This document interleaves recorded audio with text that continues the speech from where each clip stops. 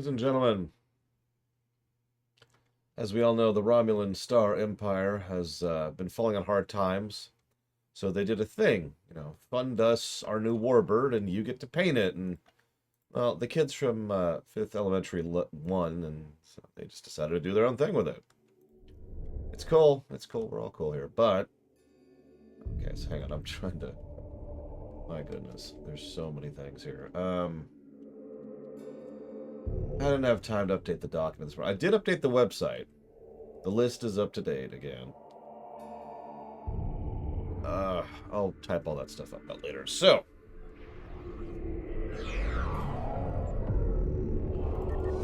Okay.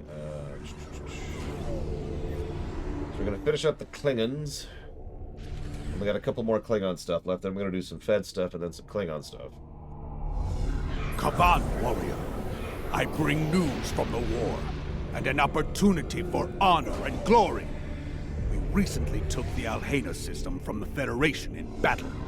In response, Starfleet has sent a task force to take it back. Our forces may not be enough to repel their counterattack. Alhena is an important system. I will not see it fall back into Federation hands. Join me there, and we will teach Starfleet what happens when you defy the Klingon Empire! That's right. Death! Death to the Klingons. I mean the Federation, whoever we're fighting. Everything we do is for the Empire. I mean, if you're paying attention, we literally just finished beating the crap out of the Klingons, so... Now it's time to beat the crap out of the Feds.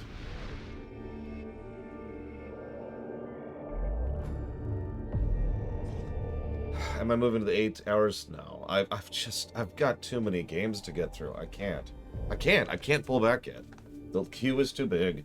Too many long games are sitting there staring at me. I cannot afford to.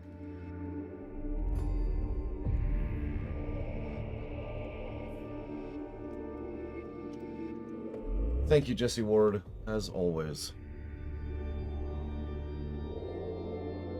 I will jot that down for the White Knight Chronicles 2.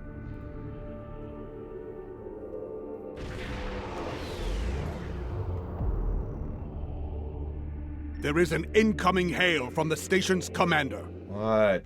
Good. More warriors to join the battle against these Starfleet thieves. This was Imperial space for centuries, until the Khitomer Accords gave it to the Federation. A mistake we have corrected, as you can see. Okay. Bah! Let them whine like newborn targs. I have but one answer for them. Glorious battle! Join the fight, and we can litter the stars with the wreckage of their ships! Alright, let's go murder a bunch of civilians. I mean, okay, we're not murdering civilians today. Today we're just killing a whole bunch of Starfleet for, what I can only refer to as a territorial spat. Not even a real spat, like, not over something that matters. We're just butthurt that they happen to lose this particular station. That would have been close to 120 years ago. They're like, that was our station over a century ago. I mean, our system. Like, at a certain point, I mean, this applies in real life, too. At a certain point, you don't really have territorial claims anymore. You know what I'm saying?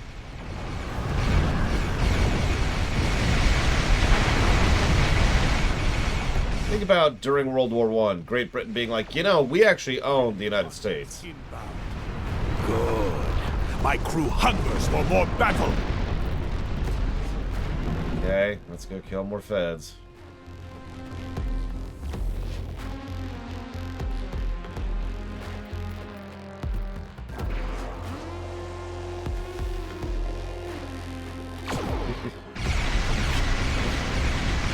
I'm looking forward to the Starfleet labor map. I think I mentioned this. That's actually new to me, so...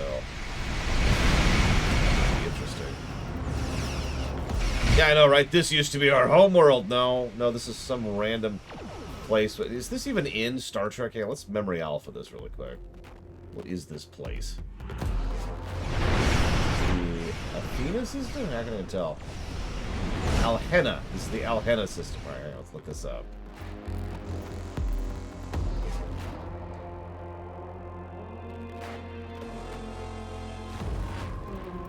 Aha! This did show up twice on a star chart in the background in Star Trek. So that's how important and relevant this place is. Starfleet battleship. Disable it. There may be valuable command data on board. Sure. Let me just go take out a dreadnought, because that's what that is.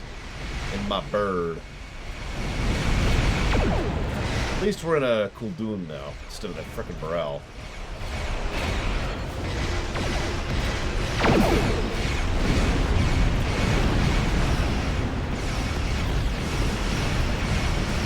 Well done. A Starfleet vessel is dead in space.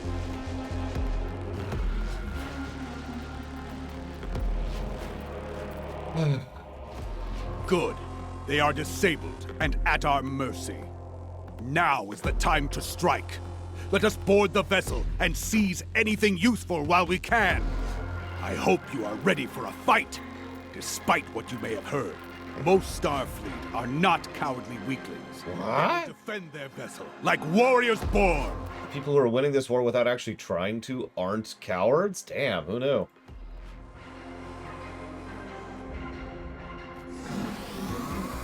Oh yeah, let's just beam right out of the bridge. Security to the bridge!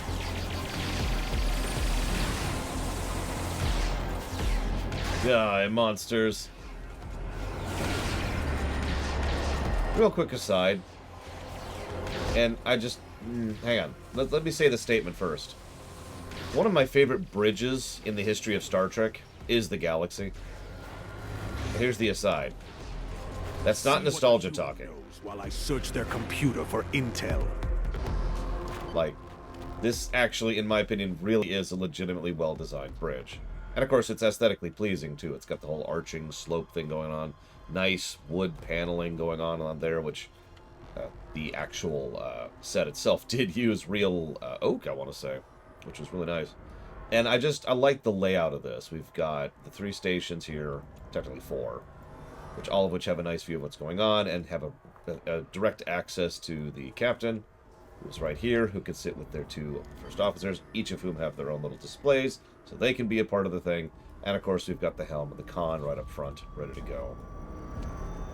I like it. Listen, no bridge in Star Trek has seatbelts. If we're using that proviso, there's no such thing as a good bridge.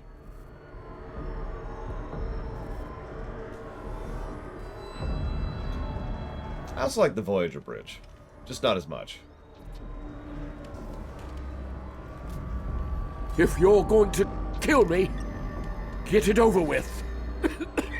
If you're waiting for me to beg for my life, not going to happen. I don't remember the Excelsior having seatbelts.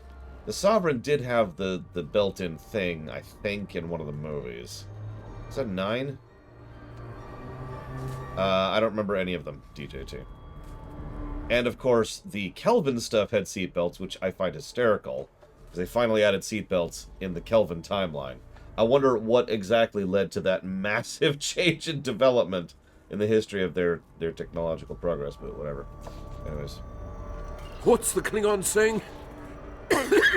Better to die on our feet than live on our knees. It's not a Klingon saying. That works for us too, you know. Answer my questions and you will die with honor. Go to Stovacor. He's stalling, buying time for his security teams to storm the bridge. The turbo lifts approach as we speak. Guard the entrances while I extract intelligence data from their computers. Prepare for battle. Good plot. And now we'll just chill here for a second. So the worst designed bridge in Star Trek, other than the Jem'Hadar one, obviously. Although I can't say that because the Jem'Hadar one does exactly what it's supposed to. It's funny and horrible when you think about it.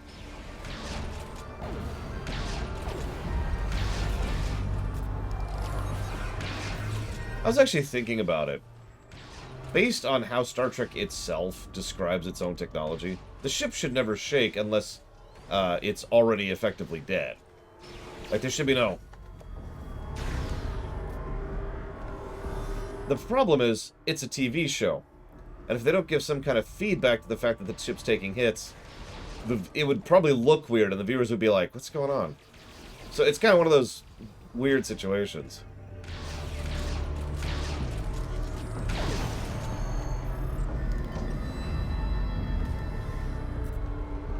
Like, yeah, how does the audience get into the battle scene if they don't see the Their shake-a-shake? computer systems has been very successful. I have found security command codes and transponder IDs for the Sol system. The very heart of the Federation! Why am I... This is such a stupid mission. Indeed, we can do glorious deeds with this information. Deeds worthy of song and memory. Come, let us return to the ship. There is no glory to be found in a Starfleet brig.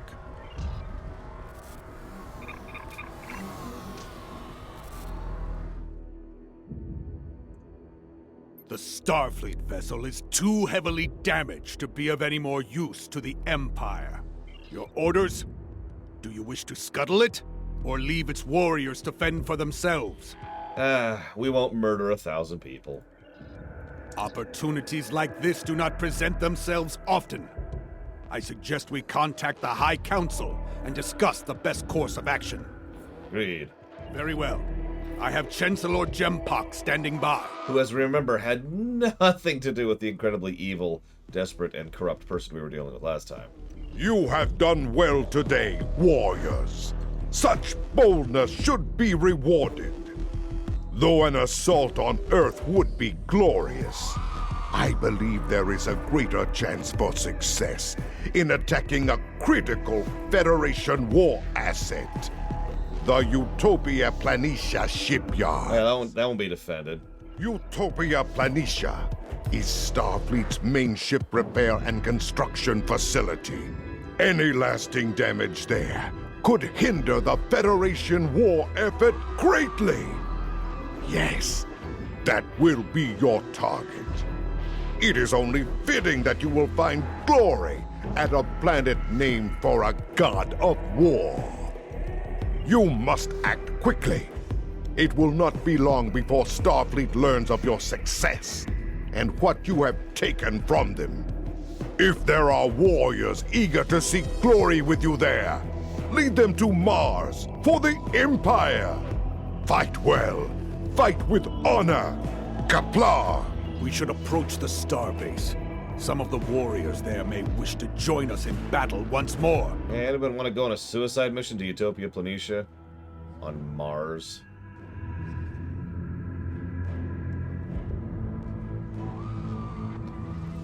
If you get the joke, you get the joke. If you don't worry about it. It is all ships have. Whoops. A strike this deep into Federation space has not happened in many years. If we succeed, our names will be remembered for eternity. Tamidun Bamidun. Let's teleport to Mars. This should go perfectly. We'll just spend the next however many hours warping through literally dozens of light years of Federation space. Mars, a harsh, scarred world. The humans named it well. We won't have time to destroy the main shipyard, but we can do considerable damage to their repair facilities. Let's go. Okay, whatever. Fortunately for us, the entire Third Fleet is not present. That is a battle only a fool would seek. It would be glorious for Starfleet. No, the token force in the system will fight well, but we have the element of surprise. And we are Klingons. Victory will be ours. We will also need to disable local communications. I can use the command codes we seized in battle to achieve this, but we must do it quickly. Wait too long, and every Starfleet ship in the quadrant will be summoned to aid their comrades. You realize that it takes about 5 seconds to be like, hey, the Klingons are attacking Utopia Planitia. which they have now sent that signal because it's been more than 5 seconds. This is... I hate this mission. This is, if I'm not mistaken, and I could be wrong about this, this is one of the holdover missions from the original Klingon story arc. And as a consequence, it's really dumb.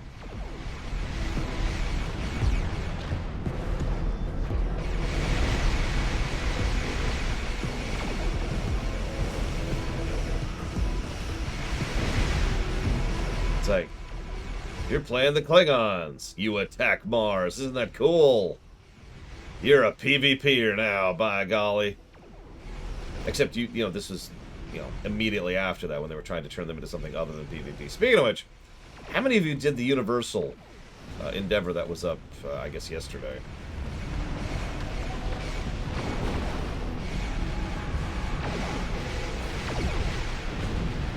Yeah, do a PvP match. We actually almost won, but that was just the worst.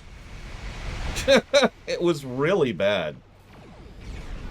Every person who wasn't me and Pax in that match was, and I'm going to say this as nicely as I possibly can, a whale who has spent way too much money on this game.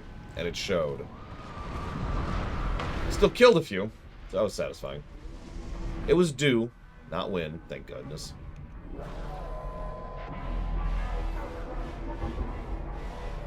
We are now jamming out-system communications.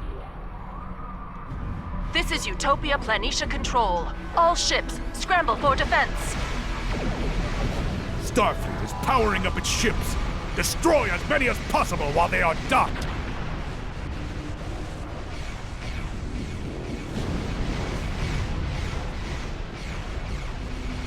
This is such a dumb mission. It's not even good from a gameplay angle. There's several missions that are actually decent from a gameplay angle in this game. This is not one of them.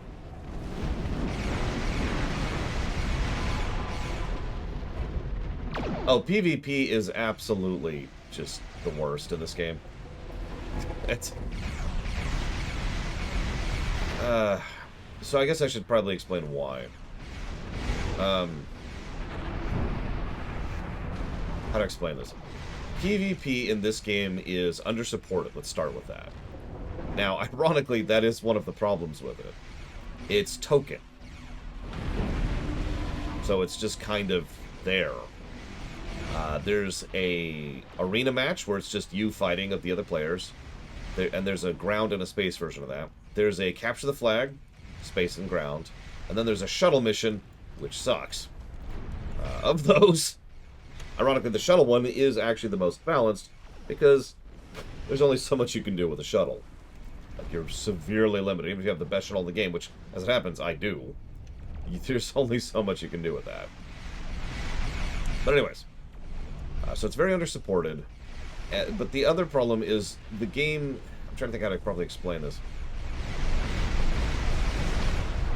Some people think that when you're designing a video game in which you fight enemies, adjusting it to fight other players is as simple as just allowing you to fight other players. Those people are either ignorant or stupid, because the dynamic is completely different when you're fighting another player. The very nature of how they move, what abilities they use, when and how, all changes in PvP, right? No player is going to fight like any of the enemies we fight in this game, and vice versa. Please stop tractor beaming me. This is very irritating. So my reason for bringing that up is the very nature of how your mechanisms work with each other. I've learned one thing. It is this. Never underestimate the Starfleet Corps of Engineers. They managed to get a distress signal out. Somehow. Probably because we were sitting there just for like a goddamn minute before we actually started fighting them. Needless to say, every ship in the sector is coming here at maximum warp. It is time to go. Let's regroup back in Klingon space and leave Starfleet to their ugly little red planet. But you realize we can be intercepted in warp, right? Like, we should be dead. Or in a penal colony.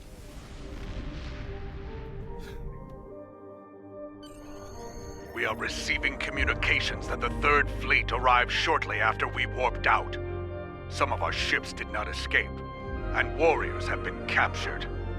Even now, the Federation is denying them a glorious death in battle.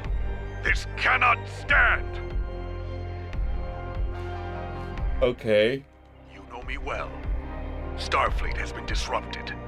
Their focus will be on Mars and other critical targets in the Sol system. Ah, but a prison? They will not consider that a critical target. A host of bold warriors could stage a jailbreak.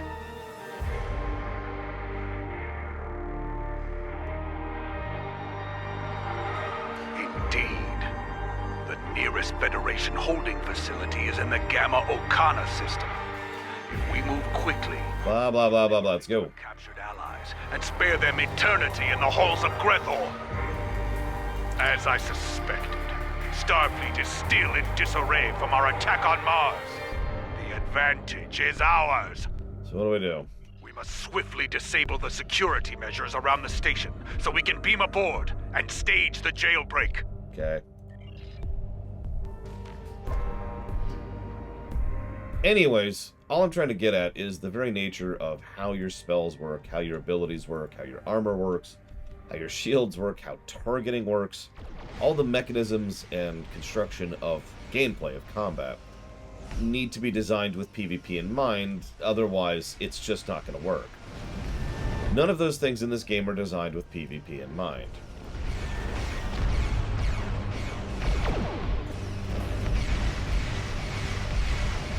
Let me use a very, very, very small example of what I'm talking about. How many of you have ever PvP'd in World of Warcraft? Anytime within the last about 10 years or so.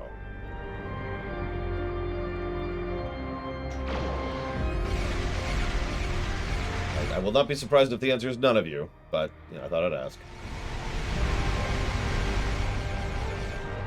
If you've never played WoW, well, banned from the channel forever. Alright, so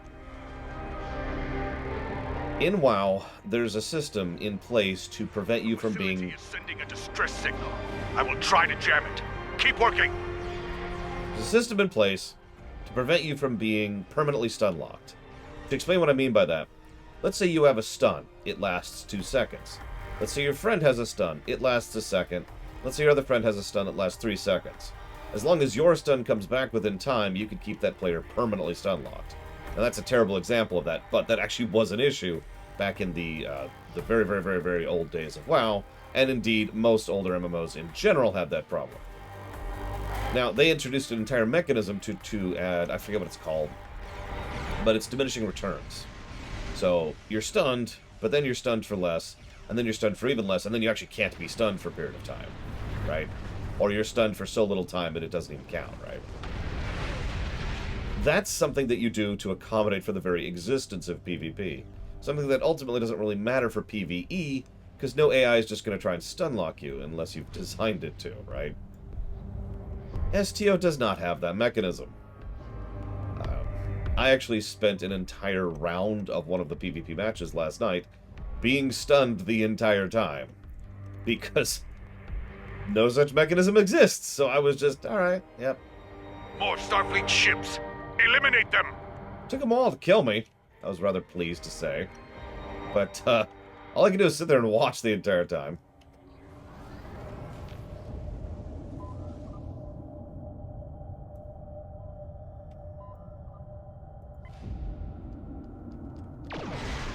Again, that's only one example of the many problems this game has with PvP. In short, the fact that PvP exists in this game and yet isn't supported is probably negative-worthy. I'm not sure how many negatives. Honestly, it's probably just one, because it's inoffensive and extraordinarily unworthwhile. Even the competitive line of stuff isn't actually PvP in any sense that matters, as we'll showcase later.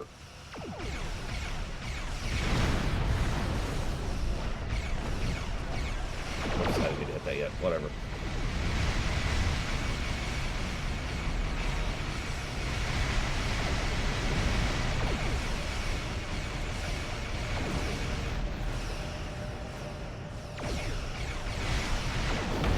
wonder if the Federation intro still includes the stupid Klingon captain. I guess we'll find out. One person. Jesus. About half of it, Yura. You're in space, and you're on ground. Those are the two options. I'd honestly, it's probably closer to 70%, if we're being honest. Success! Our efforts have cleared a small sensor hole in the station's defenses. We can exploit this weakness and beam into the facility. My readings indicate we won't be far from the security area where our allies are being held. Prepare for Ready to combat. transport. On your signal. That's the one, Flaghand. Reading several Klingon life signs. The warriors are being held in cells nearby. We must save them, no matter the cost. Contact. Engaging. Nothing could be worse than a Federation luxury hotel. Sorry, prison. Hey, look. A loot box. Check it out. It's right there. You could loot that loot box right now. It could be yours. All those joyous, beautiful things within. You know what I should do? Just for the hell of it. Just for fun.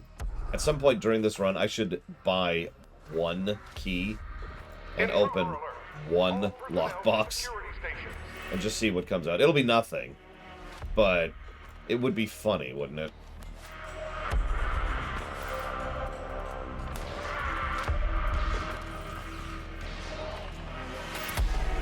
Like, it's gonna be nothing. Oh god, that would be awful, Yura. Hey, you wanna loot me? Hey, look, I'm over here, super shiny, got lots of cool stuff. I am amazed we haven't reached the point already where loot boxes aren't trying to shill themselves in video games. More than they already are, I guess I mean. No, Dr. Winter. I can't count that high.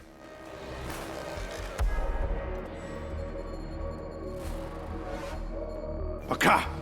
The main controls are locked. There are secondary consoles at either side of this cell block. We can use them to override the security fields there. Yes, we must save our helpless Empress. This mission's so stupid. Come out, Starfleet! Come and see how a true warrior fights! Oh yeah, I'm doing that on my main, just in case. I will not die caged like a honeypot. Engineers will be the I death will die a warrior's attentive death. directions and created a scattering field to stop us from beaming out. There is a cargo transport. It's not far from here. It's currently blocked by a security field. We must seize a control station so we can drop that field. At that point, we can use the cargo transporter to escape.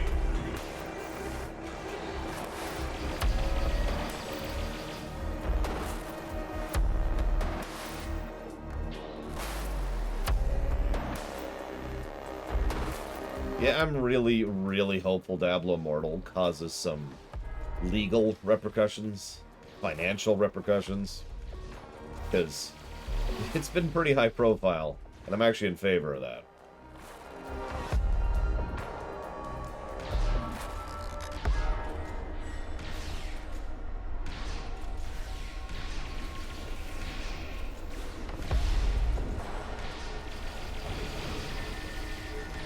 Of course it's been making money. Why wouldn't it make money? Mobile games in general make money. That's how that works. There are enough stupid people, and yeah, I'm going to say it that way, who just dump money into those things, far more than they should, and that's how they make money.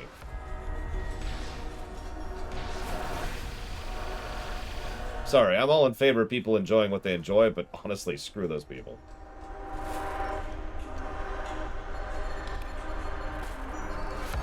Not this time, Starfleet. Not this time. Ha! It is done. The field is down. And the path to the cargo transporter is clear. Let's freaking go.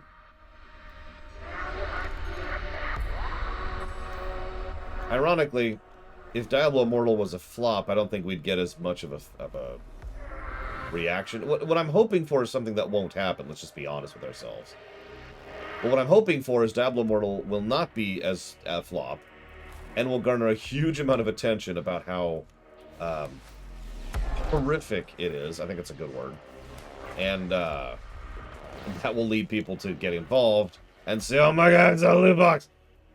And, you know, start banning that kind of crap.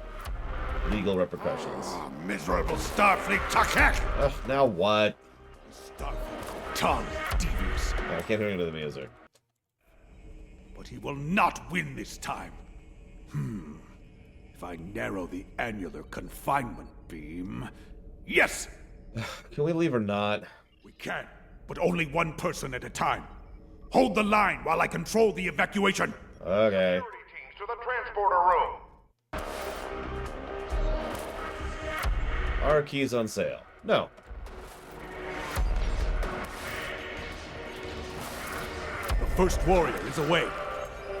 Is the second warrior away?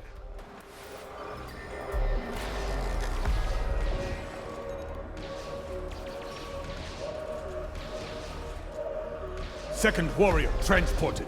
Okay, cool. You can see my extremely advanced tactic of standing in the middle of an open hallway and shooting blindly at anything that comes down it. Third warrior away.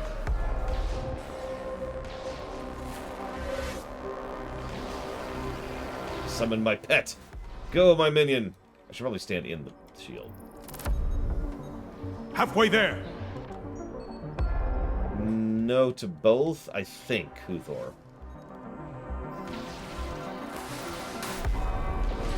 Yeah, keys have been very slowly but steadily rising on the auction house for about a decade, I believe. I actually distinctly remember when they were about 500,000 credits each, and then the standard shifted up to 1 million credits each. 2 to go. And yeah, we're up to 12 plus nowadays.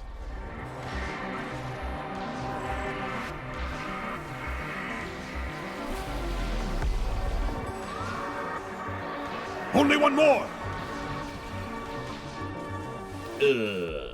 Turbo dead. I don't know, Grethor. That's... As you might imagine, that's how that works.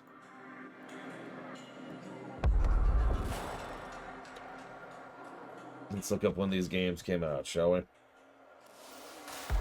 Yeah, but that's no guarantee at all. I actually own several games I couldn't get streamable on GOG. So it came out in 2000, that's a bad sign. I wonder.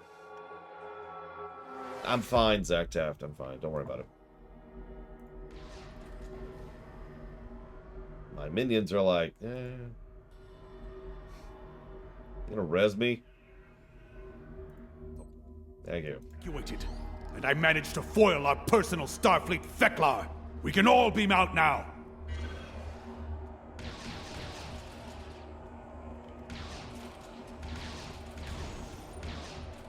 I do not fly again, no. Fighting's just... I've just been shooting Starfleet all day. So exhausting. It looks like I do not own Star Trek Armada. I know I couldn't get Starfleet Academy streamable. But that's not necessarily indicative.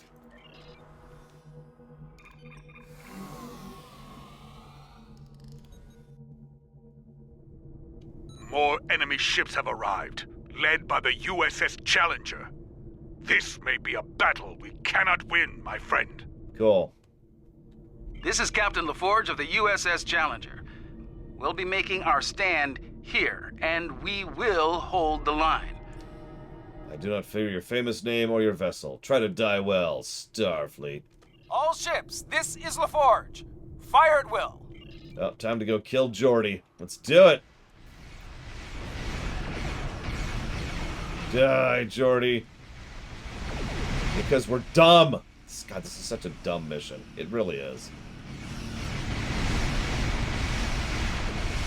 Of all the missions... Disengaged at high warp. Of all the missions they've ripped out of this game, why didn't they rip this particular mission?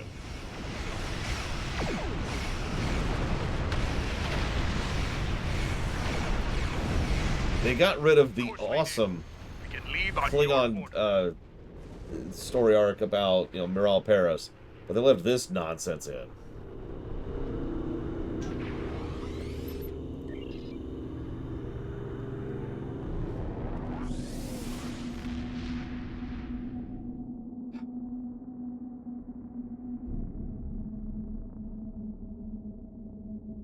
Yeah, you're right. Sorry, they didn't just leave it in. They overhauled it. Throughout the Empire. Added and the Forge to Federation. it. We have inspired our fellow warriors and given pause for thought to our enemy. It was a good day, my friend. A glorious day. Blah, blah, blah. You have proven yourself to be a warrior of singular quality. Know that I may call on you again when the Empire has need of such a warrior. Until that day, fight well and with honor. Gopla! Congratulations, Lieutenant Commander. I mean, could you imagine if we killed Jordy in some random pissant little terrible mission? Like the one we just did? Yeah, sure, whatever. Don't care. Don't care. Don't care. Yeah, I don't care. God, I don't care. One of the vessels that took part in the raid on Utopia Planitia has gone missing in the Orith system. In Romulan space. Dun dun dun. We received a brief burst from the ship's emergency transponder, but then it went silent. If this was a Romulan attack, we may have a new enemy to face in this war. Oh my god. Command has ordered us to go to the last known location of the ship. Once there, we are to find the missing vessel and recover the critical data, if possible.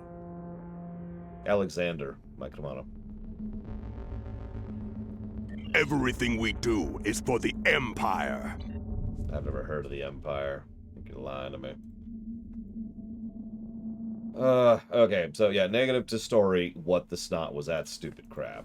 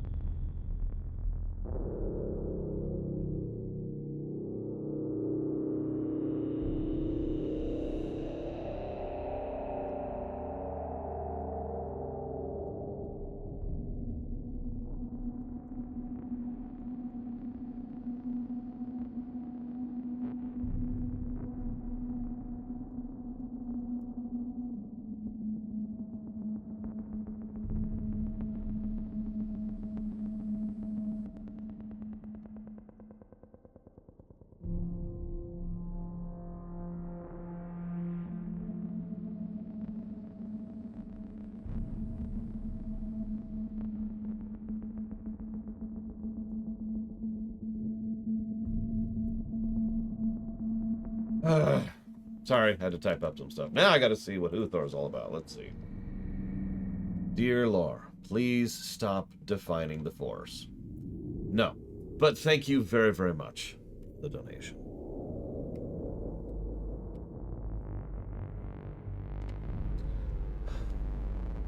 Federation. Federation. Federation! Don't play the KDF. God, don't play the KDF. Whoever else you play, pick Fed. Hi, Luca. Who's more not evil, Wily or Bowser? Probably Bowser, honestly. Wily doesn't go karting with Mega Man all that often.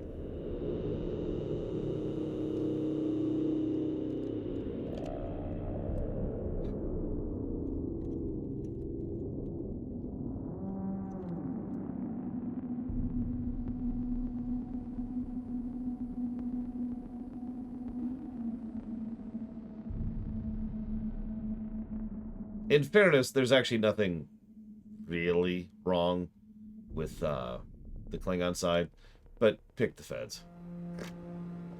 Or whoever else you pick, then go with the Feds. Like when you pick Romulan, you'll go through the Romulan. We'll show it off. We'll go through the Romulan arc, and then it'll be like, "Hey, would you like to join the Federations of the Klingons?" You want to join the Feds. If you do the Jem'Hadar, they'll be like, "Hey, go with the Feds," etc., etc. TOS, you automatically go with the Feds. Same with Discovery.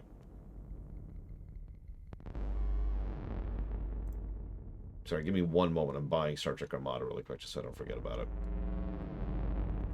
$10, ironically.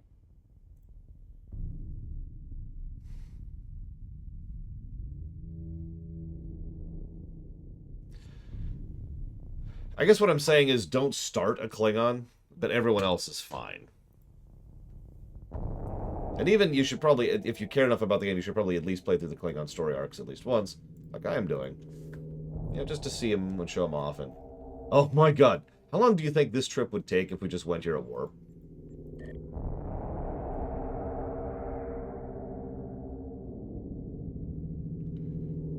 Let's see, what speed can we get up to? Warp 5.55. No. Jesus. I have actually played Elite Dangerous. I found it... I don't want to say boring, but I don't have a better word. Elite Dangerous had nothing for me. That's actually a better way to phrase that. There's nothing to do there, so I just kind of stopped playing it. The ships are pretty cool, though. I actually agree with that.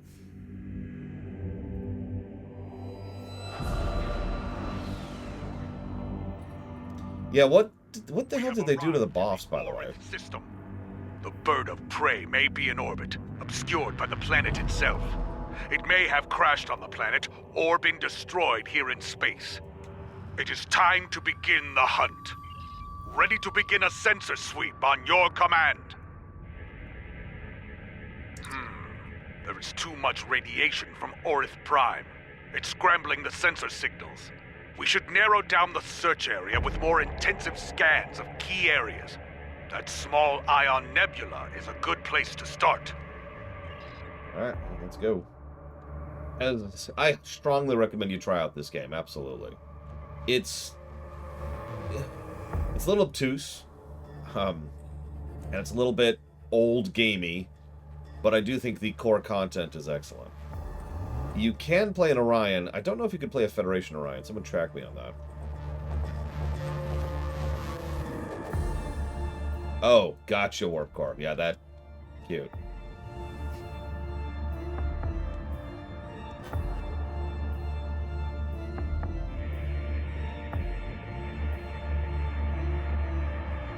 Your officers are skilled, my friend. We now have a detailed scan of the Ion Nebula. There is a cluster of debris behind the larger asteroid. Metallic content is consistent with a ship. That may be what remains of our missing vessel. If so, there could be something left to salvage in the wreckage. Let's go.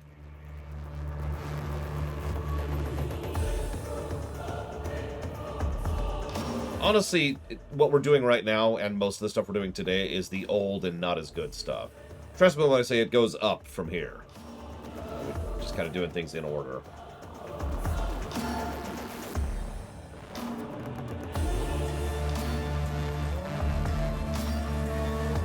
It's like the X-Men, but a little bit different.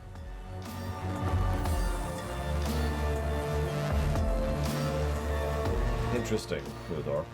I've done a few things like that. In fact, my mother only ever really played one video game in her life, and she played it with me. Wheel of Fortune.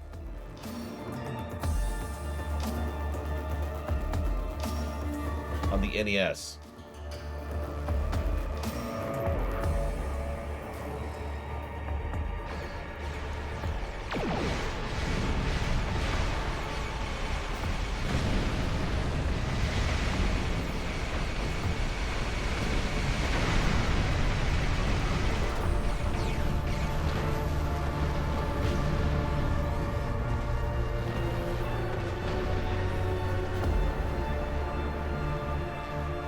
I suspect that pirates have been ambushing ships in this system with traps like this for some time now. Crude, but effective. Many a freighter captain came through here trying to avoid inspections, only to meet a cold and brutal end. Any sign of our missing vessel? Sensors are picking up Romulan and Nausicaan alloys within the debris field, but nothing from a Klingon vessel. I'm reading an interesting radiation anomaly nearby. I think we should investigate it. Alright.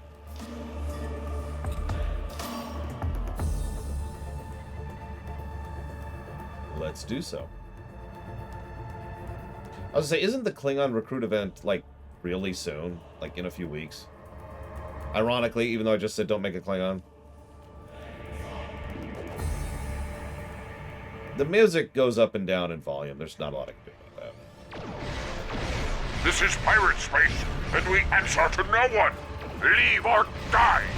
They already did the KD. I swear there's a recruit event happening soonish. Or I guess I should rephrase that. I was told a recruit event is happening soonish. I don't know if that's actually true or not.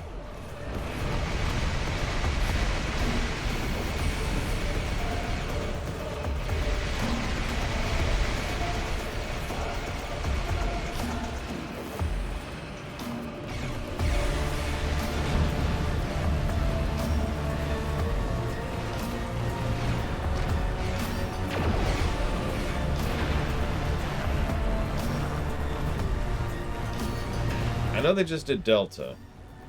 Well, just. We have Garumba. We will never surrender. What's Garumba?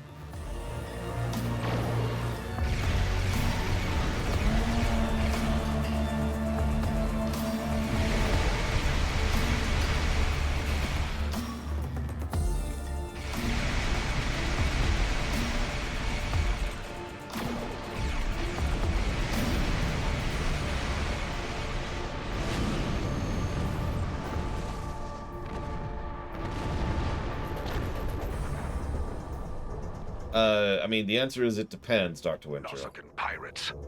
They must see the Romulans as easy targets. It's possible they attacked our missing vessel as well, despite the alliance between the Nausicans and the Empire.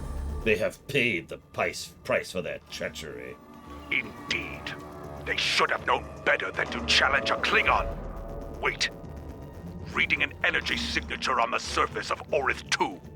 It corresponds to that of a warp core. One of ours? Indeed. And of the size and class used in a bird of prey. We need to get down there and investigate. There could be survivors. Standard orbit established.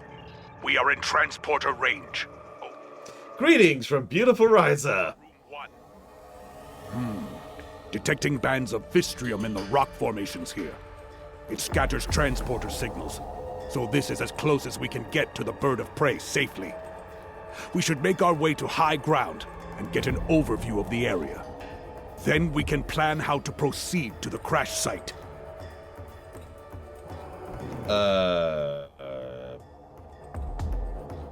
Yes, my Kamano, but I don't have time now. That would actually take quite a few hours to extract part and parcel out into individual files, and then label, and then sort.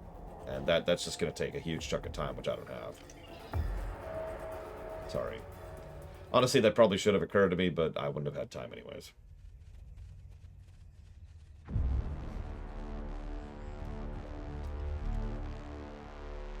Hang on. So, Cloak. My tricorder's range has been reduced by more than 60%. The Vistrium and trace amounts of Kelvinite could account for some of that, but no, there's something else. I think we're dealing with a jammer of some sort. Run a scan and confirm my readings. Well, my tricorder here. There. Do you see it? A low-level duonetic field. Exactly. And naturally occurring duonetic fields would not be so constant in effect. This field is artificially generated. I'm sure of it. Be advised. That field will make using transporters difficult. I believe our weapons will still work, however. I hope so. If it disables my Batleth, we have a frickin' problem. I know I'm not using one now right now, but come on. We're Klingons! So, cloaks. Warp core is correct. In the show, cloaking works exactly how it's supposed to for the plot, because screw you, I do what I want. However, in the more broad and general sense of the series as a whole, let's switch down to this song, I think. Within the broader sense of the show, and with some spackles of headcanon on top of it, what you see in the cloaks in general is what was mentioned by someone in chat. It's a bit of an arms race. The early cloak, the very first cloak we ever see, which was all the way back in Balance of Terror, was pretty easily defeatable. it prevented direct firing, but blind shots could hit it because they had a pretty decent idea where the ship was. Similarly, they were able to detect it as long as they were very careful about it. So the cloak was improved, and so they stole the cloak so they could improve their scannings of the cloaks, and it goes back and forth, right? So if you pay attention, the way that they defeat the cloak in TOS is very easy. In the movies, it takes a little bit of effort, but they still manage it. In TNG, they have a pretty good way to get around it, but only if they know that they're looking for a cloaked thing. By the time they get to Deep Space Nine, it's actually pretty hard to bypass cloaking unless they're, specifically set up a thing for it or whatever, and so forth and so on. It's just kind of this back and forth thing. And I'm not even talking about the Pegasus. I applaud that, even though it's totally done completely unintentionally, because it makes perfect sense. Submarines have followed the exact same path in real life. As I suspected, that field is making it difficult to maintain a sensor lock. It won't be safe to beam out of here without using a pattern enhancer. I'm sorry, I don't recognize that ship as existing, Grethor.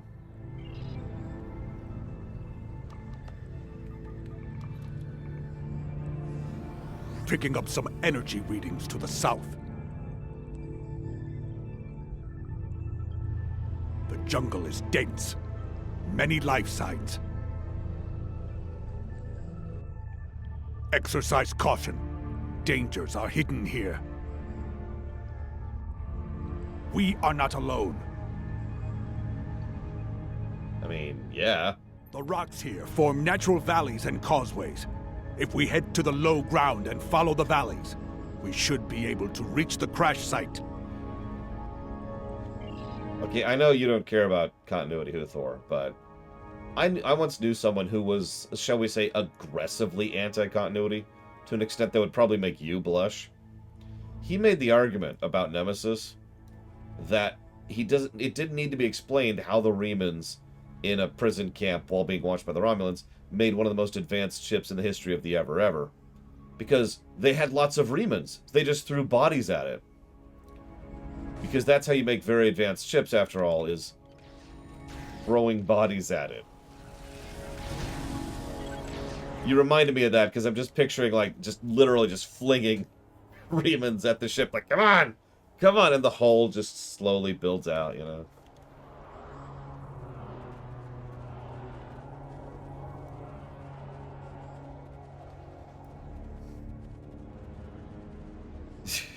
It probably would have been made more sense if it was like that stupid coffin ship.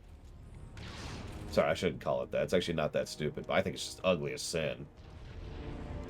I thought I saw something moving. We should scan the area again. This planet is playing tricks on me. There's nothing there! Yeah, exactly. The warp core is literally just being powered by shoveling Remans into the furnace like coal. Oh, oh, oh.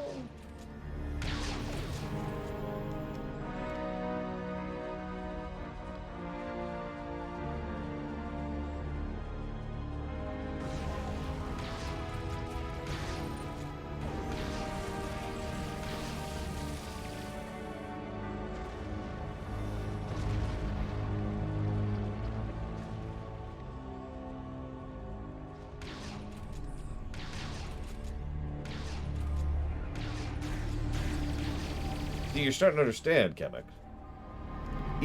That's Starfleet's dark secret. You know how a lot of the recent new Trek has been trying to paint Starfleet as this horrifically evil organization? That's a joke, but bear with me for a second. The real, actual dark secret is that all Starfleet warp cores, going all the way back to the TOS era, have been using Remans as fuel for the last, 300 years or whatever it's been. The Romulans are actually the good people because they just use a singularity for a warp core instead of Remans. There it is! The bird of prey! Recommend we run a baseline scan before we proceed. I do not like surprises. There have been too many of them here already. Agreed. Those might be life signs, but the radiation from the ship's reactor is fouling up my tricorder. We can't rely on our instruments here. Visual recon is our next option. I'm sorry, I'm going to say that one more time in case you missed that. The radiation from the reactor is messing up my scanning device. So let's go walk over next to it and look at it with our eyeballs.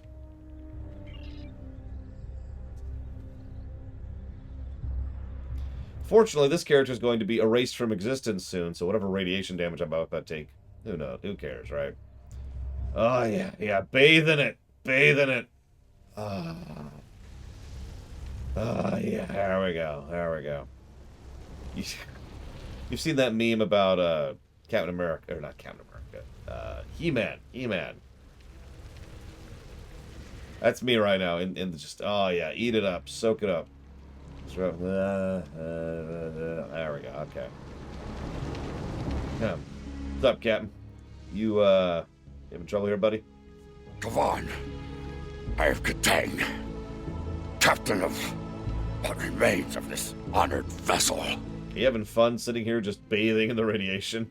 We were returning from a recon mission and encountered Nasakan pirates. One of them got a lucky shot and knocked our seal generator out. We were making repairs when the Hirogen attacked. The Hirogen? Here? Indeed. They are good at that. They jammed our transmissions and began to hunt us like animals.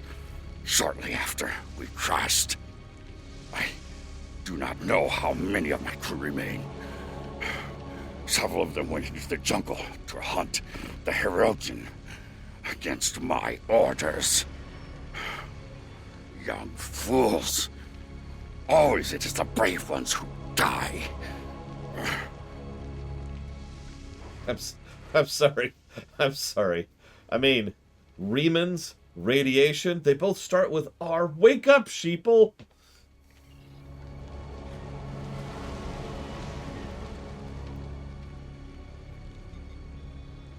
Yeah, we'll talk about the Hirogen later. This warrior survived the crash. A very sharp blade killed them, expertly wielded. By tracing the blood trail back to its source, I found a second drag path and 2 sets of footprints. I believe this warrior died trying to defend someone else. Someone who was then taken. Let's go friggin' free him. Gonna go everything around here. Oh no, it's a Romulan? A Romulan. Not terribly unexpected considering where we are. But I do wonder why a Romulan is in the company of Klingon warriors. Keep him close for now. We can interrogate him later, once we don't have to worry about the Hirogen putting their blades in our backs. Yeah.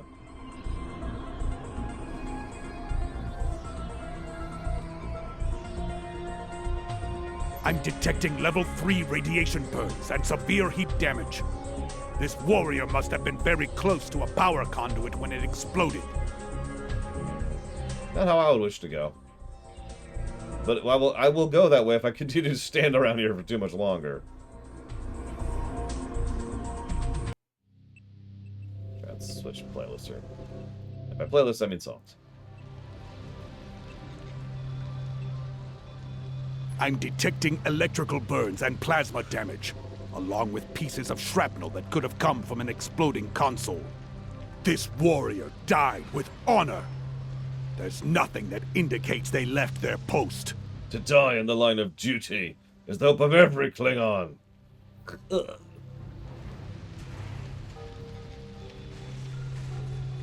This warrior was killed by blunt force trauma.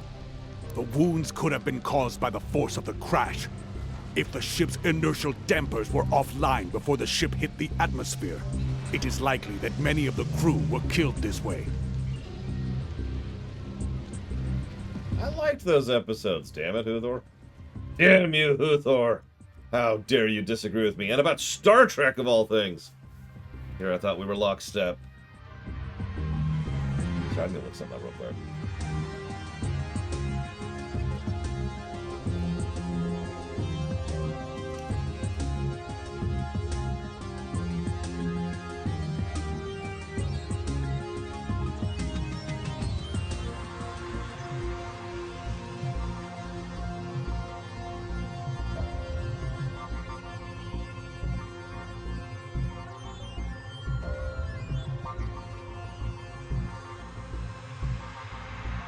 Yeah, that I don't understand, Uthor. They're just like, they really want to do Nazis for some reason. Brendan Braga even described it as being just, he was into the visuals of, you know, aliens and Nazi uniforms, and I'm like, okay, but like, but why? That's, no further explanation. Just okay.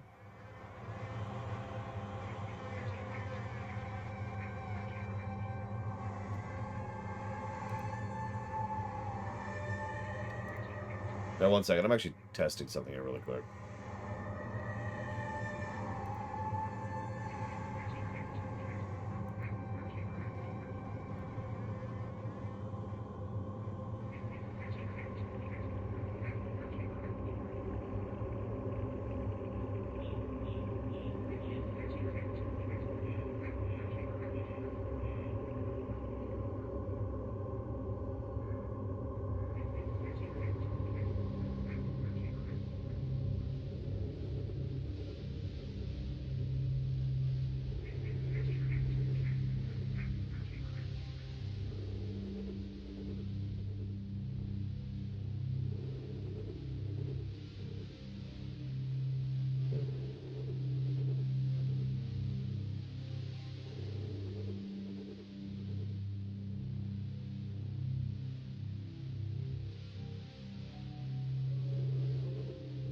Damn.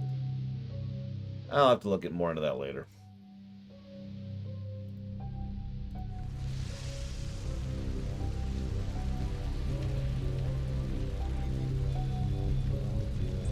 This warrior had many internal injuries. Injuries that should have been immediately fatal. And yet, they survived for some time. And look! Their disruptor was drained of power. Every shot was fired.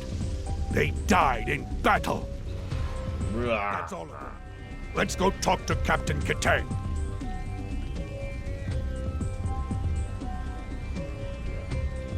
God damn it. Where is the enemy? I will die as a warrior. Do not let me die like this. Shut up. Let me tend your wounds, idiot. When I say tend your wounds, I mean here's a hypo spray. Returns. I will live to fight for the Empire. Do you hear, Herotan cowards? Kitang, son of Karok, lives on. Meet me in battle, if you have the spine for it. Okay. You apparently have some valuable tactical data. Could you give me that before it and you are destroyed and cooked by the engine, which is still burning, that you're sitting 10 feet from? It is quite a prize indeed. Complete scans of the Romulan defenses and the plans for a new type of warbird. Unfortunately, that green-blooded Petach over there detected us. Clever bastard was following in our warp trail as we left the Grethor system. Heh. Clever, but not clever enough. We detected him and disabled his shuttle. Hold up. You say Romulan defenses. Which Romulans? There are at least 3 major factions that I know of roaming around right now. Oh, I've considered it several times. Officers convinced me that Imperial intelligence might like a word with him. So we threw him in the brig. Since then, he's been nothing but trouble. The cunning Toba managed to sabotage our computers after the crash. He'd have done more if my chief engineer hadn't introduced him to the business end of her spanner. How badly did he hit the computers? They're functional, but barely. You should be able to extract what you need from them, but I would hurry before the power runs out. I am getting power readings from within the ship, but they are at minimal levels. If we can find a working terminal, we can use it to access the ship's data core. Alright. Hey look, a working terminal. By where the wings should be. I have the data. It's encrypted, but there will be time to deal with that later. For now, we should aid Captain Katang and Hang on. any other survivors here. Let me see that. Oh my god, they're gonna make a warbird out of Remans?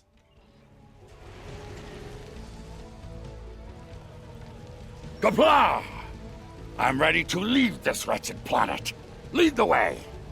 I'll follow you back to the transport point.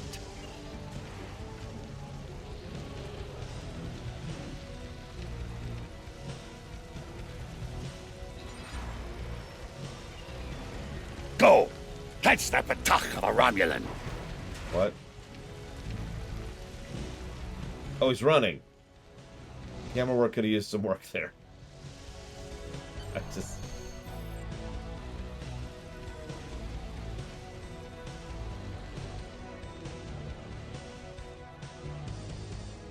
Oh, he's got a bit of a head start on us. Hey, there's the wing.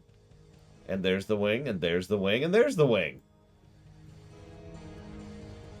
Oh no, it's erosion. For some reason. Well, none of them are Tony Todd, so I don't feel bad about killing them.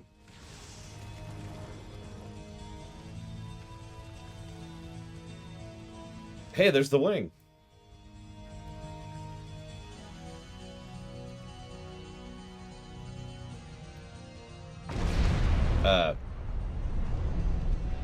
Captain Katang must have had a bomb rigged to the warp core.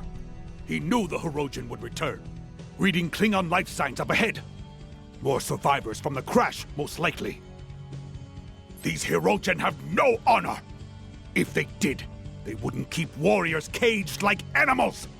Let us free these warriors and send them to the pattern enhancer for evacuation. Once that is done, we can return there ourselves. Okay. So who here wants to not go to Grethor? Where are the Hirogen? I will make them pay for this! Evacuate! As you wish. Should I see a Hirogen, I may be delayed. Ha! Honor to you and your house, warrior. You have my thanks. I will not die in a cage, but as a warrior of the Empire. Kapla! Where are the Hirogen? I will make them pay for this! How did we get ahead of the... Okay, There's whatever. that Romulan again. Quick, grab him! Do we have to? Okay. Careful, he's not getting away. I submit to your will. Among my people, that would make you bound to protect me as you would an honored guest. So, guard me now, if you are truly honorable. A large force of Hirogen are coming this way. I won't survive without your assistance. Okay. It's not clear what he knows about Katang's mission, but we do know that he wanted us to capture him and escape from the Hirogen. The choice is yours. Shall we take him with us? Or not? I just picked take him with me. You won't regret this. If I ever return to my home, I will tell my people that there is at least one officer of the Empire who truly knows the meaning of the word honor. Yeah, Worf. Lead the way. I will follow willingly. And then he stabs us in the back. Ugh. Honestly, I'm pretty sure that we're not even going to tackle Grethor or Stovacor in the rewrite.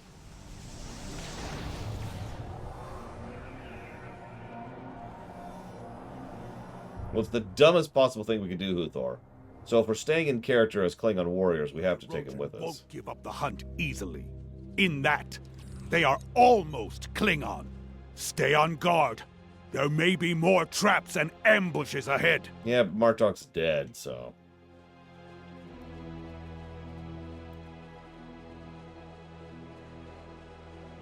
These scheming Patak are using me and my crewmates as bait for their traps.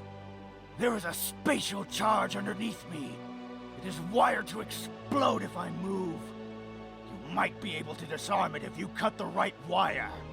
Save me, or let me die with my honor intact. That's really messed up, and in fact is specifically called out as a thing you're not allowed to do in real-life conflicts.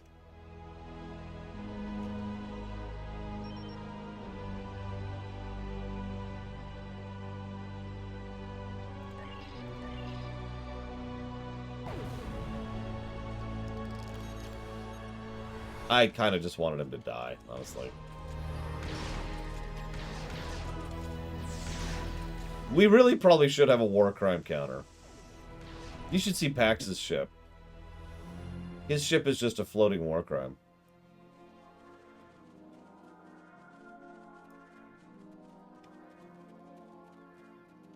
I'm not making that up, by the way.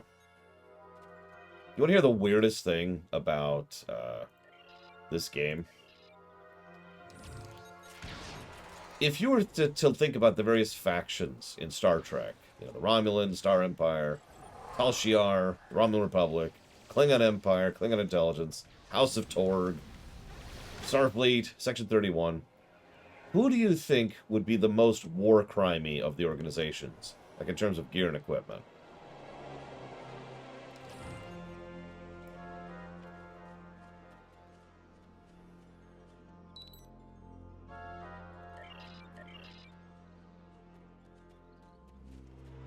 Tal Shiar, yep, nope, that makes sense. Starfleet, that's the meme answer. Tal Shiar, still makes sense. Tal Shiar, still makes sense. No, it's the Ryzans. Ryzians. You're probably thinking, okay, what are you on about? But no, I want to stress that I'm not actually joking. I've sent the warrior to the evac site.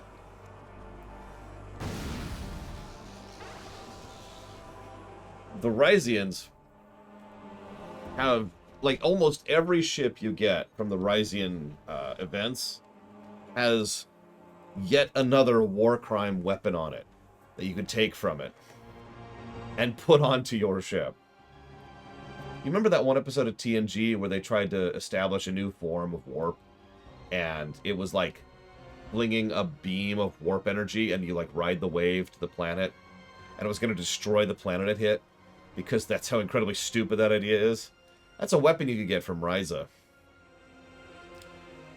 How about what is it? The whatcha-fig radiation from Enterprise, which like completely destabilizes someone's ability to think and makes it so that they just kind of slowly descend into gibbering zombies.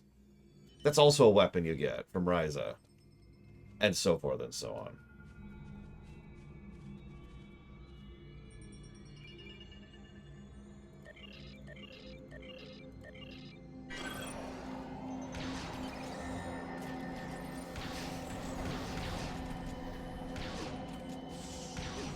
Oh yeah, then there's the Genesis device. Well, the subject. I sent the warrior to the evac site. It's kind of like one of those. I don't want to say it a long-standing joke, but in the back of my mind, I always think, yeah, no, it makes sense that the Ryzians support their big, you know, luxurious lifestyle by selling horrific weapons all over the place.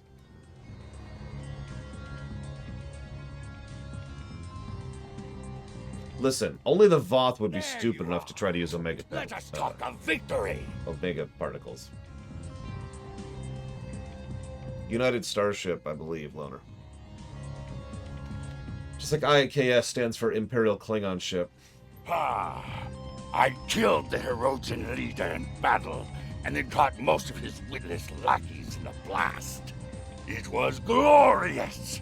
Kahless himself could have done no better.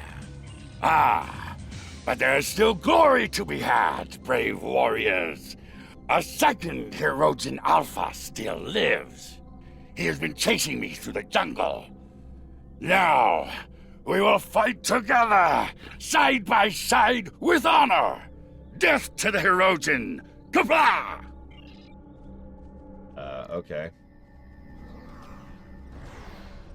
To ignore the Herodian at her back, apparently, here.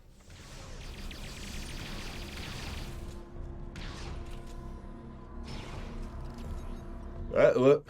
More Herodian. Hang on.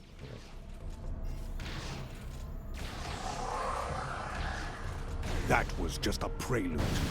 The Alpha is coming.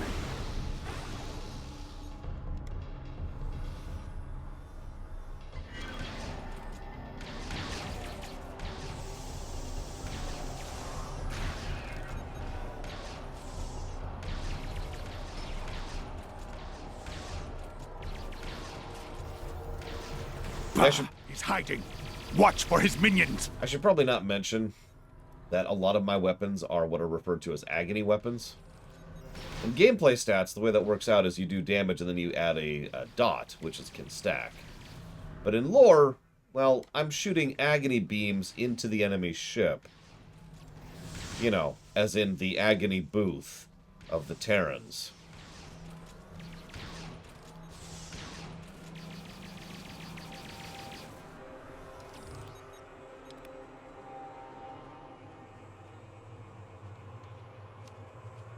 It has been a day of glory and of honor.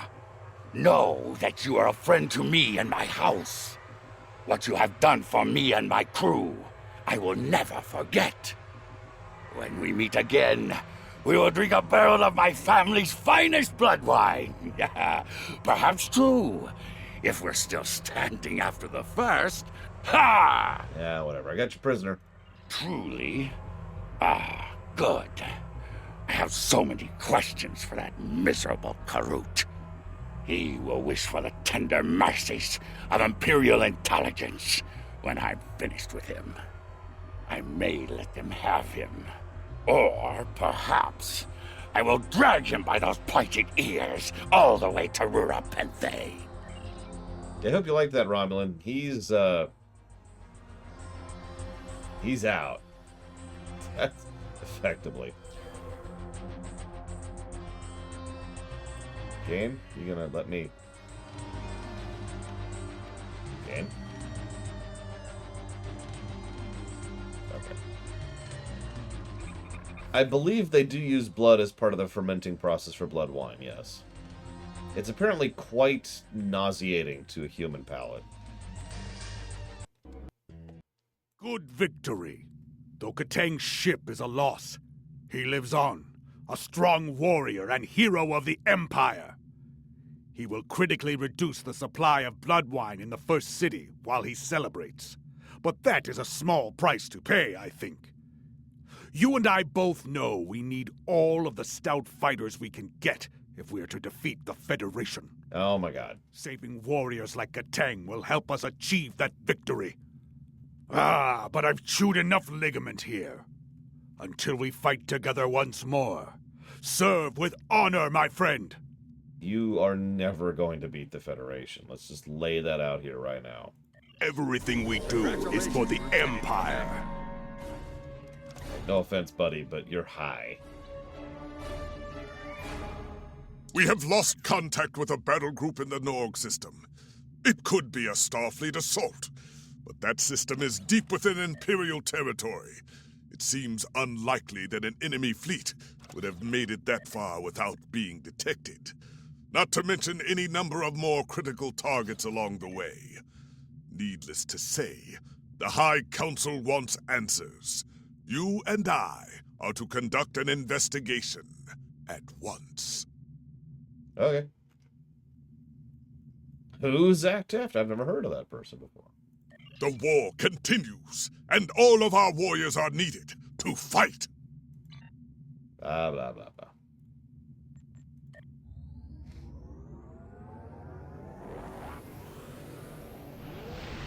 I actually do like Gagrin. I shouldn't make too much fun. But, you know...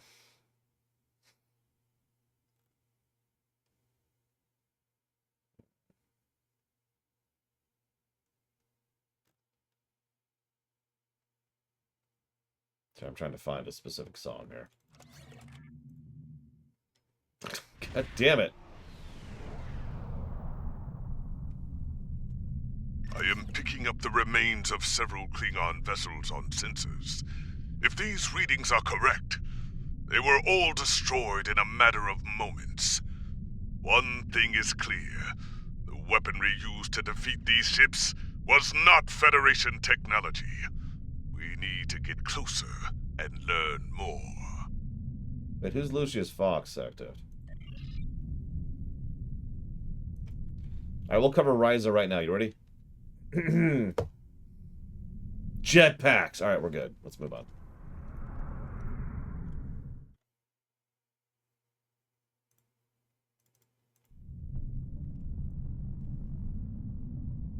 Who's Batman, Jesse Ward?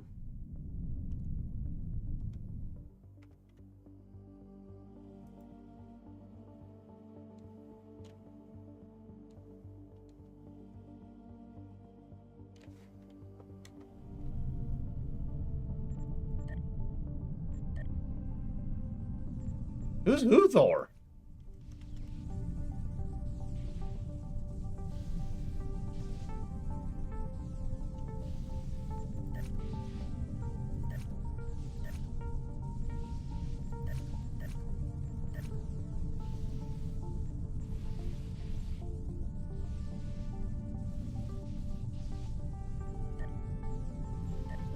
Sorry, I'm trying to check something here. Sorry.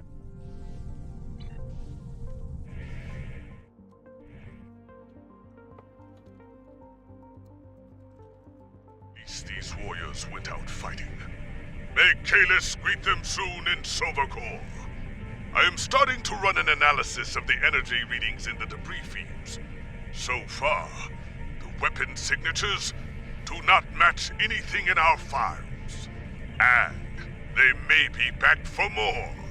A series of subspace rifts has opened ahead, near those large asteroids, and ships of unknown origin are coming through. Well, I guess we should probably deal with that. Whatever it is.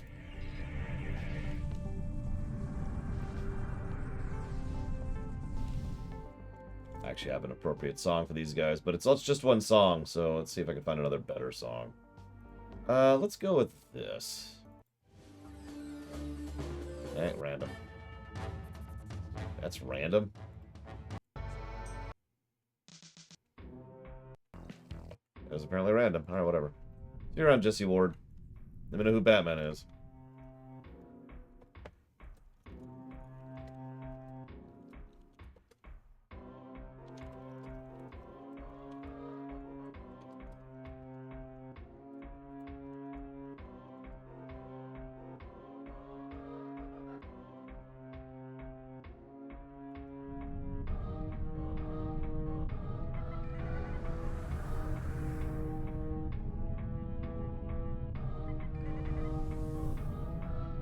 So pretty. Klingon vessels! This system now belongs to the Fakiri Horde! You are trespassing and will pay for that crime with your lives! Kiri, what game are you playing at here? It is no game, Klingon filth. We take killing your kind very, very seriously indeed. Yes, it is a good day for you to die. They're locking weapons. We can solve the riddle of these Fakiri later. For now, we must fight. Kapla! So, in case you're not sufficiently familiar with Klingon history and backstory and all that fun stuff, the Kiri are demons. As in, fictional demons. Like, imagine if a whole bunch of Warcraft demons or more Fakiri will come through. just sort of showed up one day and were like, we're here to kill you, and it's like, what? But you're, yes, we are, we're the Nothrazim. And that's why our reaction is so, but, okay, whatever.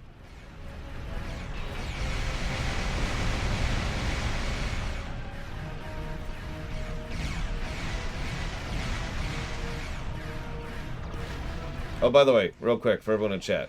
Cannons or beams? There's only one right answer.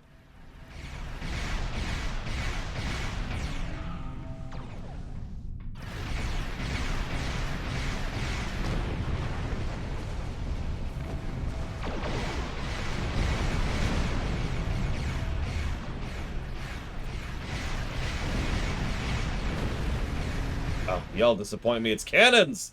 Cannons are superior! I actually use both in my Dreadnought build. So that's whatever. Ironically, one of my ships uses beams, one of my ships uses cannons, and my Dreadnought uses both. I wish I could say I did that on purpose, but I didn't. No. See, the problem is what they need to do is they should invent quad cannons. That would be awesome.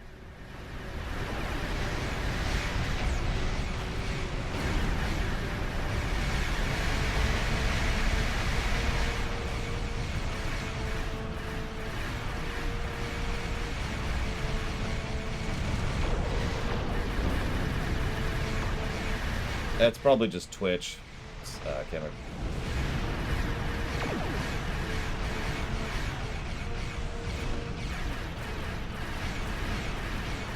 All joking aside, I do kind of wish they'd make quad cannons a regular thing. Because, yeah, so for those of you not aware, that was kind of a joke. There are quad cannons kind of in the game, but really there aren't. So, I don't remember how many quad cannons are in the game. I think there's like 3. There's the Endorian ones, there's the Defiant ones, and I think there's the Jem'Hadar ones. Those quad cannons are awesome, but you can only have one.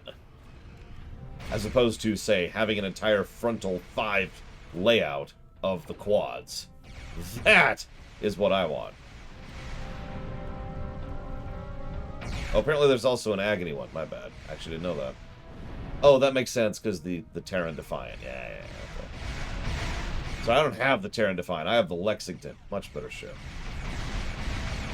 The Polaron's the Jem'Hadar one I just mentioned, I think. Came on the Tier 6 attack craft, if I'm not mistaken. Being at my point, I kind of wish that quads were made regular. So you could just have quad, guns of death. And you're probably thinking, Laura, you're just greedy, you just want more damage. No, I just think they sound cool. Seriously, it's a completely different sound effect for the quads, and it's awesome. It's very bassy.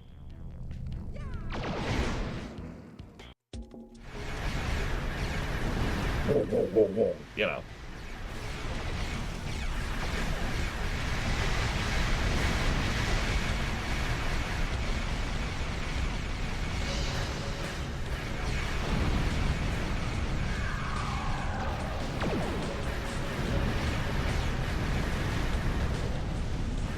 And I'm just saying, I would rock full quads if it was an option.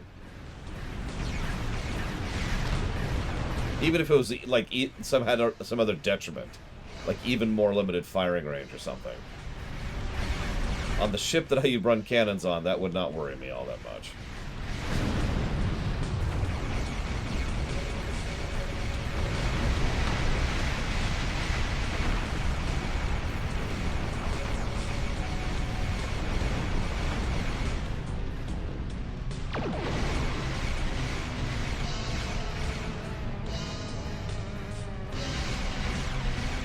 Yeah, no kidding, Flagan. For the longest time, I didn't even understand why they had both turrets and omnis, other than the obvious difference between beams and cannons. I would totally buy a Scimitar if it meant that I could have a full frontal quad setup. I'm pretty sure the Scimitar is just a ship you can buy.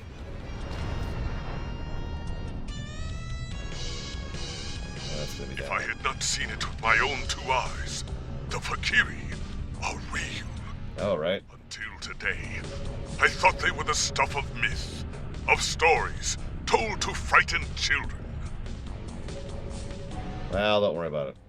Why aren't you responding to this? I'm looking up a Scimitar. Give me a sec. Hey, Mike. Happy Friday. Can you not get the traditional Scimitar anymore? Like, there's the crap Scimitar. It's the first one I looked at.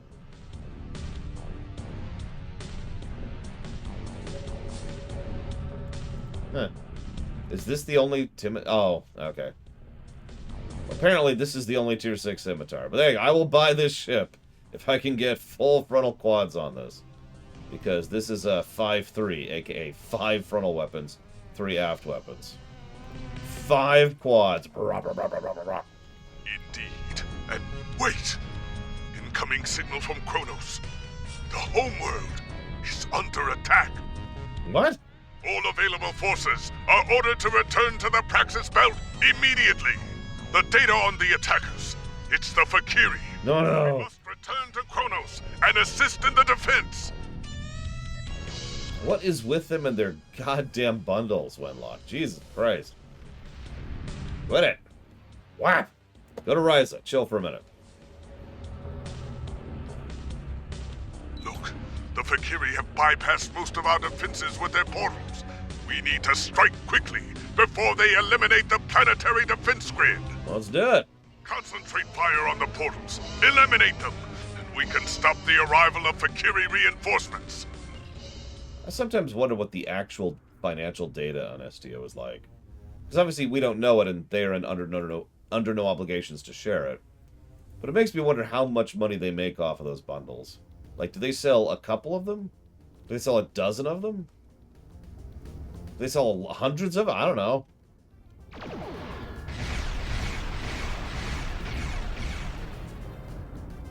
Listen, Casual. There we go. All right. We must close the other portal quickly before more reinforcements arrive to attack. That reminds me, Casual, you asked me about the Brotherhood of Darkness. I don't remember the Brotherhood of Darkness.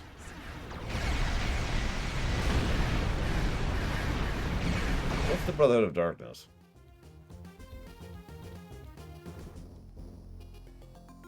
Also, Flygand asked me a question I completely missed. Wow,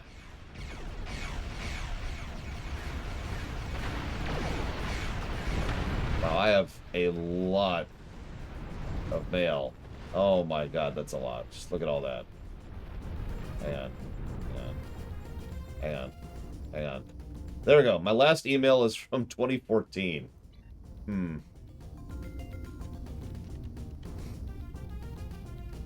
It's probably Sith related, but I don't remember specifics.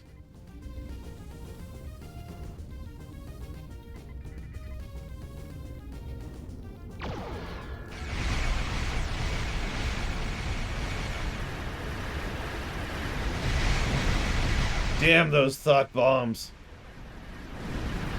Damn them all. I mean, don't send me anything on this character, Jesus. This character is literally, I think this is the second to last mission before this character gets erased from all that radiation she absorbed.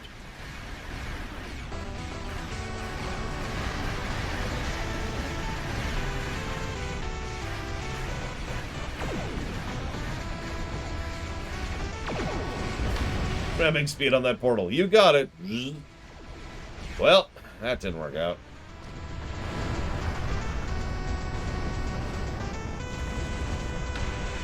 Oh god, you're right. Our character just is in Grethor. Fakiri vessels approaching the orbital command station. We cannot let them take it. Come, let us battle these demons once more. Crack, Cleon, Wool, Pack, Charge! You said it, buddy. Anybody got a translator out there? Actually, fun fact, the Fakir fighter craft are actually, arguably, the best fighter craft in the entire game. Now, you're probably thinking, but Laura, I thought you said you had the best fighter craft. Well, here's the thing. Fakir fighter craft can only be used on Fakir vessels, and Fakir vessels suck.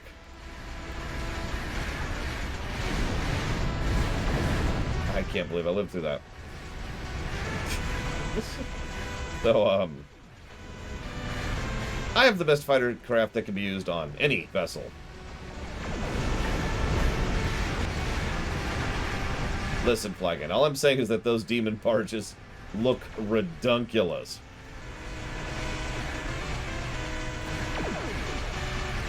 Still alive. Stop being alive. You have 1 health left. Jesus.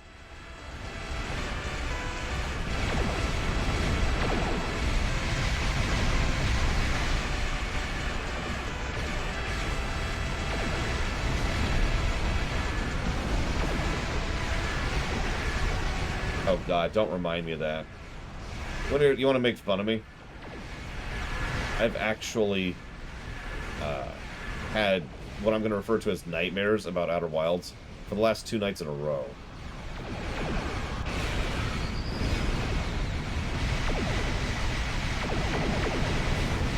Oh, I love the bird. Always have. To this day, the classic Burrell is one of my favorite looking ships in Star Trek. Just looking. Ah, I have heard tales of your recent victories in battle. It is good to fight at the side of such a warrior. Oh, entirely about the ending. It's always having to do with the ending. Hello, Captain Corrin. Thank you for leaving some of these demons for us to battle. I have never fought a mythological creature before. It was a glorious experience. Right. Well, if you want to encounter another mythological creature, here's my room. The battle awaits us all on the surface. The Kiri troops are attacking KDF headquarters. We have fought them in the stars, and now, we will fight them in personal combat, as warriors born! Okay.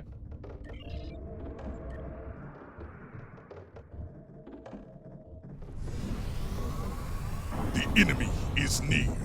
Local defense forces are fighting bravely, but they are in danger of being overwhelmed. Let us join the battle before that happens. What's funny is I put a lot of thought into making sure it would last just about 22 minutes. So you may have noticed I kept checking my watch. I don't have a watch, obviously, but I did actually have a timer going, like right here. So every time I did this, I could see the timer past where my wrist was. Anyway, so what did I think about the ship? I love the woodpunk aesthetic. It's ridiculous. And, you know, only belongs in a cartoon universe. But it works for what it is. I liked it.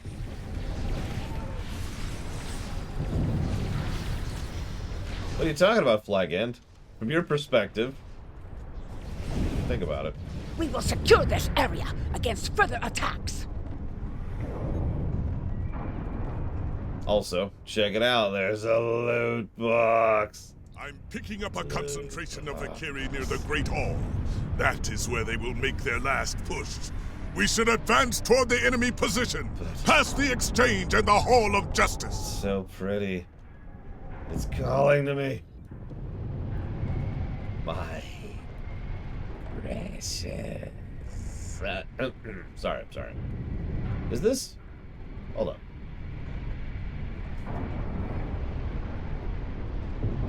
Is this the... No, it isn't. Okay. Never mind. Remember the old Fakir missions, which honestly kind of sucked? Go into some rando cave. Yeah, let's fight some Klingon succubi. They're not called that, but they're succubi.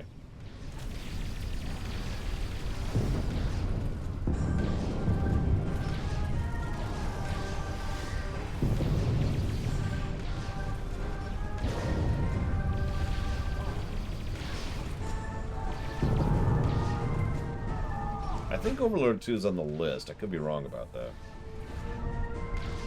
Either that or it's Overlord that's on the list, in which case, never mind.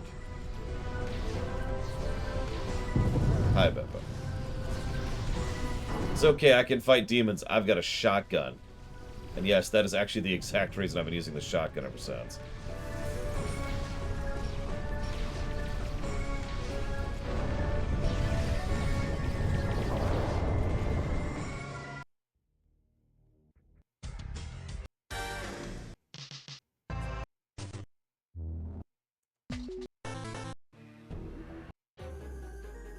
Yeah, most of these songs don't actually fit this. Let's do something boring, shall we?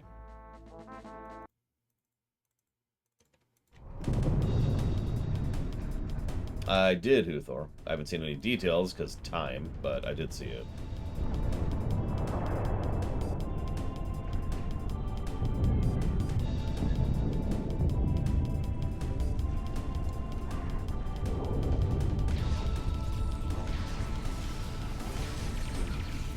I will not answer that question, Castle.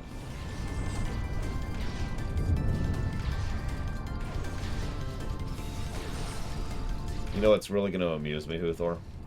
Speaking someone who has played Guild Wars 2 extensively, Reinforcements are transporting in to aid us! Keep fighting! I'm going to laugh if it really is just Guild Wars 2 flying copy-pasted. That's not necessarily a bad thing. It's just going to be funny if it's true.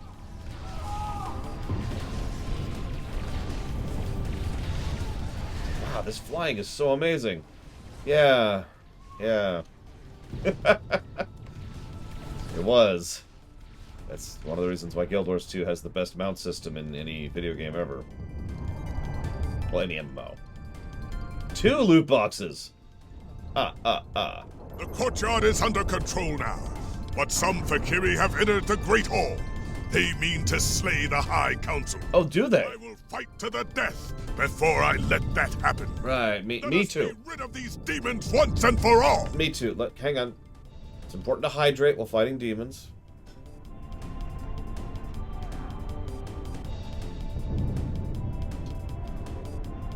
Some good water. How's your day going? Everything doing good, all right? It's going cool. It really, really would be a shame if Jim Pock just sort of died today. That's oh man. The Emperor, excuse me, the Chancellor dying. Man, I don't know if you know. I need to. It's the pressure, you know, the pressure. I need to take a minute. Unfortunately, we do have to save Jackass's life, so let's go. Or we could quit the game right now. Just be like, yep, you got that, right?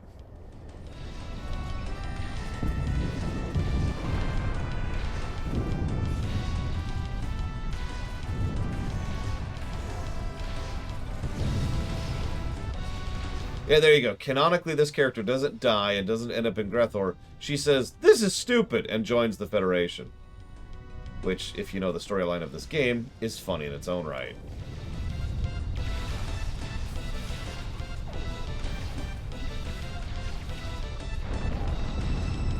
I am the Tsar! You are all going to die! In Fekla's name! Okay. Well, that's why I keep getting the names confused. It's Fakir for the people, and Fiklar for the person. And I always thought it was just Fiklar in general. Probably Flagand, and I definitely know where those privacy settings are and exist.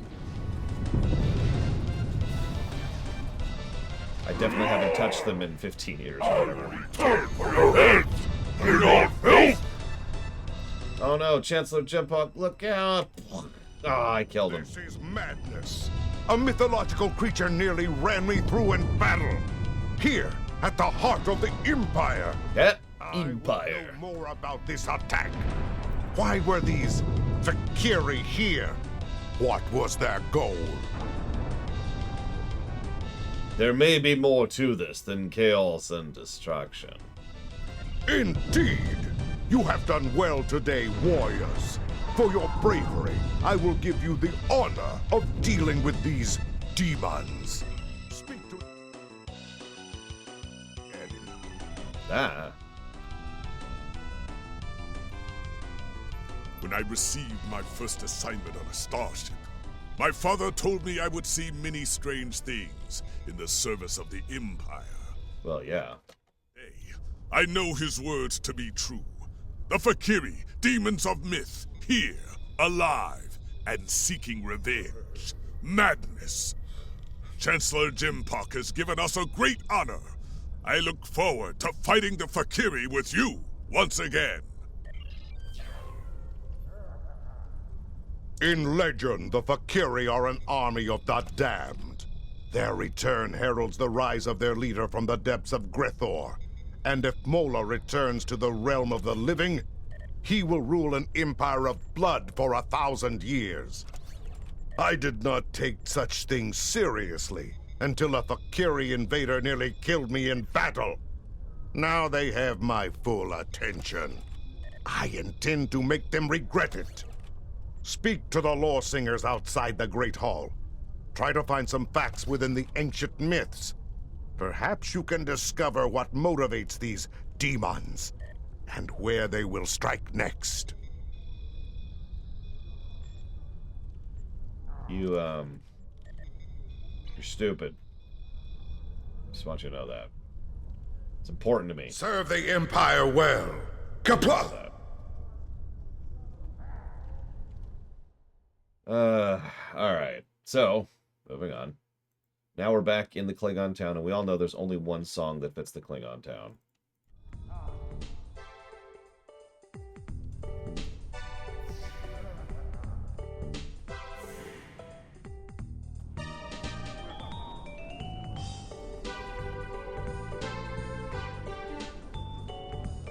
Hail! Do you wish to hear tales of the Empire? Yeah, tell me about the Fakiri. Hi, Ross, and the answer to your question is air conditioning. The Fakiri. Like many others, I thought they were the stuff of legends. That has changed. We all know the stories. How the Fakiri came forth from the darkest depths of Grethor itself to do the bidding of Molor. How they raised the land, and how Kalis the Unforgettable put an end to their reign of terror. But now, I must wonder, are there truths hidden within the legends? No. For some time, there have been those among us who believe the Fakiri were more than a myth. It was not a popular belief. I can't imagine why. The discovery of the sword of Kalis gave strength to those believers, however. For if the great weapon of the first emperor was real, could not his great foes have been real as well? That's extremely flimsy logic. I can't even think of a real-life equivalent of that for how nonsensical that is. Imagine if... Oh, gosh. I can't even think of something. That's so stupid. I found a lightsaber.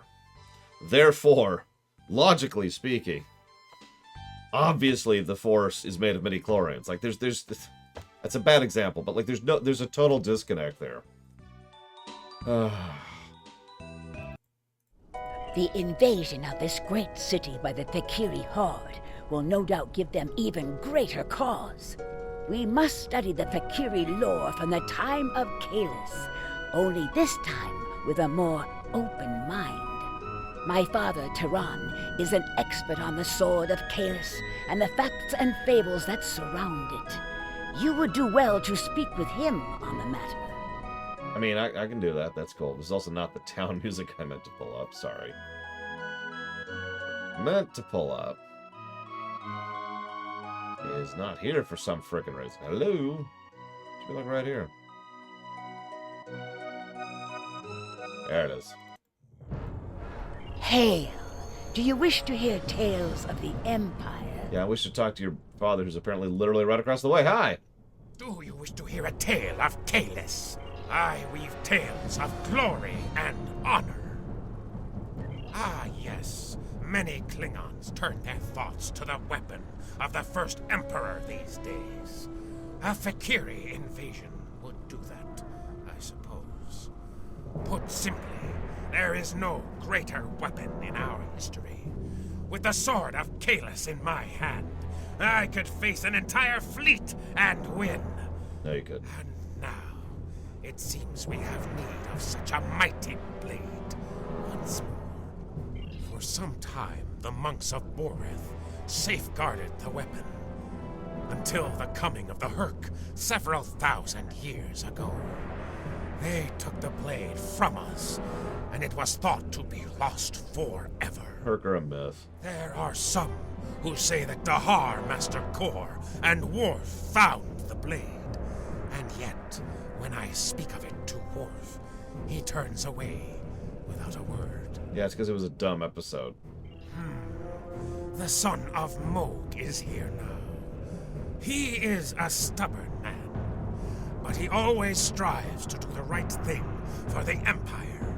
And the Empire needs the sword of Kalis now, perhaps more than ever before. Ask him yourself. Perhaps you will succeed where I have failed. I weave tales of glory and honor. Hey, Worf, I'm gonna need you to do me a favor. I know your son just died, like, canonically a few days ago. But, I need you to rip that stick out your bum. And take the cotton candy out of your ears. brain, your heart. Look, just to be cool for 5 seconds, okay? Greetings. Fight with honor. You speak of the Fakiri. What do you know of the Fakiri? The Fakiri share many characteristics with our ancient enemies. However, one of the things I learned during my time in Starfleet was that things are not always as they seem. It may be that the true enemy is hiding behind legends until they choose to reveal themselves. So what do you know about the Sword of Kahless? That is a task for the lore singers. Suffice it to say that it has power beyond that of a normal weapon. Not only can it rend flesh and bone, it can control hearts. To my regret, I found that I was not up to the task of being the sword's master. Now listen, I never watched Deep Space Nine because honestly that show kind of sucks. So like, could you summarize for me? This is a story that I am loath to share without good reason. Hang on. I know you to be honorable and a friend to the House of Martok. I do not believe you would ask without reason. I accompanied Daha Master Kor and Jadzia Dax on a search for the Sword of Kahless. Kor had uncovered information during his time as a diplomat to Vulcan that he believed would lead us to the sword's location. He was correct.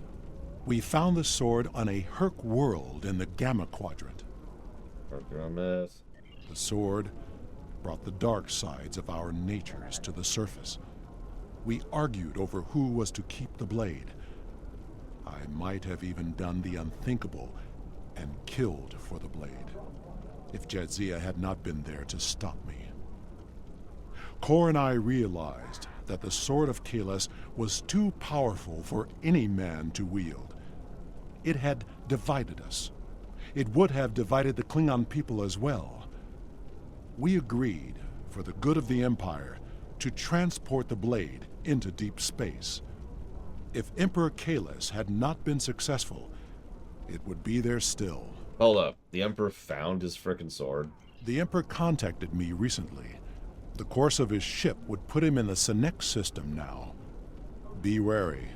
The Breen have overrun that system. Kahless is an inspiration to us all, but as a modern warrior, you may find that he needs assistance. However, if you seek the Sword of Kahless, you must find the Emperor. Alright. Hey, I think Chancellor Jackass wants a word. Report. What have you learned? Hey, Jackass. The Emperor found the Sword of Kahless and therefore is a threat to your political position. I thought his obsession with the weapon was risky, but I did not expect him to actually find it in the void of space. And so I agreed to his plan to search for the blade. I should have known better. He is Kahless. Achieving the impossible comes naturally to him. But you sound disappointed, Chancellor. Surely this is a good thing for the Empire. It will not be a good thing if the Emperor's obsession with a relic gets him killed. Imperial intelligence has informed me that the Fakiri conducted several raids on classified data systems during the attack. They were particularly interested in intel on the weapon and the location of Kahless. If they aren't sending a fleet to intercept the Emperor, I'll eat a plate of cold dead gagh. But wouldn't you like that? Also, no, Huthor, they're pretty much straight up feudal. The lords, that is to say the houses, have most of the actual power, influence, resources, etc. And the military, the IKS, is composed entirely of, let's call them loners from those lords, the houses. The Chancellor is ostensibly on the top, but rules at the behest of the lords. Agreed. Return to your ship and make your way to the Sanex system at maximum warp. Hopefully, you will make it there before the Fakiri.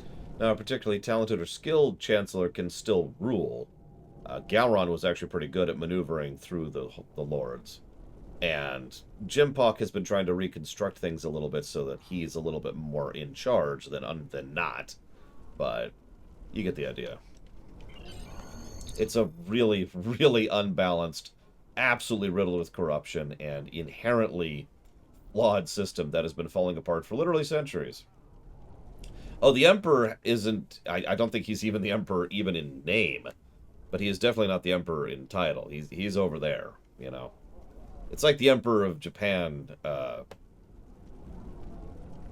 guess post-World War II would probably be the best time there, but there's other points in history that would be true, too. It's like, yeah, you're the Emperor. Go be over there. No real power, no real position, no real anything.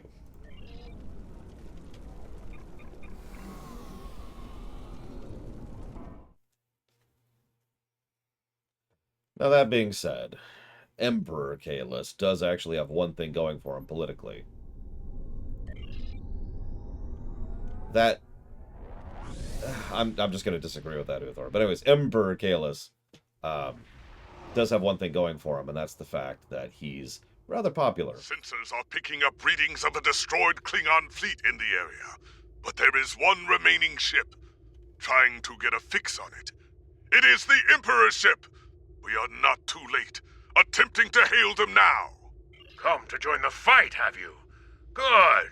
There's no better companion in battle than a Klingon warrior. We were ambushed on our way back to Kronos. I must warn you, as strange as it may sound, we are fighting the Fikiri. Foul demons! I thought I had rid the Empire of them forever. A mistake I will gladly correct now. More of them are inbound to my position. See if you can intercept them while we get my ship back to a battle-worthy state. In the name of Kalis, I guess. Let me try it this way, Huthor. Imagine for a moment that Henry VIII just walks out right now. It's like, hey, everyone, I'm here, and I'm king! And then goes and hits up a Waffle House, right? That's kind of the equivalent of what's going on in the Klingon Empire. With regards to Kalis.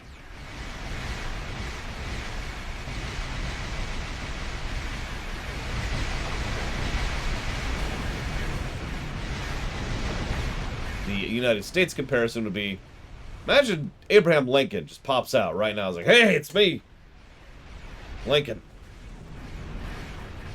Then he gets a Waffle House. All the old ancient figures, they all love Waffle Houses. I don't know why. I mean, they got decent food, so I guess that's a thing.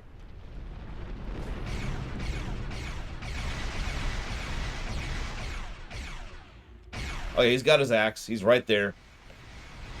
I'm here to fight vampires. And also be king. Then he goes to the Waffle House and kills vampires at the Waffle House. The Emperor's vessel is still heavily damaged. We cannot let these demons destroy it. Oh, good. Now, the reason I mentioned the populist thing is that if Kalis wanted to take power, he would.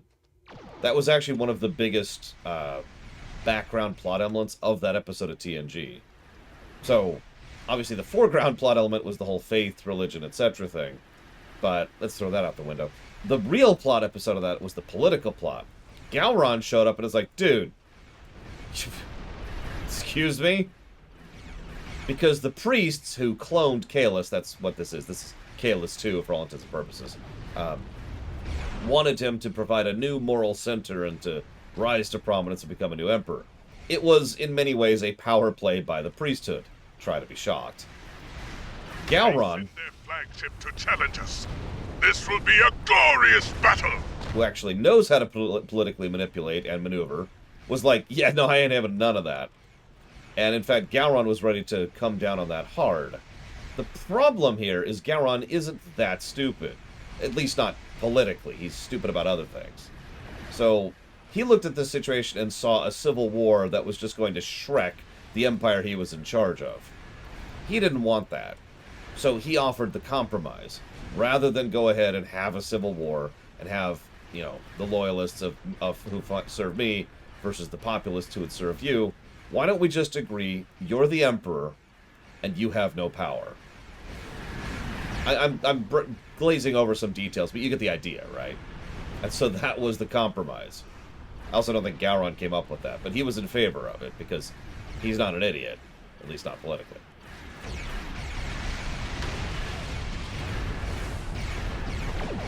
He's a moron tactically. Has no idea what he's doing in a battlefield. At all. I'm pretty sure Grethor in real life would be a better tactician than him. No offense. That's a bad example. Maybe Grethor's not the... You know what? Gary. I'll use Gary as an example. Gary is a better tactician than Gowron.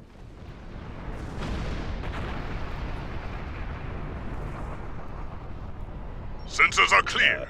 That was the last of them. At least for now. Incoming hail from the Emperor's vessel. So, in case you missed that, this is something I actually referenced the other day. When you open a comm frequency, it forces you to stop. There are a bunch of missiles on the way to hit me when it did that. Thankfully, I lived through it. You have fought well, warriors. There is more to be done, however. So, what do you require, my Emperor? The Fakiri managed to beam over several boarding parties during their last attack. I would be honored if you would join me in purging them from the decks of my vessel. It would be my honor to fight at your side. Very well. Beam aboard with your best war. Greetings from beautiful... Dishonorable creatures. Kiyak! Oh, this cold. Life support must be failing. I'm picking up numerous Fakiri life signs. It looks like they're targeting the crew, working in several critical areas. Trying to finish the jobs their ship started, most likely. Indeed. Let's deal with them first. Give the crew the space they need to repair the ship, and then head to the bridge. Well, then let's do it. Let's go.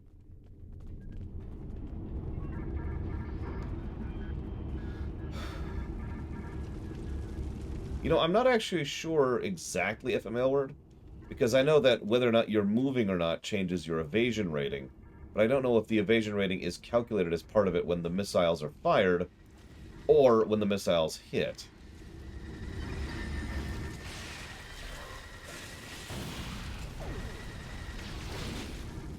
Yeah, by the way, Breen, we'll get to them later.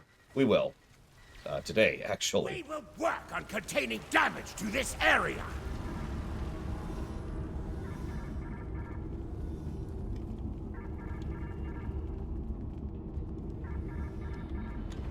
See, I'm just going to flat out disagree with you, Grethor. I'm sorry.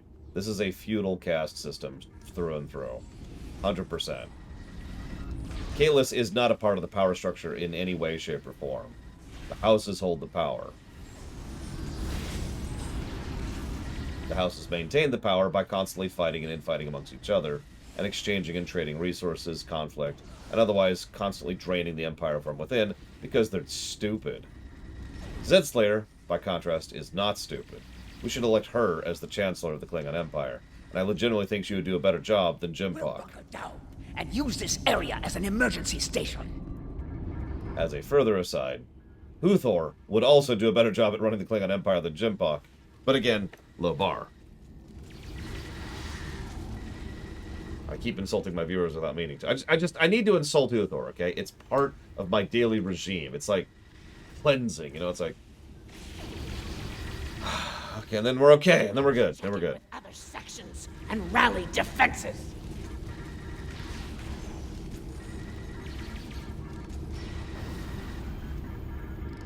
I can also phrase this a different way. Most corporations are structured the same way. The CEO is on top, then there's the board, which implements the will of the investors. So, on paper, the investors have the power, then the board, who actually has no power whatsoever, the investors have the power, and then the CEO works for the investors. In reality land, that varies so wildly and so randomly that everything I just said is usually not true. Also, thank you, Zedslayer.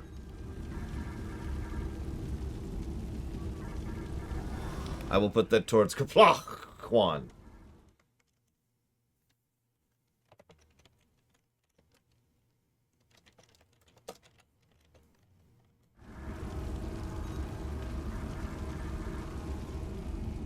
That's why I came up with the term the money people. Because the entire purpose of the term the money people was the ones who are actually in charge, the ones who actually make the decisions that other people follow. So, sometimes that's the investors, sometimes it's specific investors, sometimes it's members of the board, sometimes it's one member of the board. Was heavily damaged. If we know this, There is a good chance the Fakiri do as well. They may strike there next. Let's get down there. We can secure the deck and stabilize the ship's power systems before things go from bad to worse. Sometimes it's the COO. Sometimes it's the CFO. And sometimes it's the CEO, although ironically that's one of the rarest examples. Very rarely is the CEO the money person in a company. Life support and main power are on the verge of collapse, and we will need their help to stabilize those systems before it's too late. The reason I'm bringing up the corporate comparison, by the way, isn't just to talk about economics again. It's because that's how the Klingon Empire has worked for the last 400 years. On paper, it's the Chancellor is in charge, the Chancellor is supported by the houses, and the houses take ownership and resources for themselves, usually from their own particular holdings. However, in practice, who actually holds the power where, who the money people are of the Klingon Empire, has varied from time to time, historically speaking. For example, in early TNG's time, the power was very, very, very clearly on the side of the feudal lords. The Chancellor was basically just a puppet head. It's one of the reasons why he had to turn to Picard and the Federation to deal with the matter of succession, was because he was, for all intents and purposes, powerless in his own seat, as one of his own lords was poisoning and killing him. And this is before they knew about Duras and his proclivities. By contrast, under Gowron, the Chancellor took a lot more direct central power, probably at least partially because of the freaking civil war he had to endure, and partially because Gowron is Gowron. Thank you for your assistance, but we don't have time to enjoy the glory of battle. The Fakiri have done a significant amount of damage to the warp core. Containment is failing, and there will be a breach unless we can bypass the damaged conduits. Well, let's go bypass some damaged conduits. They did, Mike Kamano, which again goes to how just massively corrupt the feudal system was. Keep those demons busy while I work. Actually, while we're on the subject, that actually... Come down the main corridor to enter. Would you shut up? Entryway. That continues to share the comparison that I was just making, because one of the things that tends to be true in corporations is investors hold the power, but not just the investors as a group. Sometimes it's a specific investor, sometimes it's a specific holding company, etc. Ergo, in many, many cases, like, for example, the time of whatever his frickin' name was, the Duras house held a majority of the power. So it wasn't just the houses that were in charge. Duras's house was the money house, right? Was the money person. Then Gowron took over, he tried his thing, and it started to fall apart. Intermix chamber before we have a plasma leak. You don't have to narrate, buddy. This isn't Star Trek. Now, Gowron got lucky because he happened to be in charge of 3 separate wars during his tenure. And unfortunately, this is true in real life as well, but this is especially true for a Klingon. If you're in charge during a war, that's a great way to stabilize your power base. So Gowron really was the money person for pretty much his entire tenure. Yes, 3. The Civil War during TNG's time, the initial conflict with the Cardassians and the Federation during DS9, and then the war with the Dominion as a whole in DS9. Bringing main power back online! I really don't need the play-by-play, buddy. Just make us not all die. We just go lick this power core. Klingon tradition. There we go. Gotta prove that I'm a warrior by licking the power core.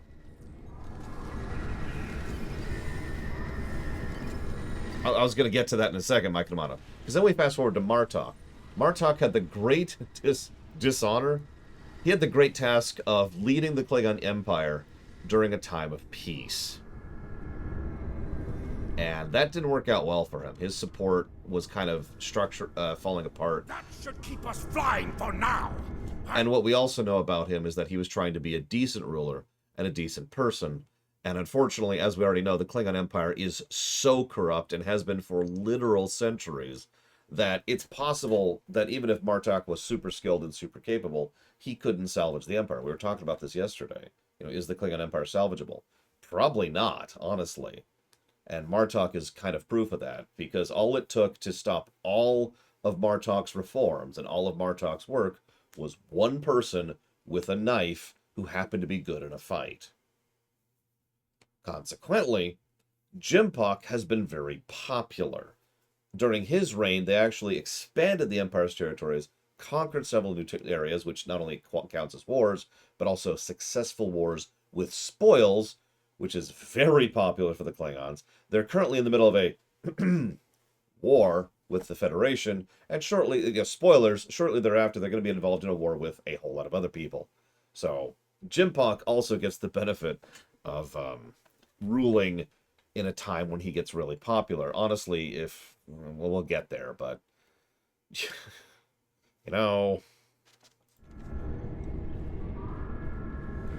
we'll get there. I like our flashlights, by the way. I like the idea, a little hovering thing, just kind of... It actually follows the camera, so we can't actually see the front of it, but it's just a little thing. So we actually answered that yesterday, Beppo. So here's the summary. The Federation.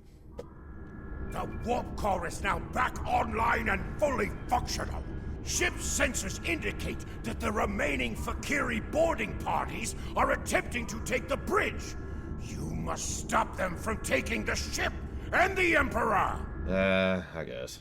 The bridge will not last long without our assistance. We must head there at once. We will protect the Emperor or die trying. You like my gun, by the way? So, a slightly more expanded answer there. The Federation could have crushed the Klingon Empire at multiple points in its history, and didn't because that's not the Federation. The Federation has also been reaching out to and helping out the Klingon Empire for literal decades at this point. Undiscovered country is the obvious point, but actually, there's been outreach and resource and aid missions since before that. Mostly in the background, but it's a thing. I mean, there's a reason the two powers are connected and have diplomatic ties the way that they do, right? Then, we add on to that the fact that the other power, the only other power that could really bring down the Klingon Empire, was the Romulan Star Empire. But they're held in check by the Federation. I've talked about this interesting balance point between the three powers in Star Trek history, because the Federation doesn't want to crush the other two. The Romulans can't because of the interference of the Federation, and the Klingons can't because of the interference of the Federation.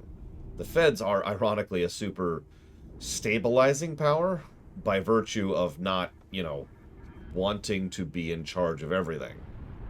Wanting to be hands-off, wanting people to be allowed to do their own thing, etc., etc.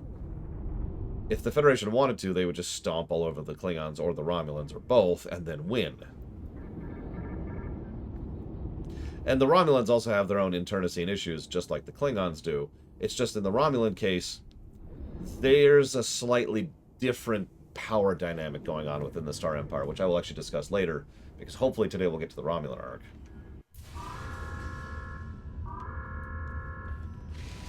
Yeah, I haven't shut off the galaxy map, and don't plan to yet. Now we shall fight side by side. Don't worry. As warriors born! But I'm not a warrior born. I'm a warrior made. I fought Fakiri thousands of years ago, and they have not grown any stronger! Crush the Fakiri! Drive them before you! Hear their lamentations all the way back to Grethor!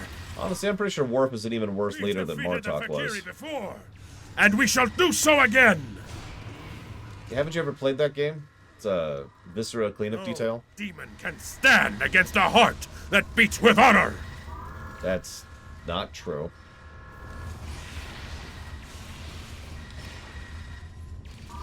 Yeah, Worf would have been a fantastic second-in-command for Martok. Which is, of course, why he didn't do it, because he's an idiot. As a further addendum, Savor your victory, clone. Your defeat will come soon enough. A glorious fight! Come, I would speak with you, warrior. Why are you fighting barehanded?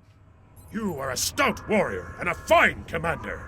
Truly, you know what it means to be Klingon. As it happens, I do. There will be time for songs of honor and blood wine later, warriors. Now we must discuss the treachery of the Fakiri. Though we still live, the enemy has taken something most dear from us.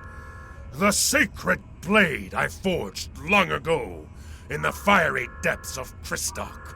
The Blade of Kalis? The same. While we fought the Fakiri here, their fellows managed to breach the chamber where the blade was stored and escape before my warriors could stop them. Why? Before you arrived, Dajar taunted me with his plan. Unwise, but the Fakiri have always been arrogant braggarts, and fools besides. They mean to besiege the monastery on Boreth and offer my weapon in ritual sacrifice to secure the rise of Molor from Grethor. There is no end to their dishonor. Indeed. For my part, I must go to Boreth and put an end to this wickedness. I will not allow Molor to return, even if I have to kill every Fakiri in the galaxy to do so. And you, will you join me in the fight against these demons? It's the dumbest thing you've said today.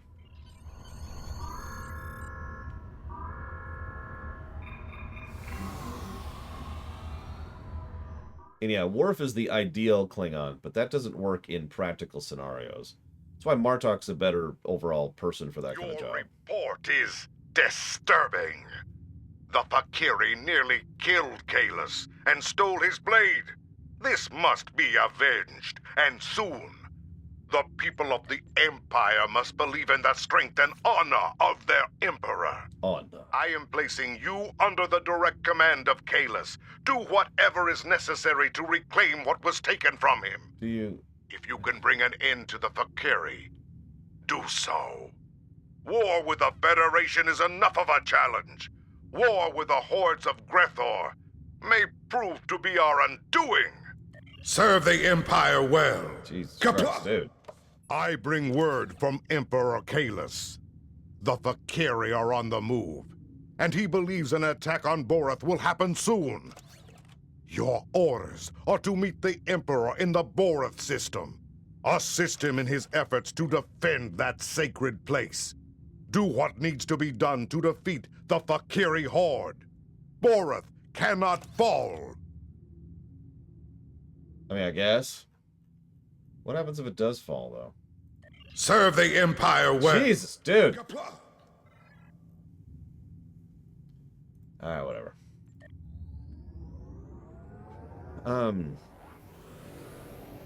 Martok is a commoner who dragged himself up through the ranks by sheer competence and just being a frickin' bullheaded idiot.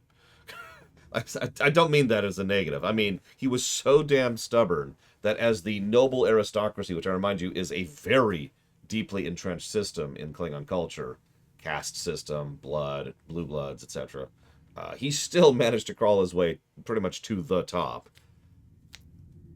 Literally, I suppose, since he became Chancellor. But I bring that up because someone that grounded is honestly probably going to do a better job of ruling than someone who is, and I mean this in a nice way, as high up in the sky as Worf is. Because Worf, his head's in the clouds. He doesn't really see reality all that often. He sees what he wants to see. Martok, he's down here. You know, dealing with real things. And yes, he married into nobility with Sorella. That's why she's so much better at managing the political side of things, and why she is still keeping the House of Martok going in the absence of the traditional male ruler thereof.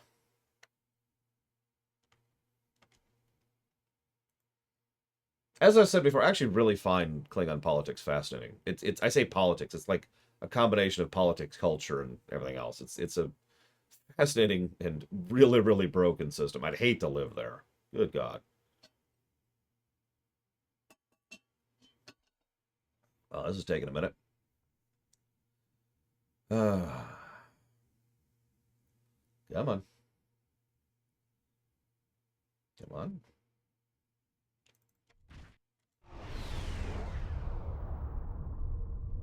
It's a Fakiri fleet. The attack has begun.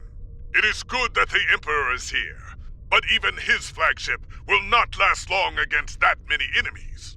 We must join the battle at once. By the way, that gigantic monstrosity next to me, yeah, that's his ship. This dinky little thing, this is mine. You know what's funny? Mine does more damage. One of the weird things about this game, the size of your ship is, let's be honest, purely cosmetic. Some of the highest DPS, well, okay, I shouldn't say that. You could turn just about any ship into a massive DPS death doom. We talked about that extensively during the mechanics discussion yesterday.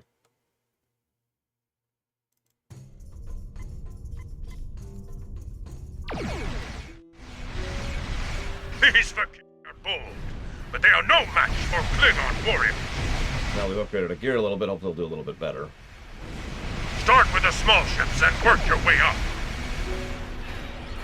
up. Dude, if I could set up a Oberth retrofit, I would consider doing it just to spite Overloaded. To me, my warriors, show these demons how a Klingon fights. Some would say that space is home to cold warriors, but the fire of battle always warms the heart. Yeah, but if I'm not mistaken, the Oberth is a mage ship.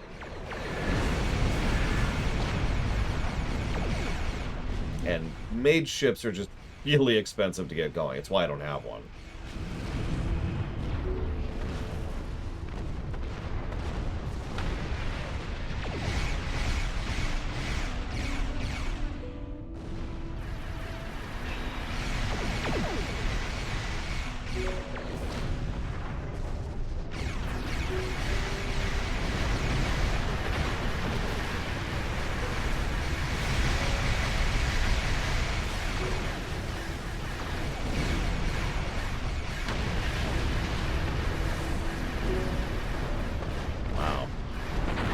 That hurt. Yep, nope, that hurt. Yeah, one thing, so I was making fun of the old ships being used in modern times thing, and I totally continue to make fun of that. Here's the thing, though. STO kind of sidesteps that. The old ships are still in service, but they're training ships, or dinky ships, or they run low-priority systems. They're still in service because why wouldn't they be? By contrast, the old ships that are still in service that are doing real missions, those are called retrofits. And even in lore, the idea is they took the Miranda hull and said, okay, let's make a Miranda now, right? And so it's got modern systems, modern equipment, modern power conduits, modern consoles. You get the idea, right? Modern warp core, modern weapons. See you around, Kay. And I'm actually in favor of the retrofit concept, overall. Like, even in lore, it makes a degree of sense that they would try to, you know, keep certain older ships up to date in such a manner. And in gameplay, I'm absolutely in favor of it, because it means if you really, really want to play a Miranda and have it be feasible, you can. Right? Like, that's awesome. You want to play an Excelsior? Done. You want to play a Constitution? Done. NX-01? No issues. And you get the idea, right? But yeah, exactly, Blade Travol. So, what are the penalties for failure? So the penalty for dying on normal difficulty is time, and effectively nothing else. If you are a ship that has anything that has to be activated, like fighters, or detaching your hull or whatever like that, that you have to redo that, and that can be irritating, definitely. But otherwise, the only detriment is there's a timer until you can respawn, and then you respawn back at the beginning of the area. You also lose buffs and the like, you know, stuff like that. Not every buff. Some buffs stick. It depends. But that's your detriment. A relatively minor penalty for failure, which I'm actually in favor of, because it's extraordinarily easy to die in this game. Now, by contrast, if you're on advanced difficulty, you have a chance of gaining a, well, I don't want to say permanent, but a semi-permanent debuff, which comes in the shape of ship damage. Like X, Y, or Z is damaged, and as a result, your stats are lower because that's damaged. In order to repair that, you either have to go to Stardock, find the NPC who repairs it, good luck, I don't even remember where it is, and do it, or you have to burn an actual consumable item in order to repair it. Same is true on ground, by the way. Same concept. If you die on ground, you can be revived. We've shown this off before. or you can respawn at the last respawn point. But if you're on advanced difficulty, you have a chance to gain a permanent stat debuff in the form of an injury. If you're on elite difficulty, which we will show off at some point, once, twice actually, I think, now that I'm thinking about it, that has a much, much higher or a guaranteed, I forget which, chance of the aforementioned injury. In short, the penalty for failure is rather low, but I actually think that's a good thing, and honestly, it probably should be that low in an MMO format. Nobody wants to respawn at the graveyard and then walk back for 10 minutes. Grethor jumps up. I do! But, I mean this sincerely, though. MMOs have actually experimented with a lot of penalties for failure over the years. Jesus Christ, let me go! Oh my god. Ugh.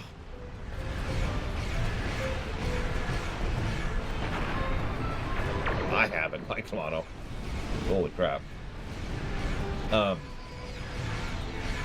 MMOs have tried out a lot of things. Some of them have been too damaging. What is this music?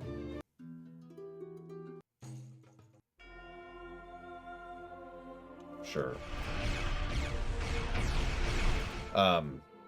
Screw it, we're just gonna go down back to here.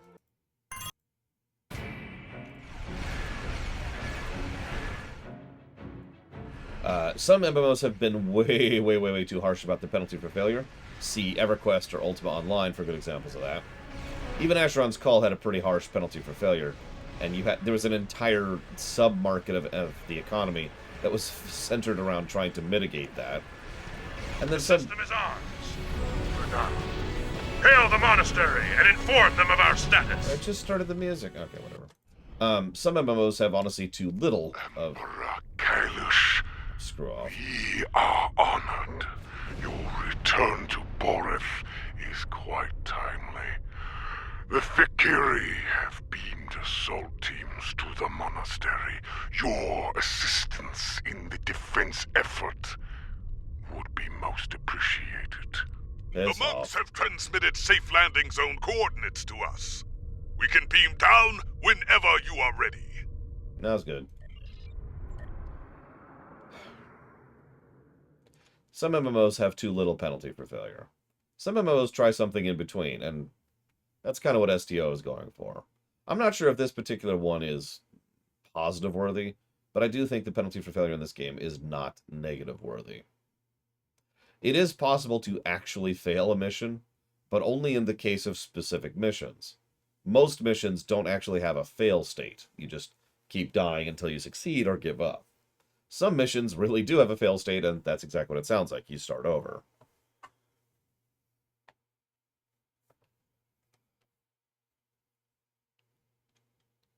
If you ever wonder one of the reasons why so many escort or defend objectives exist. Boils at the thought of Fikiri desecration.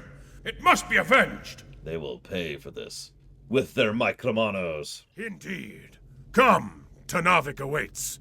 He may have insight on the goals of the Fikiri. I would know the enemy's mind before I meet them in battle if I can. Knowledge, after all, is power. Emperor Kailash, come on! I have been expecting you. How do you know my name, monk? We've never met. We know a great many things. Time is malleable here. I have seen this before. Our meeting was inevitable. Well, that's terrifying and also kind of creepy. But you actually haven't seen me before. You've seen my main, who we'll talk about later. Yes. You must travel with the Emperor to the Shrine of Kailash. The Fikiri seek to do the same. We believe they intend to conduct a foul ritual there. We must prevent that from happening. We'll do what we must. For the Empire! Very well. Lead the way, monk. We will stop the demons and put an end to their desecration of this sacred place. The Grethorian Empire, which is its new proper terminology.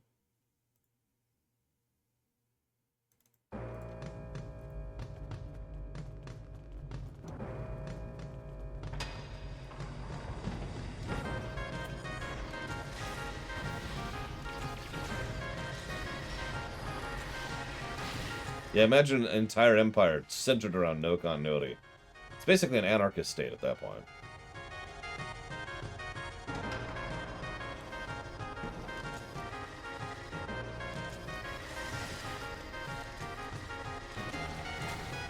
Unfortunately, no, Flag Ant.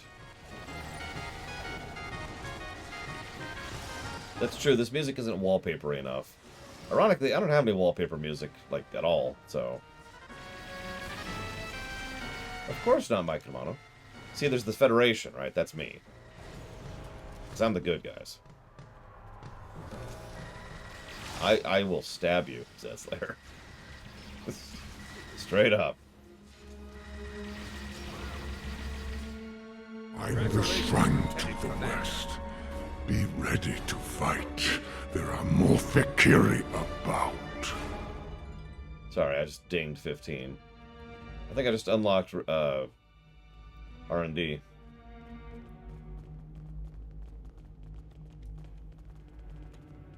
That's not wallpaper music, Melkor. Wallpaper music is just it's generic. It's exactly what it sounds like. Da na na na na na na. Da na na na na na. It's down. Da na na na na na na.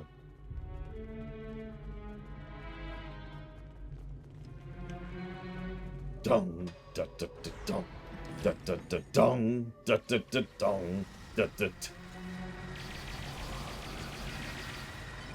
Absolutely, Voice of Authority, no question. If you're trying to decide if you like the concept of a Souls-like game, then Code Vein is a good game to poke at. If you're trying to decide if you like Dark Souls specifically, which is its own sub-flavor of a Souls-like, that's when you pick Elden Ring as your first. This is where the Fakiri are concentrating their efforts. Yeah, sure thing, Dark Maul. Yeah, just think of all the loot. Savor it. Savor the loot I leave on the ground, for I will never loot ever again, except if I have to salvage. The shrine! And my blade!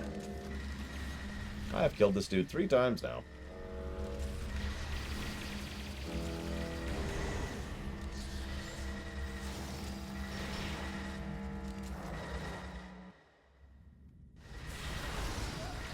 You know what, I'm just gonna stick with fight music. Paid the price for his crimes! And now the fight's over. God damn it! No promises, Mike Delano. Kalis? To hold my blade once more. Ah, 'tis a great victory indeed. Dajar did not complete his ritual offering, but something is not right here. We must meditate. I will guide you.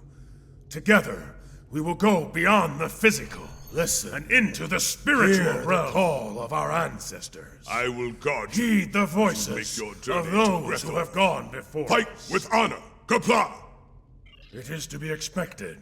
Steel yourself. We are going to the darkest place a Klingon can go. The depths of Grethor. There, we must stop Molor and his hordes before they come forth to raise the land of the living. Yes, I can feel my spirit departing my body.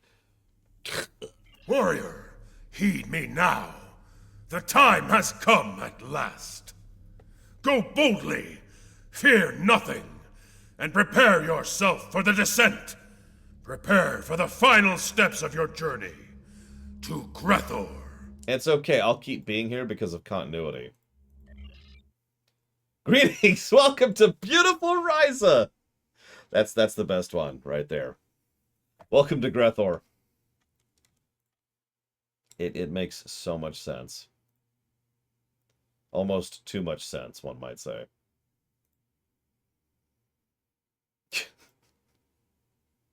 And of course we're stuck here. The game forces us to acknowledge that this is Grethor. Because it's loading.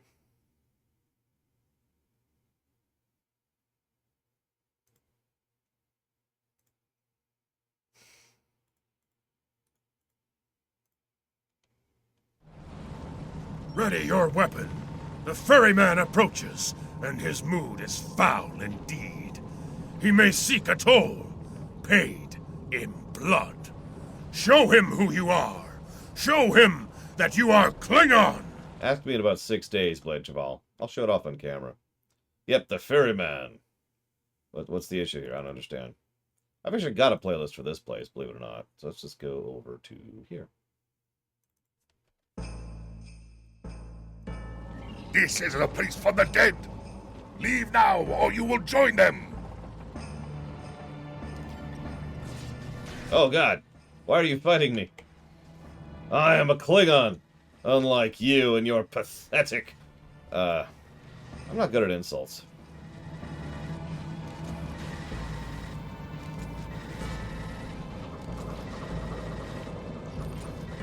You have triumphed. Speak. Why are you here? Yeah, I have a freaking, like, minigun, dude. Of course I triumphed. It is not your time. You do not belong in this place. Who are you? I am Grethor. I am the first Klingon. That's not how that works. In my time, I was a powerful warrior. The gods grew jealous of my might and scorned me. I could not allow this insult to pass, so I killed them all in battle. As punishment, I must spend eternity here as master of this vessel. It is I who deliver the souls of the condemned to Grethor. Hold up. If you killed all the gods, who is it that condemned you to this punishment exactly? It is not your time. I have heard grumblings from Grethor. Tales of Molor's plans to overthrow Fekla and invade the realm of the living. This cannot be allowed. If you aim to stop Molor, I will help you. Your aid is appreciated, ferryman. I will take you to Grethor. It is not a quick voyage, however. If you want to get there faster, you'll need to convince the rowers to put their backs into it. Okay. It is not your time. You do not belong in this place. The traitor who took my command and my life. Come to gloat, have you? Your treacherous ways continued after my death, it seems. Why else would you be here, bound for Grethor? So in case you don't remember him, that's the original captain of our ship whom we killed in order to take it over. Kalis and I are here to serve the Empire. Kalis? Bah! I do not call that thing at your side Kalis, and I do not honor you, or the Empire you blindly serve. Were it not for you and the Empire, I would have been able to quietly retire and live a long, prosperous life. This was your fate, no matter how long you lived. Save your preaching for someone who finds value in it, worm. Begone! Leave me to my misery. Join us then. Remember what it means to be Klingon. To be Klingon. I accept your challenge. I will prove myself to you, just to see the look on your face when I do. Okay. Who's over here? So you remember the Warden of Rurapente? The extraordinarily corrupt and evil Warden of Rurapente? You! It seems my suffering is to begin early. Though I suppose there is cold comfort in knowing we are both prisoners now. Unlike the captain just now, who probably doesn't deserve to be here, you totally do. Remember that. What brought me here was a barrage of fire from your vessel. I should have fed you to the Jackal Mastiffs when I had the chance. Perhaps I can find something to feed you to when we reach Grethor. I am not a prisoner here. Aid me. Earn back some of your honor. What you offer? Once, I was an honorable man, before giving in to my greed. Once, I would know of honor one last time. I will follow your lead. So I should probably mention right now, there's actually a third Klingon afterlife. We'll talk about it much later. I just want you to know that there is actually a third option between heaven and hell. And I wonder sometimes if, like, some of these people who are going to hell try to, redeem themselves, if instead of going to Stovacor, they go to the in-between. Just random thoughts.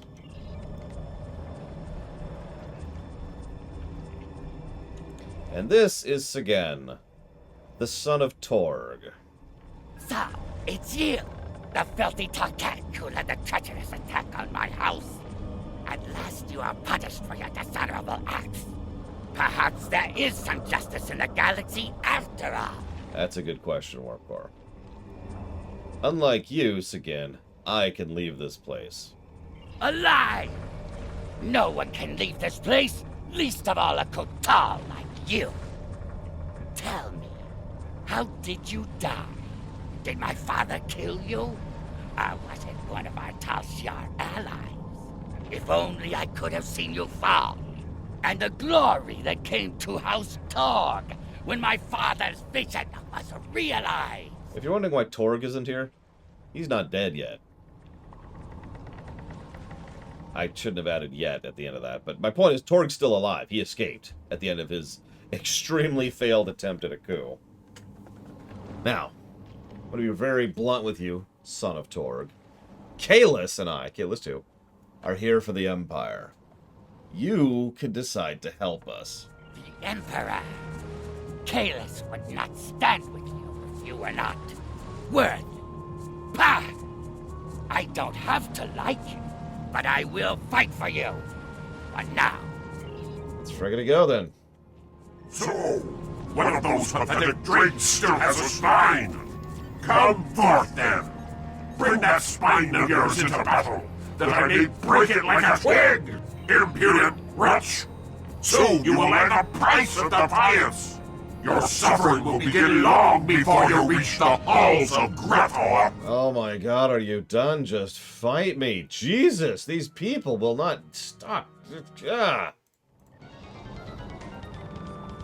Can you... hey, there we go.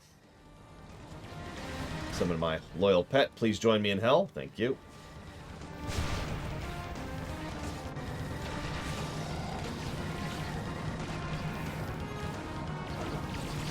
One downside of the minigun is once you start firing, you're kind of committed to it for several seconds.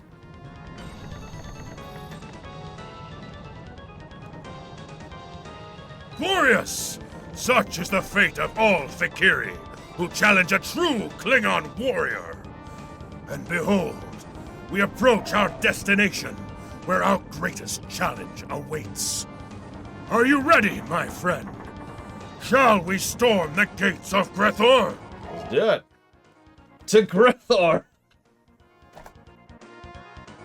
At some point that's going to stop being funny. But not now.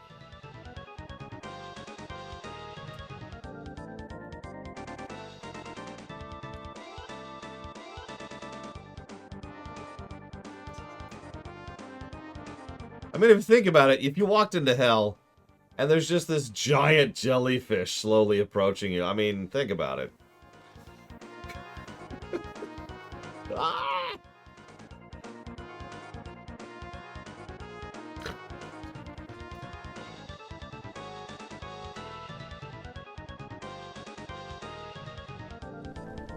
There, do you see? The Lord of Grethor has sent a horde of Fakiri to block your entry. You will have to fight to walk through those gates. Really? Go! Show them what you are made of. Earn glory for you and your house. Yeah, that reminds me. I don't actually have a house unless it's Martok. I'd be okay with being a part of House Martok.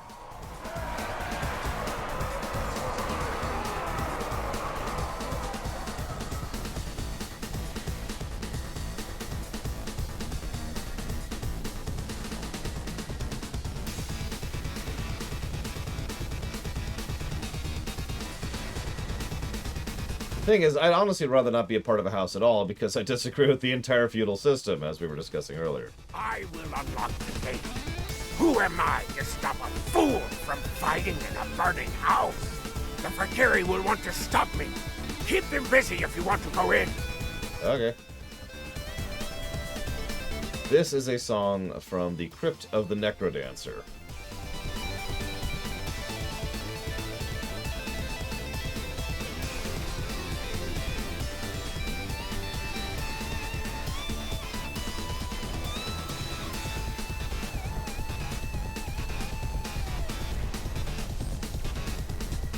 I mean, honestly, I think that Subnautica or even Outer Wilds would be hell in many other settings. So...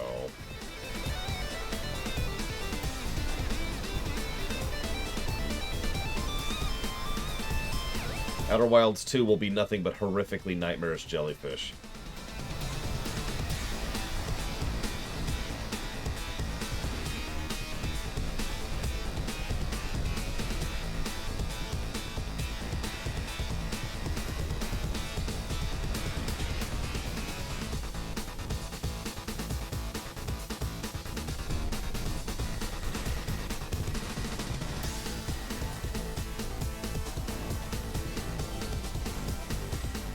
Listen, Woodpunk is great and all, but honestly, no, that place is hell. It is done. Go! And kapla! No, it'll be Outer Wilds 2, The Outer Worlds. And it'll be all about exploring the outermost worlds of the Outer Wilds. Outer Worlds 2 will be called The Outer Wilds, because it's all about exploring the wilds outside of the Outer Worlds.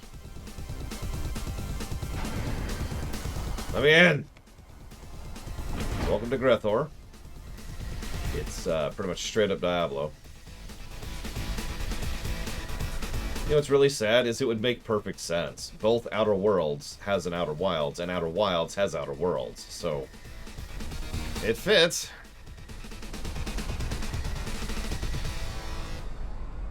I honestly have no idea, Flag Ant. If you put a gun to my head, I'd have to actually sit and spend some time trying to figure out what I would do with it. The halls of Grethor, the fortress of the damned, where the fallen are brought into the service of Lord Feklar. Recall the ferryman's warning. Expect to meet 3 champions of evil: cowardice, dishonor, and treachery. Ha! I look forward to crushing them with you in glorious battle. Very well. I welcome the challenge.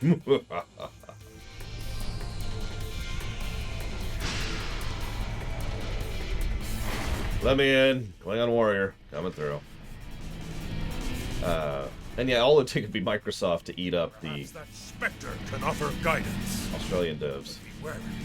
Everyone here is fallen in some fashion. Hang on, let me kill a bunch of these things first. So, Melkor Blade asks about roguelikes and roguelites. Now, the problem is, correct, Mike Romano, I don't actually know the difference off the top of my head between a roguelike and a roguelite. Let me walk that back. I actually know exactly what the difference is, but I never remember which one is which. One of them carries forward some progress between loops, one of them does not. So, for example, a game like 30XDX, that is the one where you carry forward progress in loops. Similarly, what we just played, Outer Wilds, you carry forward, in a manner of speaking, progress across loops. In Enter the Gungeon, you don't. And that's my advice to you, is the ones where you don't carry forward progress you probably weren't into, like FTL. Whereas something where you can slowly increase progress, like, say, a Rogue Legacy, is probably more like your thing. Who's this lovely person? So, another warrior has come to challenge Grethor in hopes of wresting honor from the dead. There is no honor here, Bister, and no escape. Not without a price. What is on your back? Oh, it's just a bunch of blades that are stuck in your back. That's actually kind of neat. I'm here for battle, not haggling. This is the Spectre of treachery. Avatar of lies and deceit. The blade in the back. A promise never kept. Be careful in your dealings with it. So why would I listen to you, treachery? I reside in this place. I know its ways. Without my help, you will be lost here, or return to the land of the living. In either case, you will fail. You will never succeed in your goal. But I will help you. If you will help me. Speak. Not far from here, you will find two other specters. Dishonor and cowardice. I grow tired of their wailing and their schemes. Destroy them, hunt them, and defeat them in battle. Do so, and I shall open the way forward to you. Wow, that sounds like a very straightforward deal that you will definitely not turn on me for. I think this guy's on the level. I think we should follow him and do whatever he says to do. To one side, you will find the steps that descend to dishonor. The lower steps to which a Klingon may sink. To the other, the maze of cowardice, in which warriors become lost. Go! Hunt and destroy those specters, and we shall have a bargain. Very well. Let's go kill a bunch of people, shall we? Back to the boss music.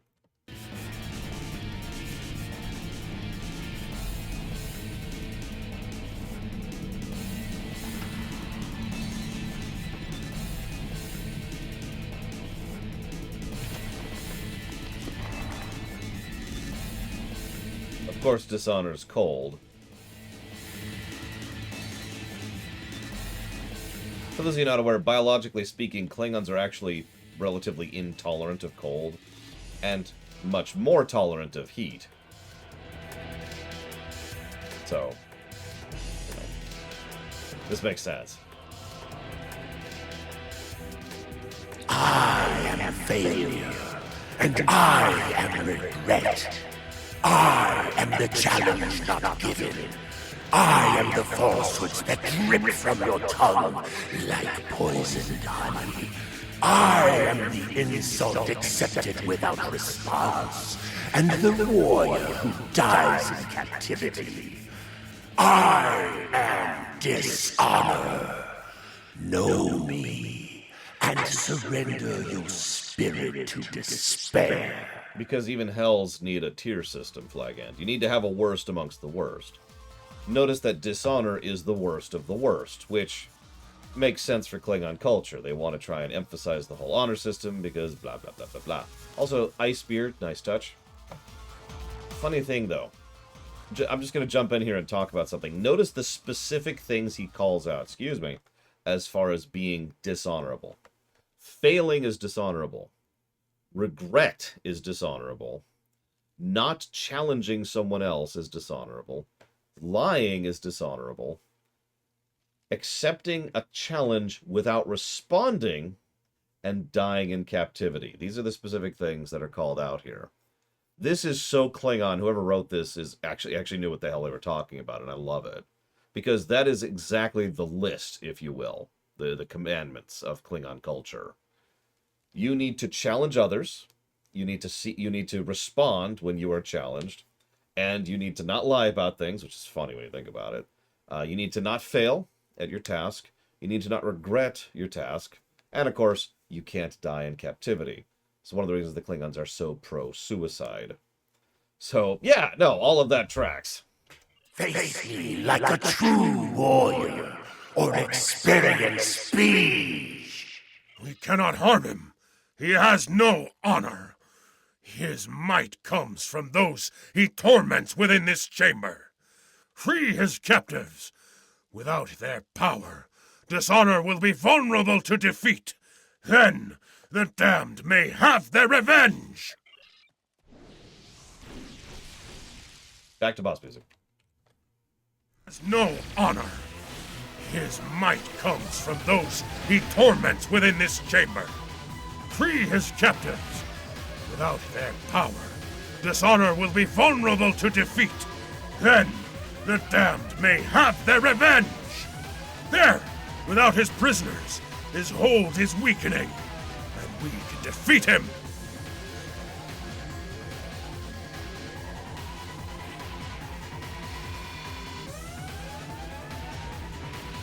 So, mysticism aside, this is probably the best mission in the, in the Klingon arc, in the stuff we're doing for our Klingons. Nice, long, very steeped in Klingon culture. Obviously, some real thought was put into making it work. Decent amount of continuity. lot of the Klingons we killed in previous missions show up here. And then they start talking about, you know, the honor thing, like I just mentioned. We'll discuss this a little bit more when it comes to cowardice, and you've kind of already seen what treachery is about. The combat is as good as it could get for ground. They did bother to have some kind of gimmicks and mechanics here other than simply, here's a boss with trash, or here's a boss with health. And honestly, boss with trash and boss with health is most of what STO has on the ground side of things. It's probably worth noting that the Borg Queen to this very day is still the hardest boss on the ground in this entire game. Frickin' Borg Queen. So we killed Dishonor. Dishonor is banished. Now we must find and defeat cowardice. Let's go find him.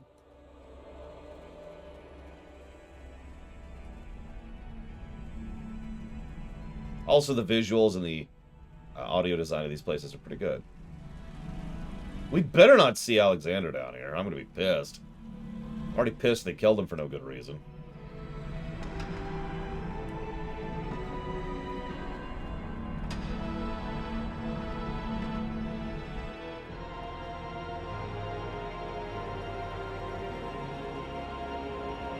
Right. I am the shadow of fear. I am the dark hand that clutches your heart and closes your throat before battle. I am the doubt that forces you to flee. I am the anguish of the damned who die in their beds. I am cowardice. Look upon me and tremble! So at an early stage, Klingon culture was built around the entire idea of trying to deliberately build into and encourage a mentality that fighting is good, fighting in combat is good, anything else is bad. They built their entire afterlife system around this concept. This was done to try and build, you know, we all talk about the joke of the warrior culture, which is extremely cliched at this point in fiction, especially science fiction. But this was being done very deliberately to build a series of generations of warriors, people whose primary focus was going out and killing for the sake of the noble lords who actually ran things. I've mentioned before that the Klingon Empire has been on its descent for a long time. Please remember that the Klingon Empire was falling apart before they ever met the humans, which I keep pointing that out because that's a while ago. This is one of the reasons why. This built-in thing, which is so ingrained into their concepts that I'm not sure most Klingons can even get away from these ideas. Once again, let's look at the specifics point out here. Obviously, the first thing he points out is just straight-up fear. But then, the thing that clutches your heart and closes your throat before battle. Don't be afraid of battle. Don't be afraid of fighting your enemy. I am the doubt that forces you to flee. Don't flee from the battlefield. I am the anguish of the damned who die in their beds. You are supposed to die out there fighting for your masters. You are not supposed to live a comfortable life and die comfortably in your bed as an old man or woman or whatever. You are supposed to go out there and frickety hunt down whatever you're told to and die for the glory of your house. And you can see how this is a system of control which was built into built into Klingon culture forever ago. Way, way before we ever encountered them. And you can also see why this is a really unsustainable format for a long-term society.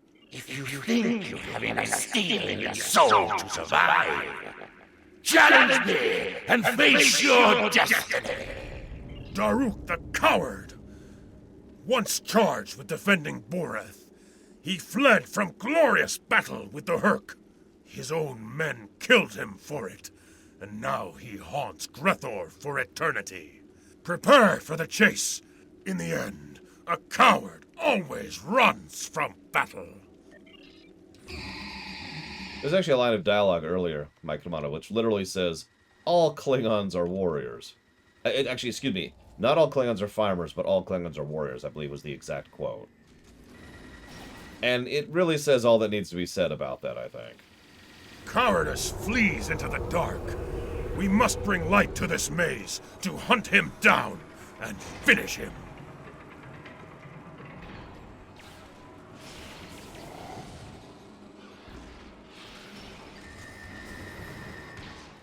Get some more music going. This is the wrong song for this. Hold up, hold up, hold up, hold up. That's also the wrong song. Let's just go down here.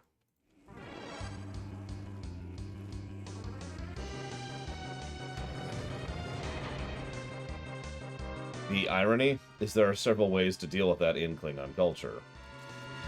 Now, one thing that's mentioned is that suicide is actually considered unacceptable unless you do it right. This is something that was troubling Kern, and it's something that was troubling Worf, if you're remembering, in DS9 and TNG, respectively.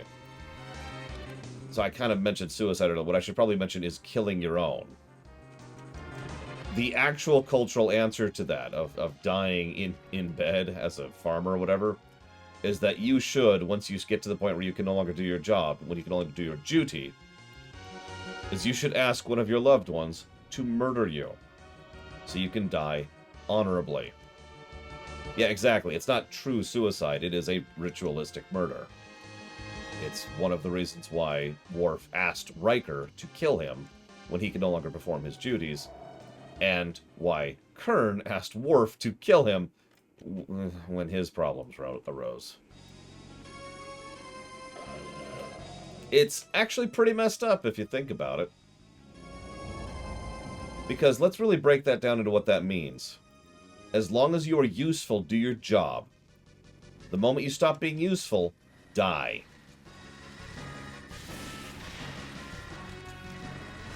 There's actually other layers to that which make it even more messed up if you think about it.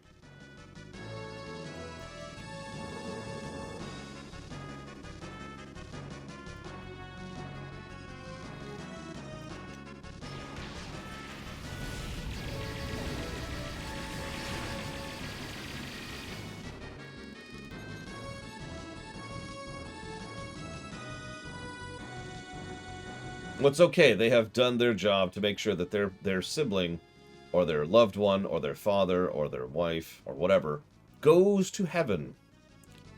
Because if they didn't mercy kill them, they would have gone to hell.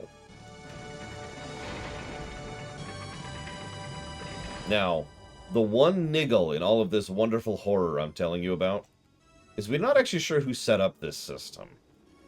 I have my suspicion based on the fact that I've been studying Star Trek for 30 years, but I think that, so I'll give you my, we don't know for certain, let me just chop that off, but it is my opinion, yeah, why go to Ryza?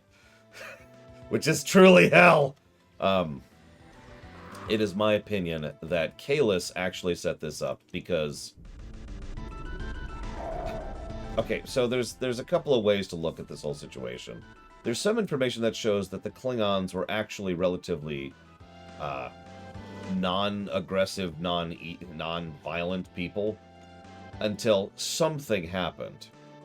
Now, you know me, I tend to think of STO as canon, so we know what that something is. But even within classic, traditional Star Trek, even within the shows, they make a couple of references, I think it's literally 2 references, to the ancient Hurk, H-U-R apostrophe Q.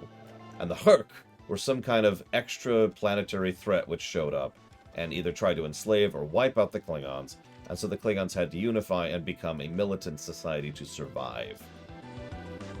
Damn it, Suffolcum! So in other words, the idea here is they were just like any other species, really. The Hurk showed up, that didn't go well. So they were reforged into this really messed up caste-based feudal society to survive, and they never got out of it.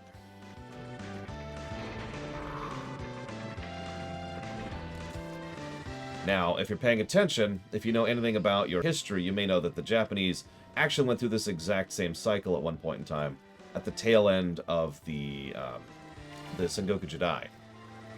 So what happened with the Sengoku Jidai, I'll go ahead and run this through on the off chance you've never heard of the history of that. Sengoku Jidai is so called because it means the Warring States period. What was happening during that point in history was everybody was fighting everyone constantly. Every little tin pot dictator and warlord was claiming power for themselves amongst Japan. And I mean everyone.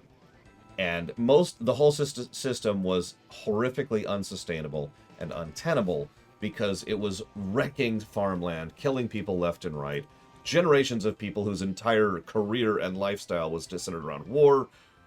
Japan was falling apart and self-destructing and just getting worse and worse and worse. Sound familiar? Actually, yes, it does, Mike Kamano. Especially back then. Here's the thing.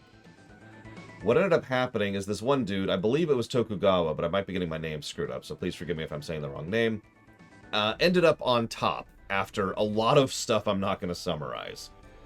And he implemented a strict and rigid caste system, along with a whole set of rules and a whole set of protocols and societal stuff, in order to try... It was Tokugawa, I was right. In order to be like, this is how things are now. No, it wasn't Ieyasu. That's not who I'm thinking of. I'm thinking of... Who was after Tokugawa? Who was after Tokugawa?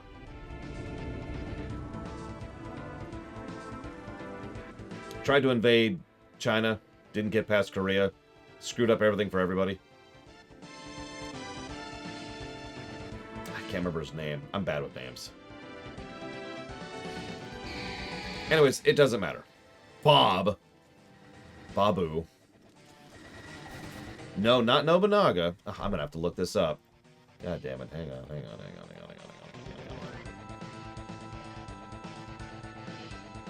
on. I'm gonna look this up.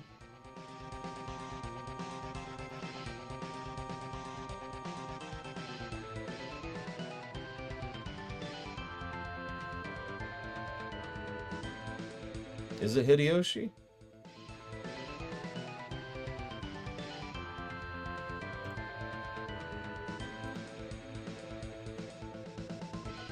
It is not Nobunaga. I know that with total certainty.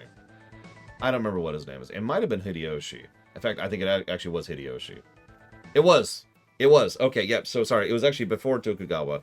It was Hideyoshi. Toyotomi Hideyoshi. I don't even know what that is, Mike Kamano. So Hideyoshi implemented the caste system. He laid down the rules and said, this is how this works. You stay here. You do this. This works here. You work for this. And he implemented this massive system of reforms in order to try and flatten out and end the non-stop fighting and the non-stop internecine warfare that was going on at the time. Now, that system eventually fell apart, but it took a couple hundred years to get there. Which, of course, brings us to the Klingons.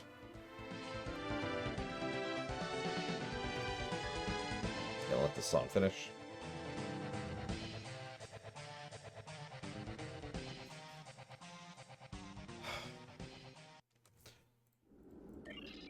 Let's go kill Treasury, shall we? Anyways, what I'm trying to get at here is, historically speaking, I think that's what we're looking at. I think, yeah, no kidding, Blackfall. I think that, the Herc attacked. They were screwed. Someone laid down the law and established all these systems at a cultural level to establish societal levels of control in order to reforge the Klingons into something that could survive and beat back the Herc. And successfully beat back the Herc. And they never left that system, and the system's been doing nothing but falling apart ever since. Now, the difference between the Japanese and the Klingons is the Japanese drifted in and out of that system for, until it finally was shut down. The Klingons have never really drifted out of it. Even as of the modern era, the Klingons are still the Klingons, and very much to their detriment. Behold the triumphant heroes! You have done well. Both of my pathetic rivals have been dispatched, and I stand alone. I suppose it is time for me to uphold my end of the bargain. But you're not going to, are you? I'm afraid not. By the look on your face, I'd wager that you were expecting this outcome. I mean, it's not like I am the avatar of honesty, is it? Come on then, let us be done with it. Only one of us will move on from here, and I must say, I don't like your chances. I do like the fact that there's no build-up or nothing for treachery. Treachery is just treachery. That's all it is. Don't be treacherous. That's pretty much the extent of that one. Yeah, exactly, said Slayer. Yep, treachery betrayed us. Lore shock. I love how they keep going blue. You see that? It's a bug that doesn't happen very often. They just stop being hostile for like a second, and it really messes with the AI.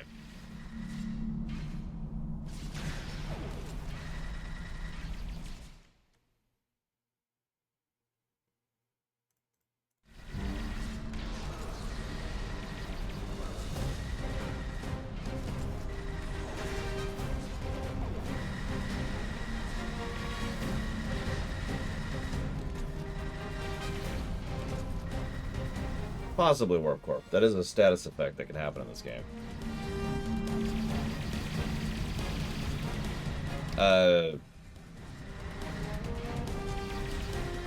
I'm gonna... Sorry, Gum Gum. I'm going to deliberately not respond to that comment. Are we done here? What? The three specters are defeated! Now all that lies before us is the final challenge. The last enemy. The one you came here to face. I know him well, for he loved me greatly so many years ago. He is my greatest rival, my deadliest foe. Molor. Indeed. I thought myself rid of him when I buried my mighty blade deep in his chest, and yet his evil remains within this place. Come, friend, once more, let us go into glorious battle together. Let us be the end of Molor. No foe can stand against us, my Emperor. Let me do all the job for you, because, you know, you suck. They go to Super Hell.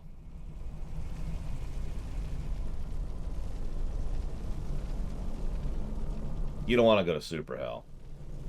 There's floating jellyfish there. I'm sorry, what? You know you can get out of the fire, right? Okay, whatever. It's like running a raid all over again.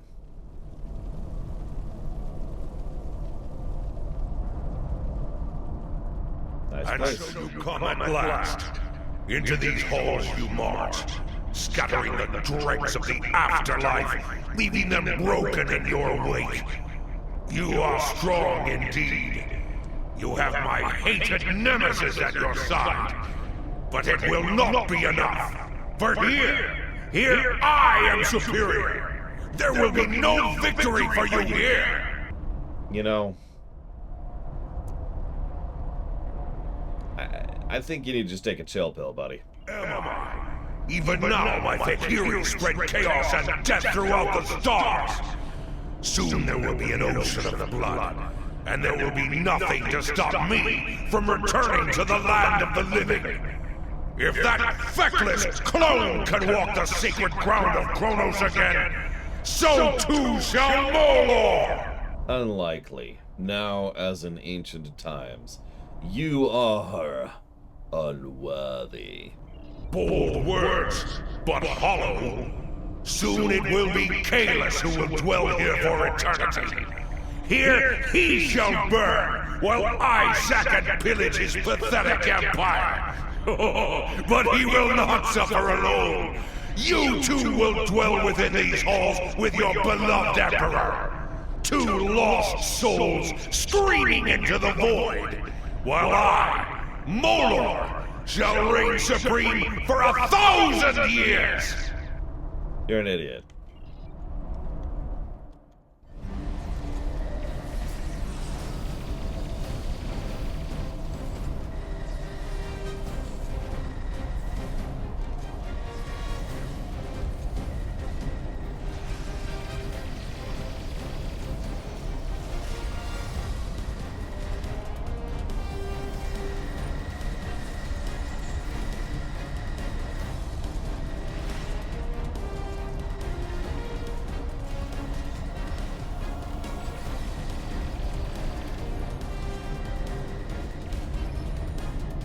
Okay, let's summon my Mastiff here. Aid me, Mastiff. Why did you bring me to hell? Well, you know.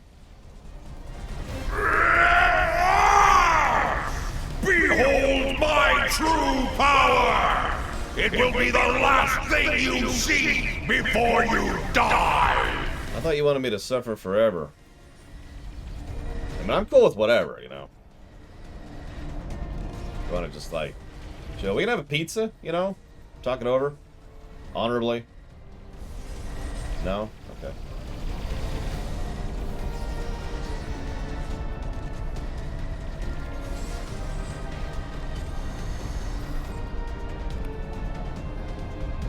Way down here.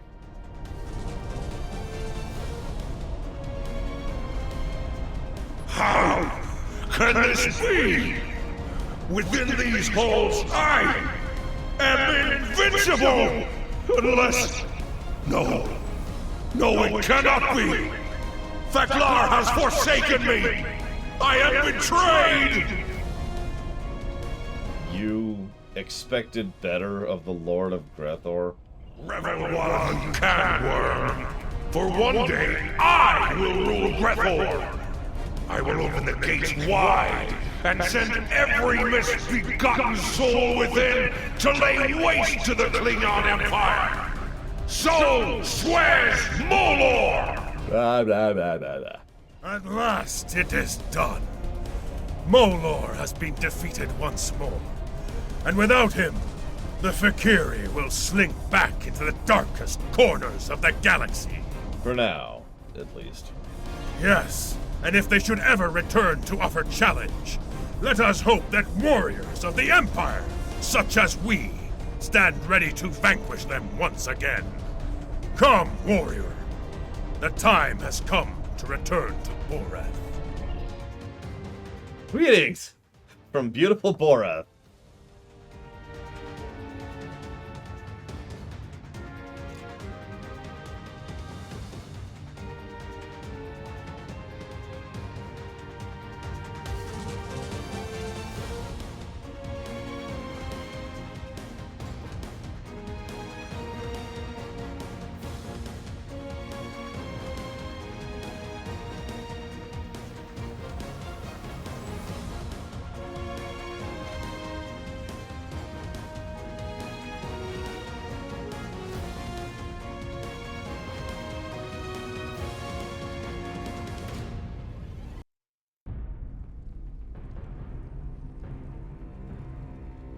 It is as we have foreseen.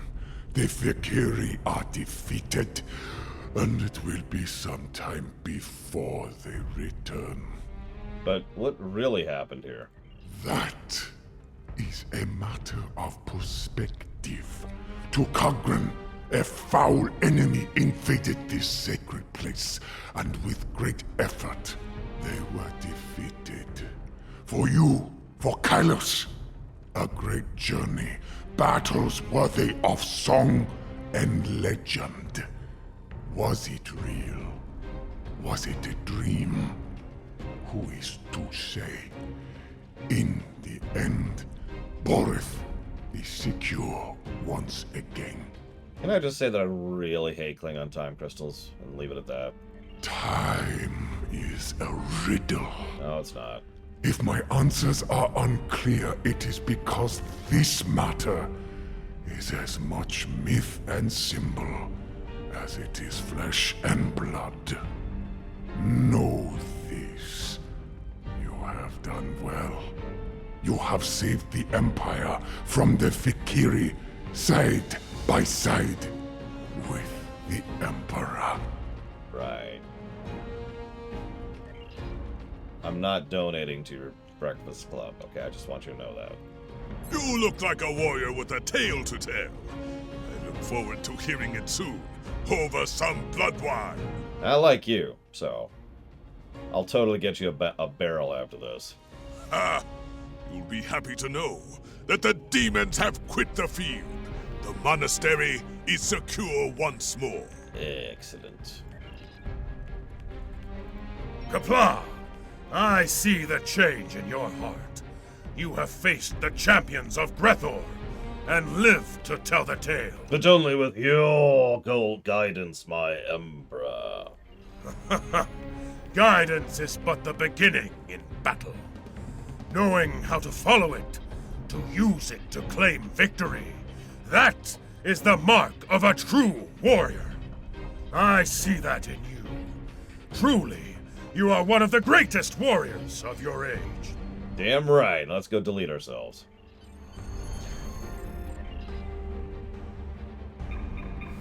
Okay, so, real talk, I actually rather like that mission. As I mentioned before, it does a lot right. It's kind of nonsense, and it pulls the was it real or not crap, which irritates the piss out of me. But at the very least, it was well constructed, and obvious care and thought was put into the writing of it to make it line up with Klingons, Klingon culture, and everything I was talking about, right? It was also pretty good gameplay-wise, too. So, yeah, join, sure, whatever, go away. You have done much for the Empire this day. You fought at the side of the Emperor himself and defeated one of our greatest enemies. Honor to you and your house, warrior. As for the Fikiri, we have much to learn about them. Know that I have tasked some of our greatest minds with solving the riddle of these so-called demons. They may strike again, and the Empire must be ready. But there is one thing we do know. They can be defeated, should they crawl forth from whatever pit they dwell in to attack us again. I will call on you to meet them in glorious battle. I mean, okay, sure, whatever. It's frickin' dude, I swear, right? Vault. Shut up. The vault was abandoned in the chaos after the destruction of... Of nothing. Shut up. Shut up. The greatest minds of the Empire who tell me everything I want to know and reaffirm that I am a very, very smart person. But yes, I do think that deserves a positive.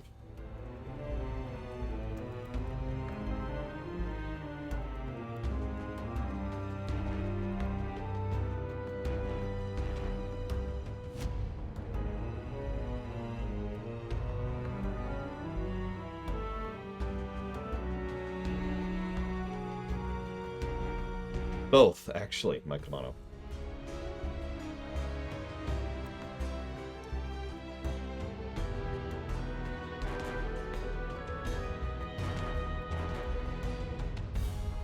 And here's the downside of this. I don't think this deserves a negative, but I could be argued into it. That is the end of the Klingon story arc, the Klingon relevance, if you will. For all intents and purposes, if you are... It is my opinion that once you've done that mission, you could delete your Klingon and be done with it, and it doesn't matter. The reason why is because, narratively speaking, that's the last time the Klingon actually matters to the story. Every other story from this point on is either a story for the Romulan main character or for the Federation main character.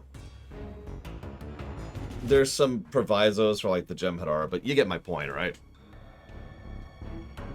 It's actually weird how occasionally the Klingon will be like, they'll get like one additional extra line of dialogue for like, I hate you and I'm at war with you, but I'm here to help. Or, I don't like your kind, but I'm here to help. And it's just like one extra line of, and I'm here too. Whereas for the Federation, it makes perfect sense for you there, because it's the narrative arc you've been going through the whole time. And you don't need that extra little... Oh yeah, by the way. I agree with the Civil War arc, but the Civil War arc sucks in every way, shape, and form. It is part of the worst story arc in this entire game. So, you think I'm being positive about this game? We're gonna shotgun negatives at this game once we get to that arc. I'm not even joking.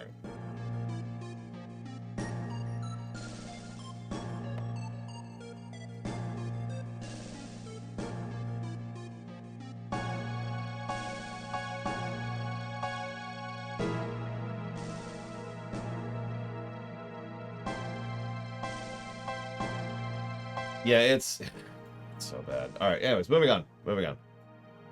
So, DJT, I'm afraid there's only one thing to do. You must perform one last service for the Empire. Which means, remember, they're not into suicide, so we murder them. Alright, let's make a Fed character. This is perfect music to make... I know, Wenlock. I hate it so much. Sorry, just... God, I hate that story arc so damn much. I'm really glad... I was actually ready to quit STO over that story arc. No joke. In fact, you may have noticed I've mentioned there's several events I wasn't there for over the last year. Can you guess why? The current arc that just started was this game's last chance, as far as I'm concerned, to get my attention back, to bring me back to the game. It succeeded. But, God, just, ugh. And it's technically 3 arcs, but it's all one arc. The entire Klingon arc it's the Discovery stuff, the Ja'ula stuff, and the Jempog stuff. It's all one arc. And it sucks. I'm done. What's a good music? What's good Federation music? What do we got here? We've got a bunch of Federation. I feel like this really feels Federation-y to me, so let's go ahead and do this. So, Starfleet. I actually don't have any Mass Effect music. I had it for the last run. I have since lost it. So we can be human and Dorian, Bajoran, Benzite, Betazoid, Tholian, Ferengi, Liberated Borg, Pakled, Rigelian, Saurian, Talaxian, Tellarite, Trill, Vulcan, or Custom. I think my main's a Betazoid, and I don't remember why. I think I just picked something randomly. No, if you want to be an Orion, you play an alien, because you can customize an alien to look like whatever.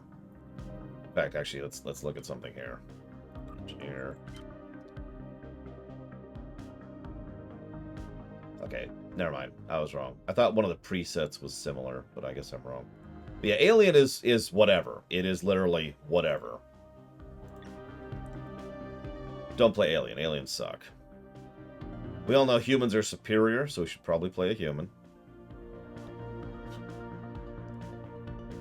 Does anybody want to be our human character? And yeah, the Cations are in this. Although, I think I have to buy the Cations, because I don't have them on the list here.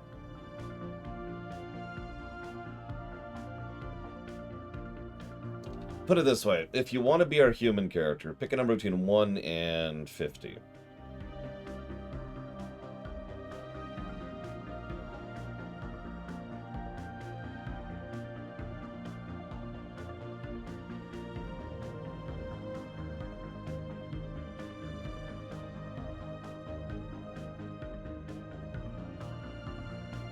Well, you don't have to be human. I'm going to let whoever wins pick the species, Sevacom.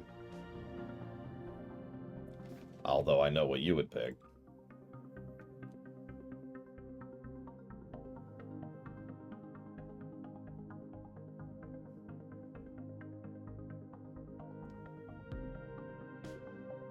Last chance to guess. I'll give you a few seconds.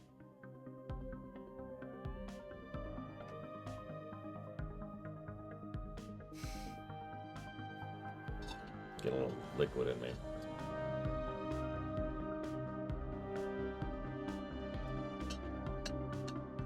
Alright.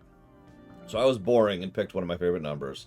So Mike and Zed Slayer, I'm going to need you to repick because you both guessed 33. Same thing, 1 through 50.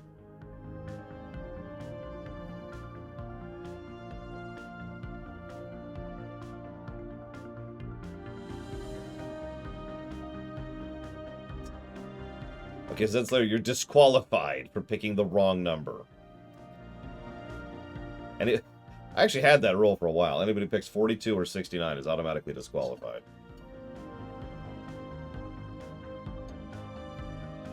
So, Mike, what species would you like to be?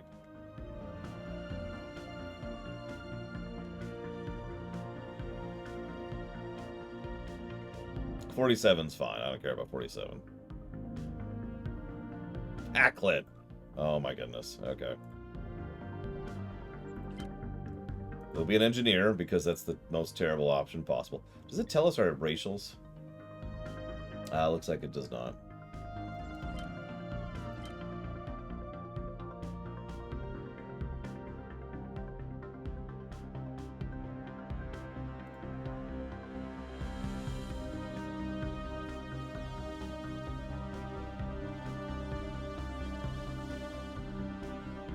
Hang on, we need to have the best possible stance. Oh no, that's not it. Where is it? There it is. Yep, there's us. Mike the Packlet.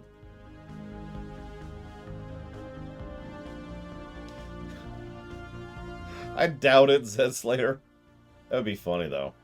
Make sure we're really short, too.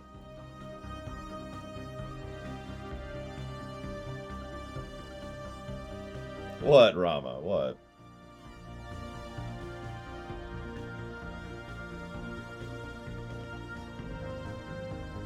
I have always been fond of the DS9 uniforms.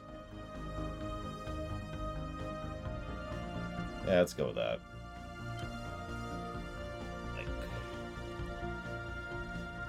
Of the US, who wants to be the ship? It's gonna be a Miranda, I'm pretty sure. Although I haven't done this is new to me. We'll do Flygand. The USS Flygand. I mean, it even fits, right?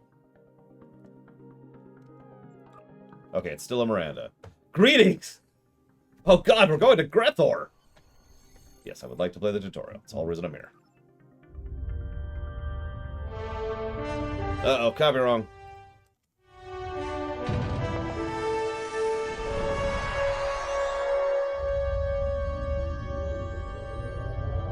After I left Starfleet, I made it my life's work to reunite the Romulans with their Vulcan brothers.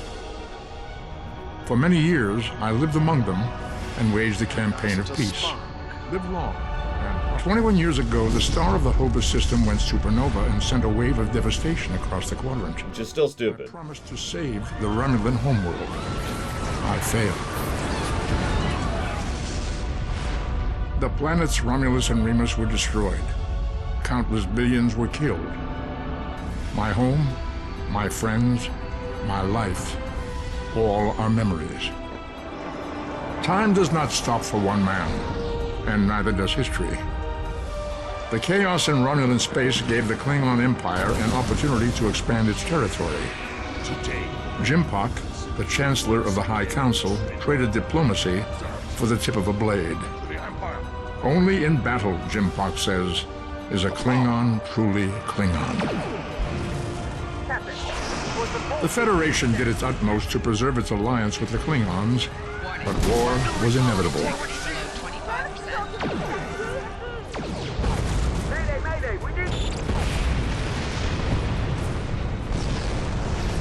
The Romulans want revenge for their lost world.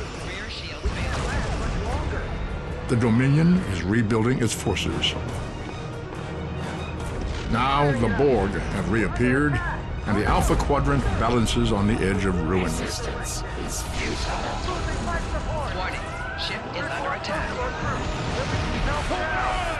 The fate of the galaxy rests in your hands. So I should probably mention that that intro is way out of date. That was the second intro we ever had for this game. Like, way back in the day. So some of the information they just mentioned is legitimately out of date and not even true anymore. From what I understand, they kept it in because that was the one Nimoy recorded, and it's not like they could redo it. So I just wanted to mention that. Welcome to ESTO. Today's graduation day. It's so much brighter than the Klingon things. It's time to be embarking on your training cruise, where the bulk of the ship is manned by cadets like us. And meanwhile, in San Francisco, we would like to go. Finally, I was beginning to think you forgot what today was. How could I? You reminded me every day for the past month. Did you get your assignment? Of course, I was first in line. Oh, before I forget, I think Rasky is just ahead. He wanted to thank you for helping him cram for the astrometrics final. Okay. I'll have to go talk to him then.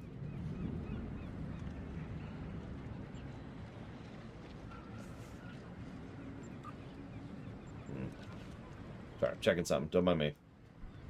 But yes, the Cations are here. See? Or however you're supposed to pronounce that. There you are. I wanted to thank you for helping me pass that final, and for all the other times you've helped me. I've always admired you. I hope Starfleet recognizes all you've done to lead our class. What ship did you get? I haven't actually gotten my assignment yet. Good luck. Before you report to Lieutenant Farah and get your assignment, you should find Tyrell. She wanted to talk to you. She's just up the pathway. That's almost assuredly a new voice. I guess it would be an unlocks? No.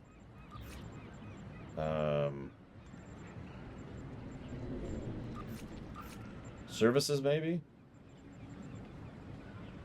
Trying to remember where it is. This isn't super well... Oh, here we go. Personnel. No, this is... Yeah, okay. So there's Cations, which costs... Actually, that's cheaper than I thought it was going to be. Holy crap. There's playable Cardassians, which you have to pay for. Playable Ferrosans, a.k.a. Klingon Cations. Playable Jem'Hadar Vanguard, which are different than Jem'Hadar. Joined Trill, gotta pay for them, of course. Playable Klingons on the Federation. Is that it?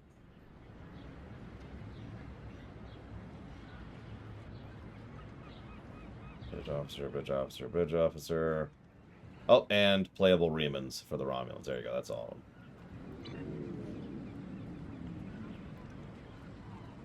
I believe Joined Trill have better stats. Otherwise, there's nothing different about them, like, at all. At some point, we should probably talk about Tribbles.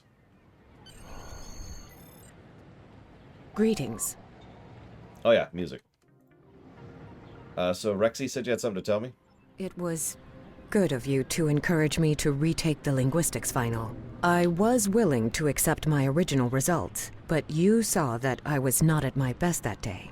My score increased by 12.8% on the second attempt, well within my standard norms.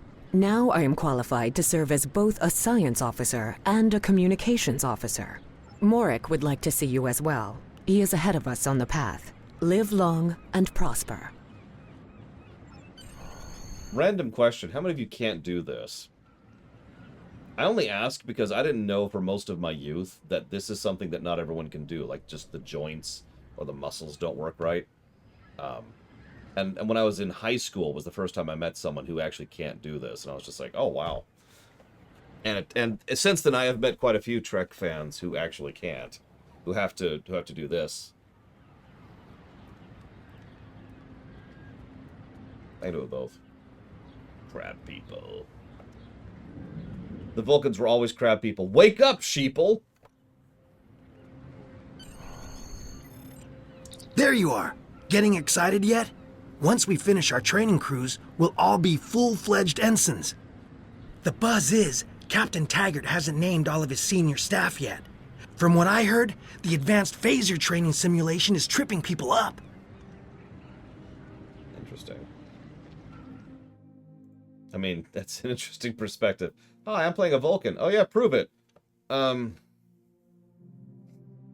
are you doing? I'm giving you the Vulcan, the two-handed Vulcan salute. It's, anyways.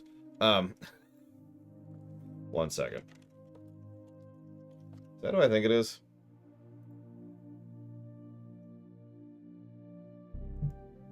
Yeah, that's what I thought. All right.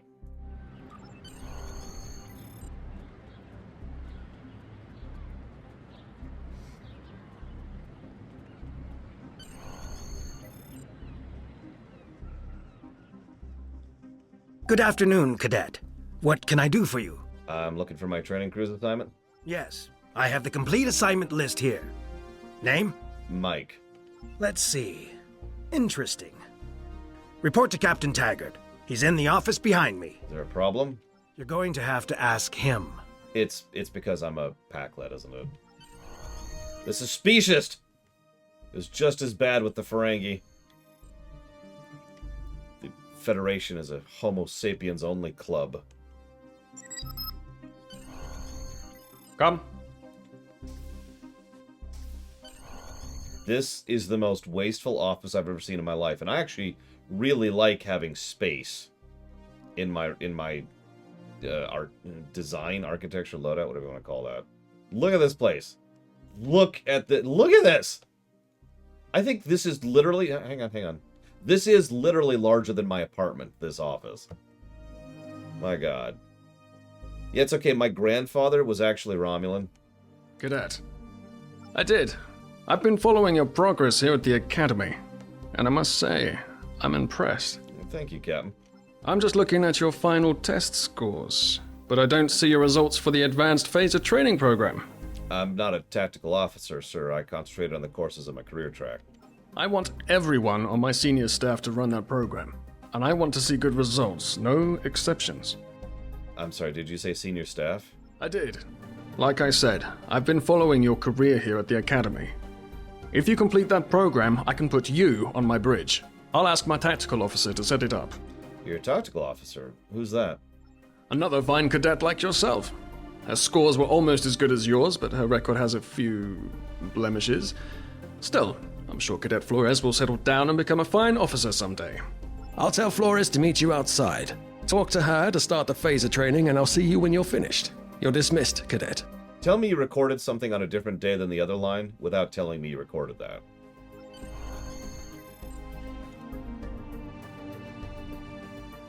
Interesting doodads over here. Some of this I recognize, some of this I don't. Some classic Trek stuff. Of course, we've got that stupid memory puzzle I can't remember the name of right now. The one Tuvok liked to play.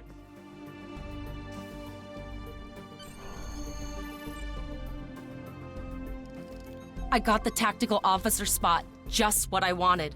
Where'd you end up? Captain Taggart says he wants me on the senior staff, but I have to pass advanced phaser training first. You never did that? I thought you were Mr. Extra Credit. Everyone knows that Captain Taggart expects all his top people to pass that program. Now you tell me. Don't worry, you'll do fine. Come on, I'll take you to the holodeck and set it up. Seems most of our class ended up on Captain Taggart's ship. What a goinky-dink. Actually, that does make sense.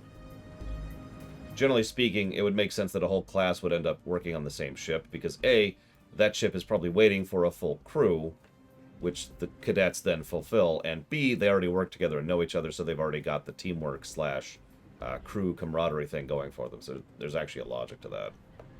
Have you seen the whales in San Francisco Bay? I never seem to spot them. I have seen them. Once. I sometimes forget that Boothby is a hologram. He seems like such a fixture here at Starfleet Academy. Last one of the console buys the first round tonight. Oh, you... but we don't have money! Yeah, we don't have currency-based economics in the future! Setting up the training program now. I hope Holodeck 2 is your lucky holodeck. Any advice? Shoot stuff, don't die. Pretty basic, really. I'm gonna need a phaser. Phasers are in the lockers by the holodecks. You can grab one there. Let's do it.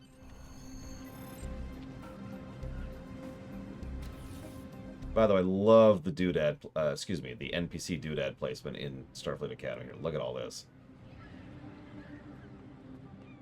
Class of 2409. I'm sure nothing significant will happen in the year of 2409. Hang on, I'm blind now.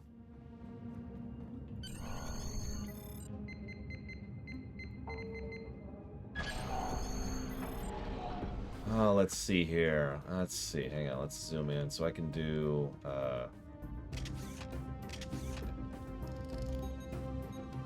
I could have a hand phaser. I could have a jalopy hand phaser. I could have the Lego space rifle. Or I could have the Death Doom 5000.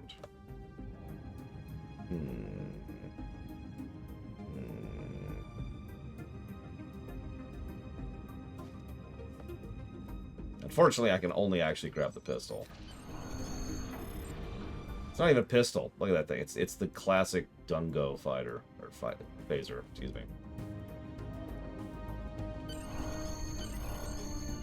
I hate these things. Alright, begin program. Of course I'm fighting Klingons. I don't think this really fits for me. Computer, change playlist to Klingon War playlist, please.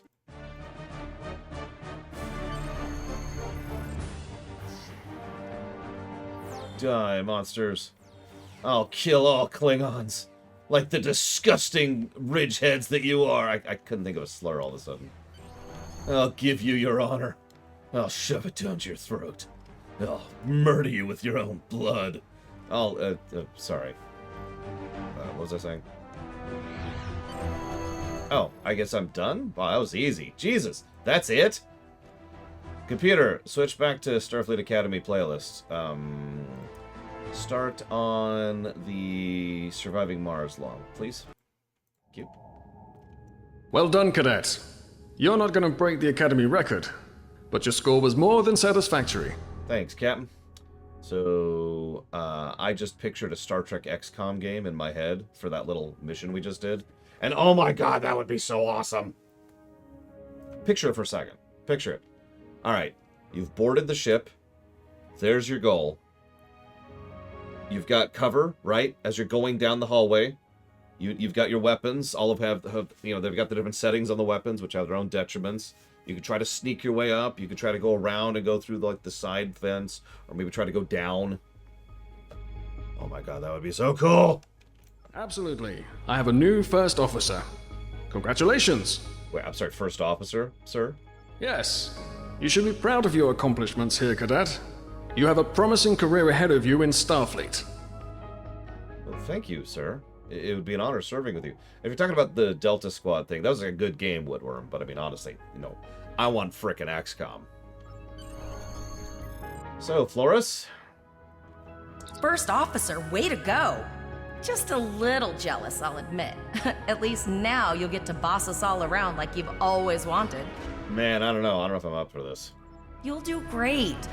But we should head up to the shuttle bay. Everyone else is waiting there for the ceremonial send-off toast.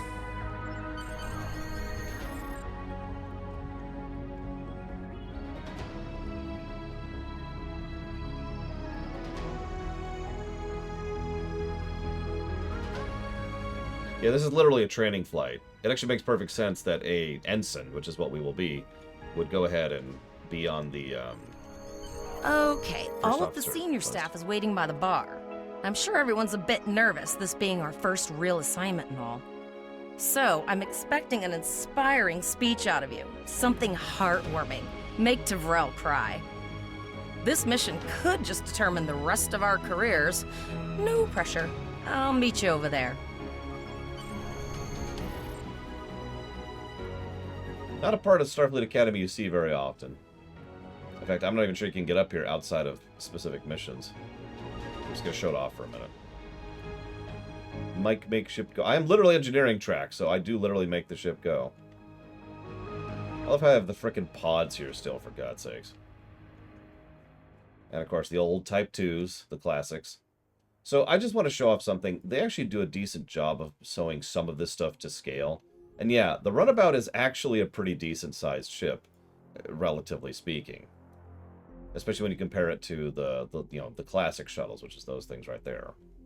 I only mention this because this is one of the reasons why one of the main ships that they used in Deep Space Nine for several seasons was this thing. I mean, it literally actually has a torpedo launcher up top there. But anyways, moving on. Now, as I ascend this gold-plated hallway, I say, avert your eyes. So I can inspire them, intimidate them, be humble.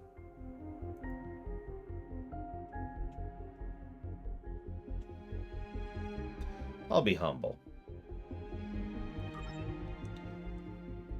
On the first day of class, 4 years... Wait, I have to be a Packlid. I can't do a Packlid voice. On the first day of class, 4 years ago, I looked into this mirror and thought, there is no way I can do this. I know I wasn't the only one. Now we can go... Now we can switch. We can switch in mid-speech to be intimidating, emboldening, or humbling.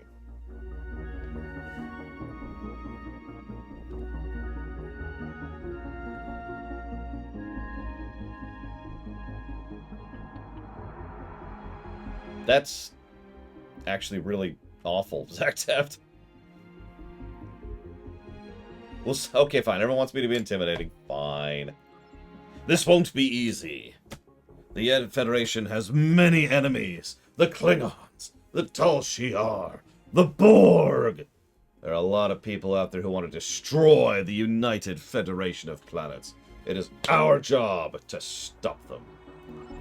But we will go forth boldly, like Federation has trained us, putting to use everything we've learned here. To the Starfleet Academy, to the USS Flag End. Oh, and to her crew. To the 2409, the year without incident.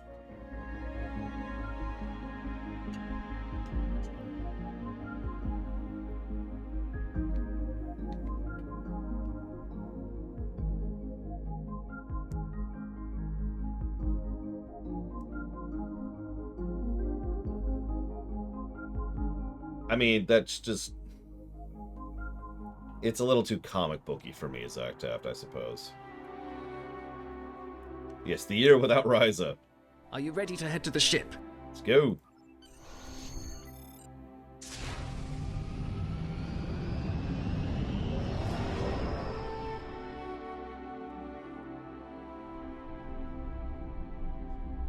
I can't believe we're finally doing this.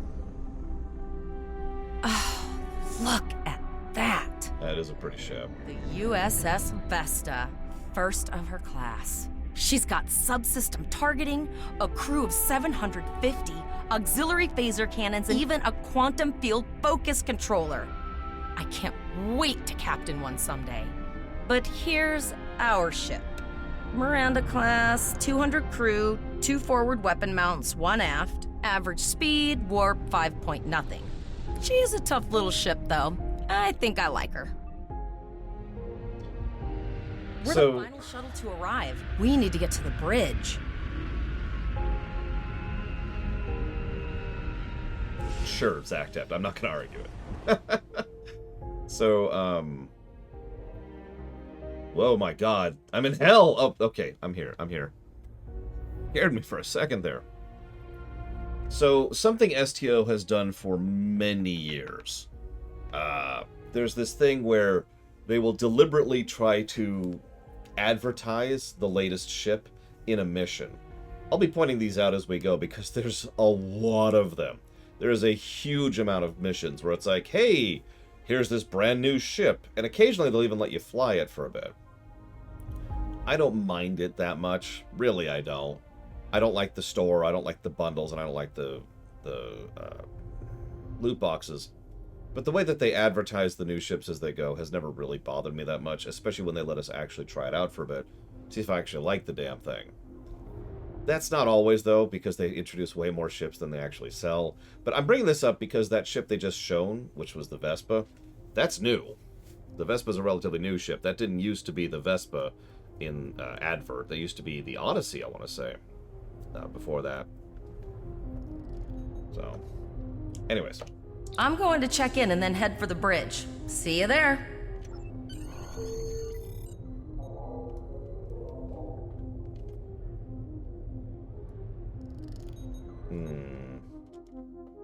I swear that was the Odyssey at some point in time.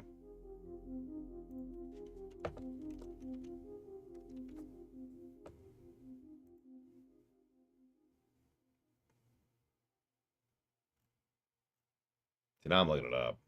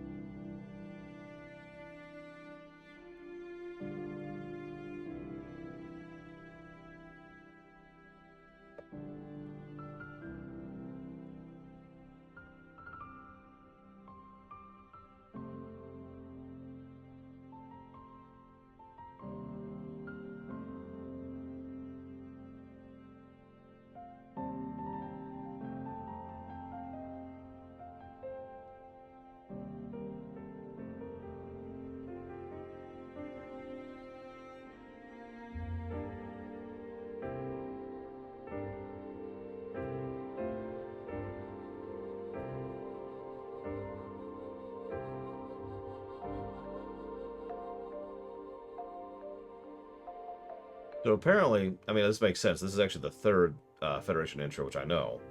But I'm trying to figure out if it was the first or the second Federation intro that had a different ship. So I know they had another ship there. I remember it distinctly, and that's why this is irritating me a bit.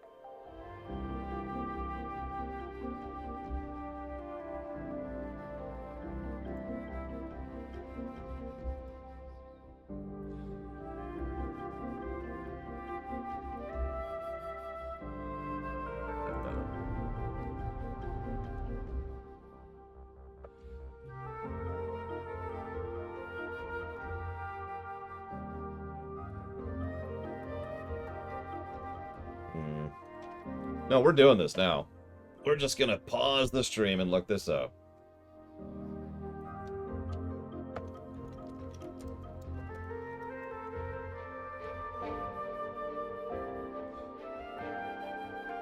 Don't worry, I actually have a reasonably fast way to do this.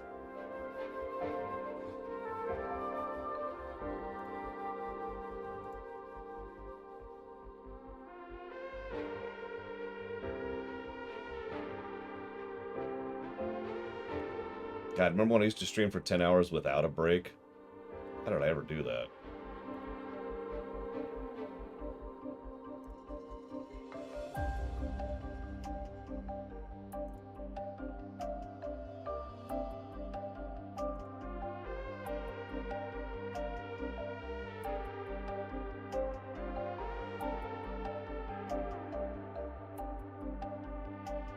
Probably because I hated myself. Like you do.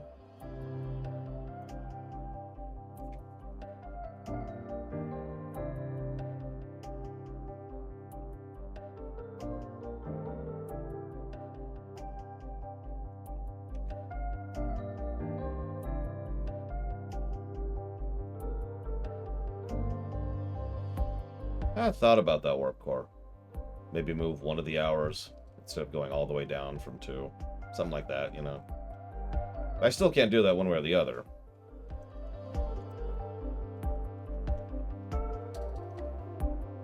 Hi, Evo.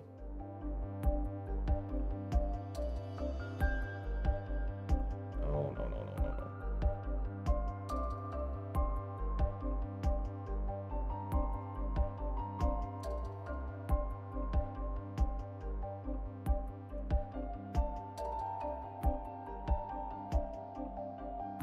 That's not far enough back.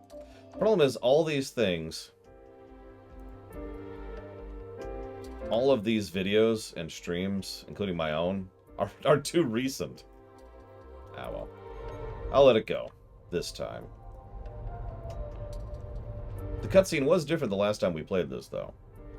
Name and position? Cadet Mike, acting first officer. I have your record right here. Welcome aboard. Thank you. Where's the captain? Captain Taggart is waiting for you on the bridge. Use a turbolift in the nearby corridor. It will take you directly there. Cool. Thank you, Evo. Would you believe I spent a huge amount of time over several months designing that FTO? Are you okay, Flora? There you go.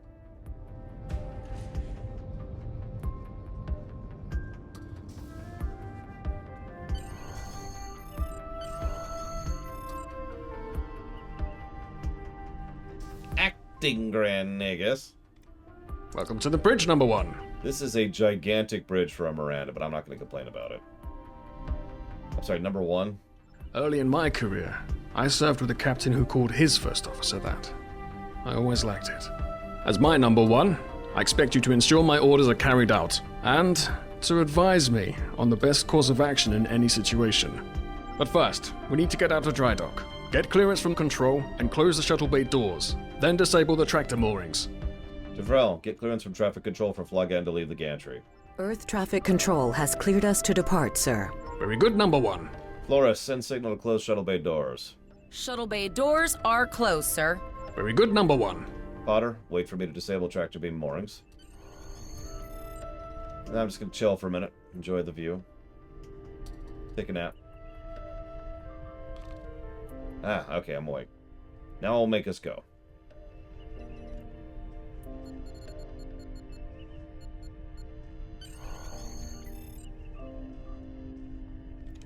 Potter, take us out. 1/4 impulse.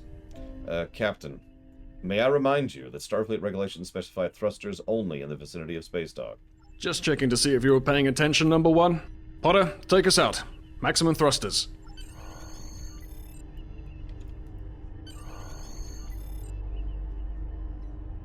Cleared from dry dock, Captain.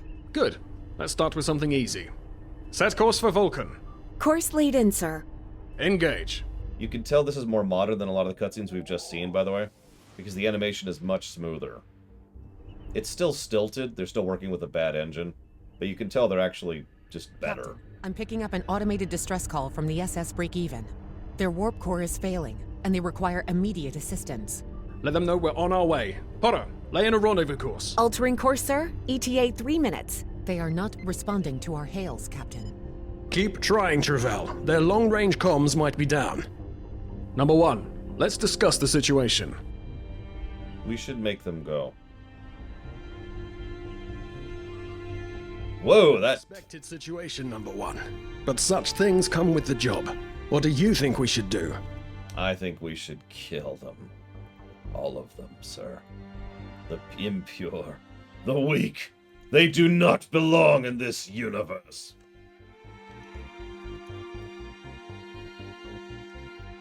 So, any questions? Yeah, I thought so. He's a Denobulan. I had to double check that. But, yeah. So, I'm sorry, is this a test, sir? Is this part of the training cruise? Absolutely not.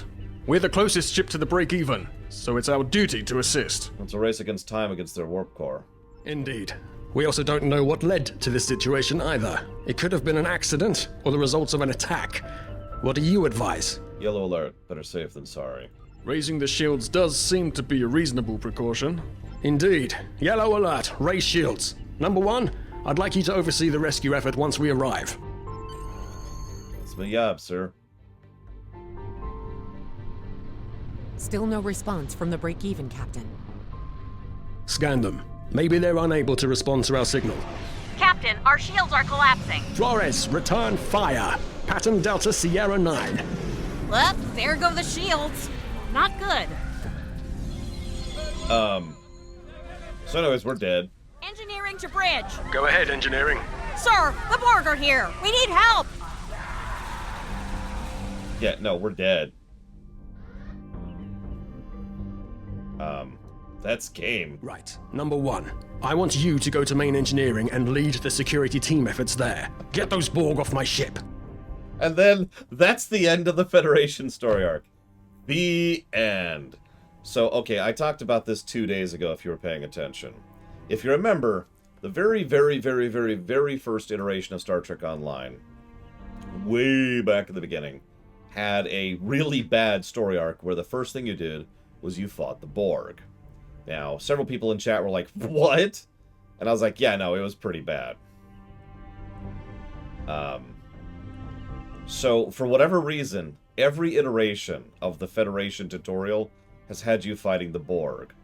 I legitimately suspect there's a bit of, like, it's a tradition mentality going into this, even though it's nonsensical and stupid and has never stopped being that. Now, it was worse back in the day.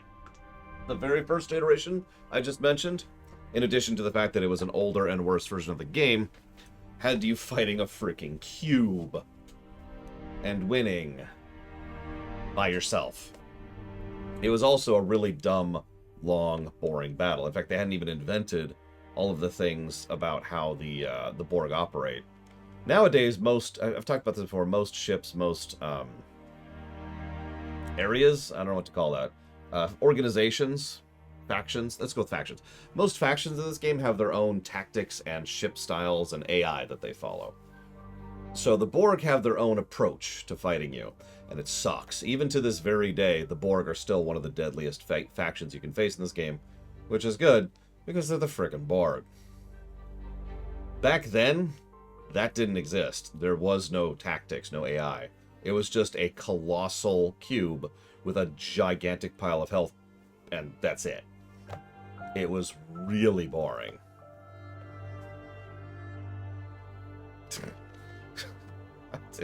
God, it was bad. It was so bad. Anyways, hang on. So now that we're fighting the Borg... Oh yeah, the frequency modulator didn't even exist yet. Sure, Mike Kamano, what do you got? I actually think I know what you're going with, but I'm curious of your thought.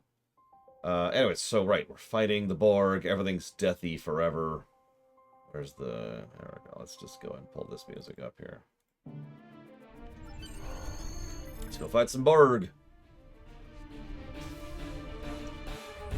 Sorry for the emergency stop, number one, but there's a problem in the transporter room. The Borg are trying to take it over, most likely to prevent us from using site-to-site transports within the ship. Alright, what are your orders? Head to the armory near your position. Arm yourself and any security officers you find on the way. Once you're armed, I need you to go to the transporter room and secure it as soon as possible. What about the enemy ship, sir? We're holding our own so far, number one, but no, our you're success not. depends on securing the ship. Do what you can to get the Borg out of critical areas. And you know what irritates me most about this? Is that 5-second cutscene was exactly right. Here's a Miranda. Sphere shows up, grabs it, and wrecks it in seconds. That's exactly correct. That is exactly how that should go. A Sphere should be able to just kind of... And that's the end of us. I should remind you that a Sphere is not a full Borg battleship. It is, in fact, not even a Borg operational ship. It's effectively a Borg shuttle. And it should still absolutely Shrek us. But I'm getting off topic. Sir, over here! You need to unlock the armory. Enter the command code. What do you think I'm doing? And yes, I do. It's one of the reasons I have to have Grab rifles to fight off the Borg. a lot of work done into making sure there's a lot of air conditioning and airflow so I don't die of heat exhaustion while streaming.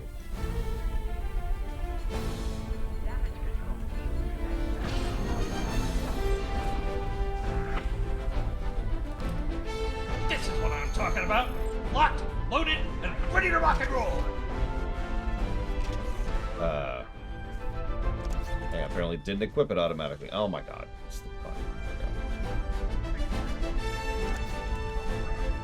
Status report, number one. Have to leave the armory, sir.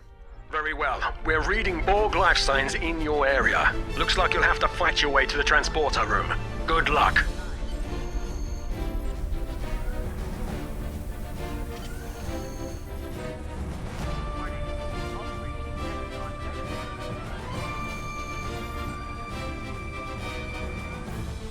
But yeah, this would all be... This is going to be a negative to story. Let's just get that out of the way.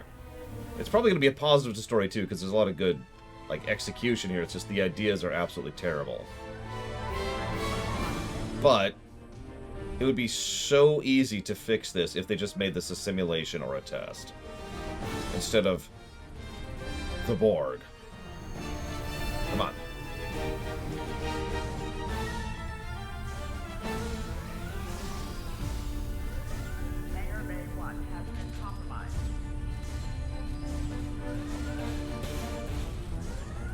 Yeah, we never left the holodeck for that training simulation. There you go, boom. Yeah, exactly. You could just keep it about the Borg. In fact, this could be our new Kobayashi Maru. That'd be a nice little thing. Maybe they changed up the Kobayashi Maru. Maybe they made it modular so that you go after different enemies, and ours just happens to be the Borg. And we talked to Flores, and she's like, oh yeah, I had to fight the Tal Shiar. That sucked. Oh, for Christ's sakes, do I literally have to loot this? Open the door!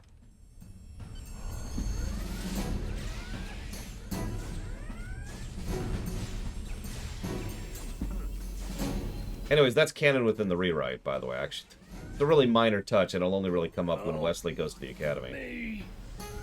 I'll help you. Yes, Evo, is the answer to both of your questions. Yeah, we have to loot. No! Just, in the rewrite, the Kobayashi Maru is randomized. You don't always fight the same situation. It's not always the Kobayashi Maru, etc. And it doesn't always happen at the same point in your training either, too. Yeah, exactly, Alchemist. Congratulations, you survived for 20 seconds against the Borg. That's a new record. And they've got like a leaderboard. The person who survived the longest is like 48 seconds, and they're just a legend. I mean, I don't see why not, Silicon. Thanks. You saved me from a fate worse than death. I'll get back to manning the transporters. Yeah, the general idea is that it's designed to be unwinnable, no matter who you're fighting. So I need to get to main engineering to repel more of the Borg. That's going to be a problem. We took some hard hits in the initial salvo, and there are hull breaches in the corridor. I don't think you can make it there. Can you beam me directly to engineering? We still have main power, so yes. Yes, I think I can.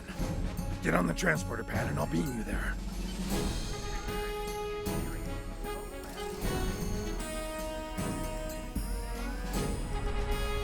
I don't like this ship. There's not enough humans on this ship. Where's my humans at, yo? Your timing is fortuitous, sir. We are making a push to retake main engineering.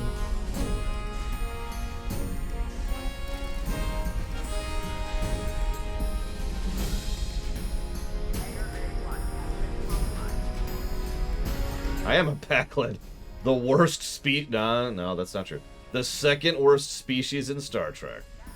Forgot about the Kazon for a second there.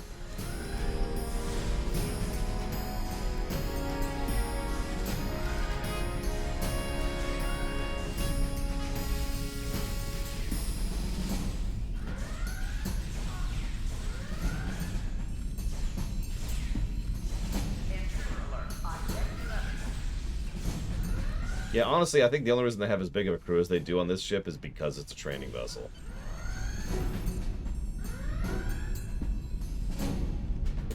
And we're all dead. Oh, okay. I've got an idea. I saw this in a Starfleet history sim, so I'm pretty sure it'll work. I need you to prepare the plasma coolant for emergency release. That sounds really risky. Any riskier than standing around while the Borg send over more drones? That's a bit loud. So, hurry! I do not want to be assimilated. No, thank you. I'm not even going to respond to that. No, Kazon are the worst. God, Kazon suck. Why do Kazon even exist? Hey, who wants to be assimilated? Don't answer that. We need to go, now! Quick, release the plasma coolant. Working on it. Hey, you see the increase in quality of the cutscenes? I know it doesn't look like much compared to, you know, proper AAA titles, but this is impressive for this game, legitimately.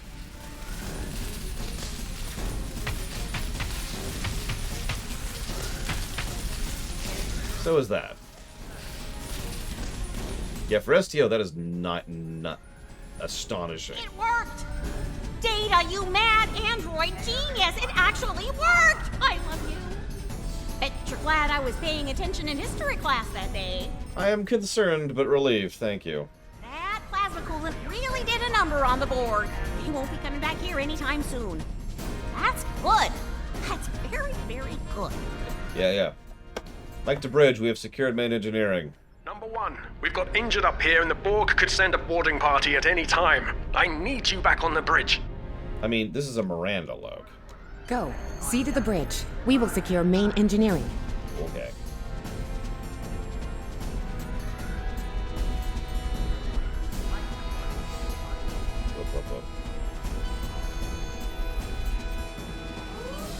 Welcome to Ryza.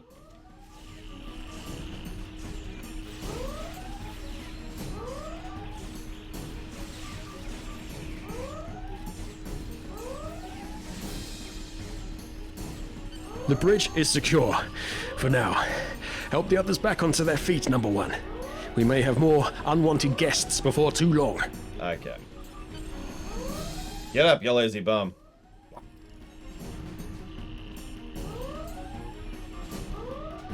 You have my gratitude. The name of this song is The Scrap Boulevard Cleanup Crew. Oh, I owe you. Both of you. Thanks. Nice work, Number 1. Oh, looks like that phaser training paid off. Actually, I was using a different gun than this one. And you only put me through literally one simulation. And you have me shooting Borg. Captain, look out! And you're worse than dead. Have fun!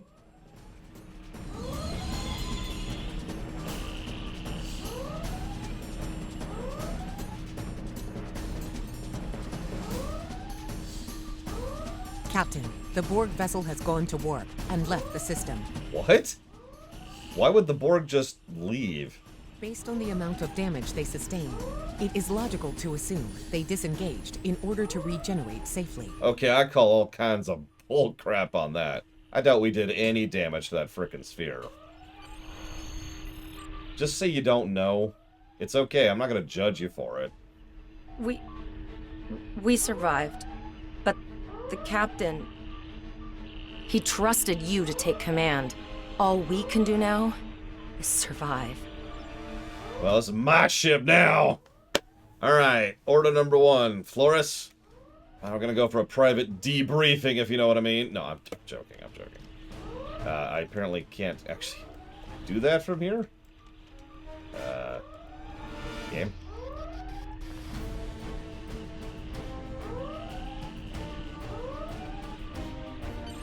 There we go. Jesus.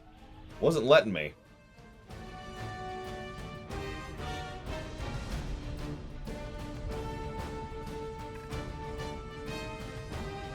All decks reporting in, sir. We took some casualties, and sickbay is full. All ship systems have taken some damage, but some are worse than others. Life support is stable, but anything else could be an issue. That's right, we got to captain's seat before Riker did. That's how good we are. Send out a distress call. I have been trying to get a distress call out, Captain, but something is jamming all frequencies. What's the status of that Borg ship? I think she took some real damage. No, she didn't. We're in rough shape too, Captain. Give me a damage report. Still running diagnostics, sir. Took us some time to get the systems back online. What about the break-even? Hail them. Hailing the break-even now, Captain. SS break-even, this is the Starfleet vessel USS Flygand. What is your status? No response, Captain. I suggest that we move closer for a short-range scan. Alright, stay sharp. We don't know if there's any Borg on that ship.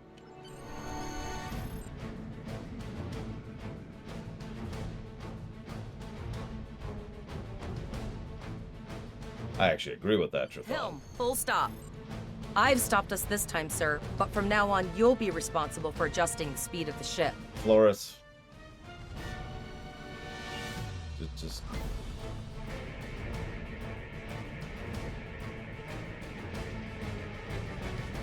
No life forms detected. The ship is broadcasting its distress signal via automation. I suggest that we remotely order the break-even's computer to cease the distress signal. Agreed. Don't want any other people coming in for a Borg ambush.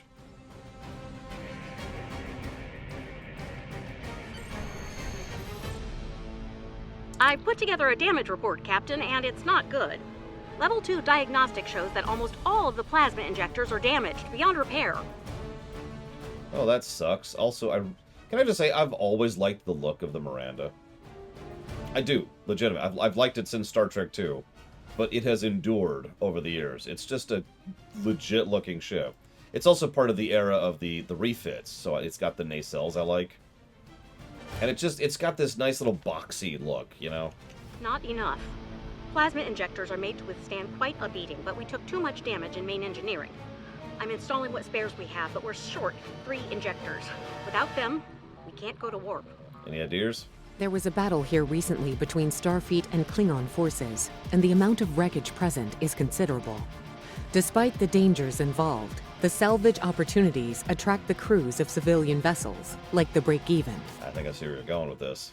Logic suggests that we may discover similar opportunities for salvage here. Man, we're apparently not in a mission right now. The debris field. Some of the derelicts present may contain intact plasma injectors. Right, let's go ahead and go scan those suckers, shall we?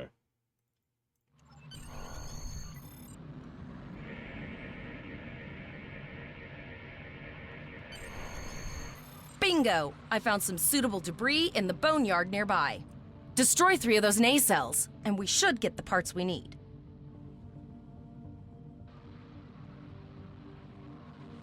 It's actually a transformer.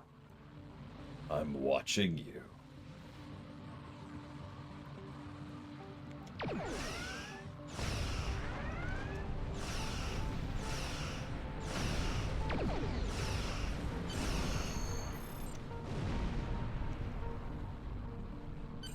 These plasma injectors will do the trick, sir. Gorgeous technology. Yes? 3.7 liter flow with shielded reservoirs and a drop flow induction coil converter and... Stay focused, Zarva. There are still Borg out there. I'll get everything installed as soon as I can, Captain. Just remember, safety comes first. After all, we don't want to blow up the minute we hit Warp 1. Devel, are our comms still jammed? Unfortunately so, Captain. We are still unable to send a distress signal. Any idea what's causing it? There are several operational Starfleet comm satellites near our position. My preliminary attempts to use them to send a distress signal were not successful. A sensor scan revealed the presence of Borg technology in each satellite, and that they are the source of the jamming signal. Good work. Any recommendations? Since time is a factor, the most expedient solution to the problem is the destruction of the assimilated satellites. Their elimination should allow us to send a distress signal to Starfleet Command. All right, let's make it happen. So I'm going to go ahead and be real here. The first time I did, well, not this mission. I've never done this mission. But the mission that precedes this one? Or the mission that precedes the mission that precedes this one. I forget it was, but whatever it was the frickin' Miranda. Obviously, I like the Miranda, but just... Something I've talked about several times is the idea of a game that scratches an itch. A game that may not be all that good, not really, not in its own value, but it does something that no other game is doing, at least not to the same extent, or the precise variety of the thing, or whatever. Like I talked earlier about a Star Trek XCOM.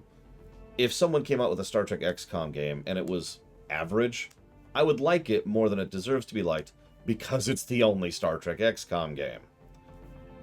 How many of you have games like that in your retinue, where there's a game that just hits that particular itch, and you like it more than it, frankly, deserves, because it's the only game doing that? I have several myself. Obviously, that doesn't really apply when it comes to the review, so the game doesn't get points for that. But I mention it because, you know, I can think TIE Fighter, Star Wars Rebellion. Honestly, I can think of quite a few if I really sat and thought about it for a while. But the reason I'm bringing this up is Star Trek Online. The reason it hooked me originally, back when it was a much worse game than it is now, and remember, it's still kind of a bad game, as I think this review will show. But the reason it originally caught me was specifically because it was the only game I felt I could play a starship, because that's effectively what you're playing here. The ground stuff is whatever, but when you're up here, you are playing the starship. That's your avatar. That's your player character. And I loved it. It just clicked with me in a way that effectively nothing else ever has. I actually tried quite a few space-bound MMOs as well as RPGs over the years to try and get this same feeling. Nothing else has ever managed this. Not because this one's the only one that's Star Trek, but because most of them just don't do it all that well. There was one that was up there briefly, which I've talked about a few times, called Earth and Beyond. I don't know how many of you have ever heard of that. Some of you probably have only ever heard of it because I've talked about it. It's the last game Westwood Studios ever made. And it was a game that was a similar concept. You played a ship, and you floated through space and did stuff, and it was cool. And that got torpedoed. So that just leaves this one. I know what you're going to say, but what about EVE Online? I've tried EVE Online many times because I wanted it to be this, and it isn't. EVE Online is what it is, and it works at what it is, and that's good, but it's extremely not what I want, and it's extremely not for me.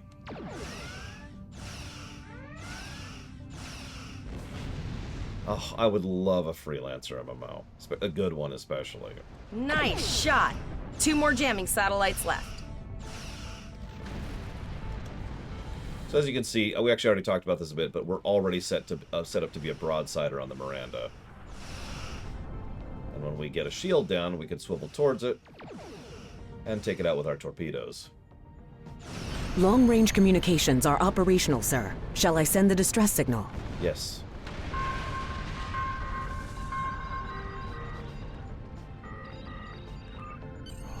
Captain, the Borg ship sustained damage in our encounter and is likely to be leaking plasma until they have an opportunity to regenerate.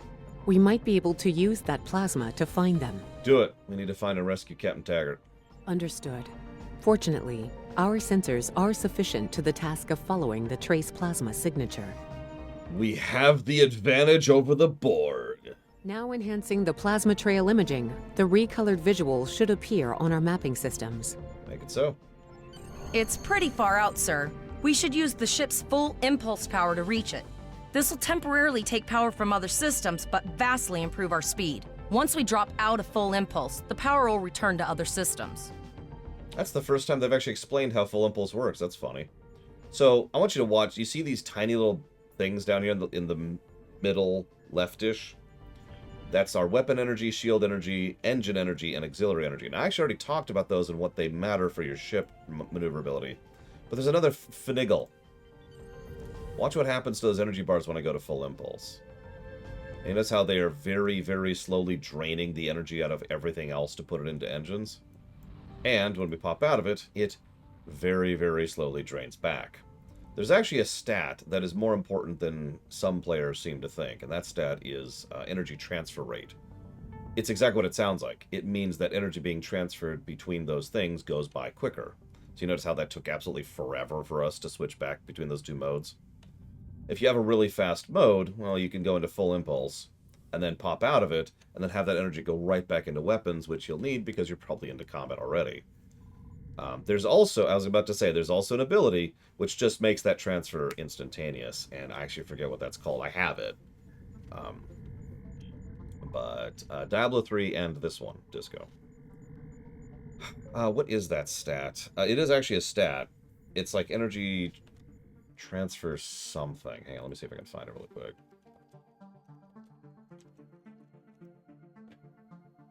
It's apparently called power transfer rate or electroplasma system flow. I think you're right, Warp Core. I think it's the Miracle Worker specialization that gives me that. By the way, Miracle Worker specialization is legit. I highly recommend it. What you use as your secondary is up to you, but I really recommend primarying Miracle Worker. It's ridiculous. Like, if you're not sure what you want to do, you don't have another build, you don't want to mess with it, Multiple Borg vessels on sensors. you can't go wrong with Miracle Worker. These probes do not appear to be shielded. So, Looks like they were recently made from assimilated parts and aren't fully operational yet. they're also huge. Did you notice these tiny probes are bigger than the Miranda?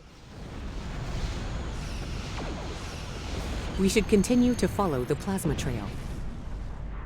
Just getting across the scale there. Borg tend to do plasma damage, because everyone has to do a certain type of damage. Plasma damage's unique thing is it leaves a dot after it does its damage. I'll talk about the damage types at some point, but all you need to know right now is the damage point types don't really matter. Not really. If you want to... Captain, the Borg have adapted.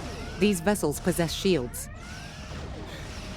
If you want to run a build that uses nothing but polaron beams because you think they look cool, go for it. There's no real detriment to doing so. Your damage type only really matters that you keep track of it for the purposes of getting the right consoles and the like. And, you know, if you want to min-max, if you want to really squeeze out specific things, then you're probably going to want phasers, because phasers are king and have been for a while. That being said, rainbowing will assuredly make you do less damage, but looks a lot cooler. Sorry, each damage type is differently colored. You can tell right now they're doing plasma, which is green. I'm doing phaser, which is kind of a light orange. Rainbow is you do all kinds of stuff. And yeah, it is actually possible to make a rainbow build work. I forget the combos you need, but there are things that make you do more damage the more damage types you're doing. Transmission, sir. It is from Starfleet. Last I checked, that is still going to be inferior to a single damage type, just because of the targeting whatevers. The tactical consoles I can't think of the name of right now. Because you stack those tactical consoles, and it's just going to boost your damage way more than you can accomplish with a rainbow build. But remember, you don't have to min-max. You don't have to build yourself to be ultra whatever. You can just build something that's fun. So if you want to do a rainbow build, do it. This is Captain Nog of the USS Chimera. Do you require assistance? F. Yes, sir. We were attacked by the Borg. Pretty bold move to come this far into Federation territory. Where is Captain Taggart? He was captured and taken to Borg ship. They have assimilated him. I see. And you're the acting captain? Yes, sir. Right. Well done, Cadet. Looks like your ship is in need of repairs. Set a course for our position. Chimera out.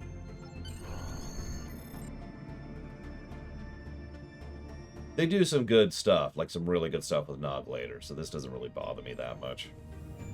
But yeah, he probably doesn't need to be here. But whatever. I mean, Nog was always going for the captain's chair. That makes sense. Another Borg sphere is attacking. Now that ship might be able to do some damage to a sphere. Maybe.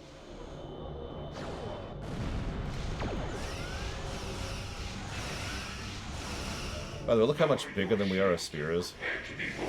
All life forms will be assimilated. We also notice the Borg aren't using the Borg tactics here, which makes sense, because if they were, they'd kill us. So what I'm doing right now is a strategy that only works on certain enemies. I'm trying to drain all of their facing shields. The reason I tend to do that is because that way, whoever else is with me, or maybe myself, can then just torpedo at will and take them down without much effort. Something I used to do a lot on my beam boats. Here, well, we're going to be a little bit simpler.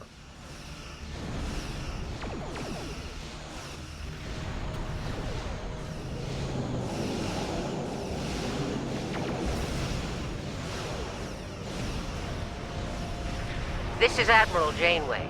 Looks like you're having a little Borg trouble. That's new. Let's see what we can do about that. So, I mentioned that they brought in a lot of actors and actresses, but they couldn't actually bring in several people because they were either too expensive, or they weren't available, or their agents said no. Kate Mulgrew was someone they actually said multiple times they wanted to get for STO, and could never get. That only changed this year, or more accurately last year, but you get the point. The stuff came out this year. Yeah, it was a shock that they finally got Kate Mulgrew. They've been trying to get her for literal years.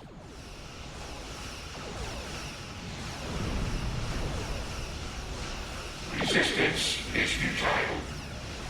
You know it.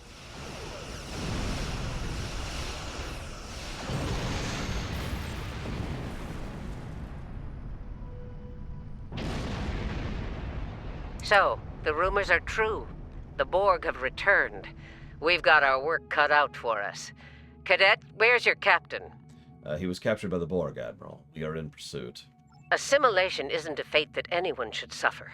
And I hesitate to think about what the Borg would do with a captive Starfleet captain. They must have taken him for a reason. Otherwise, they wouldn't have left without assimilating your entire crew. The only way we will find out is to rescue him. Agreed. We'll do everything we can to bring your captain home, Cadet. Admiral, we're receiving an emergency transmission? It's Captain J.M. of the USS Kinema to all Starfleet. I'm under attack by Borg vessels. Sustain heavy damage. quiet. I'm a dead man under Borg attack. Did you clean this up? Require immediate assistance. We lost the signal. I don't like the sound of that at all. We need to get to the Pollock system and help the Kittimer before it's too late. Does that include us, Admiral? Indeed it does. I'll need all the help I can get with this situation. Consider this a field promotion, Captain. Now then, set a course to the Pollock system, best possible speed.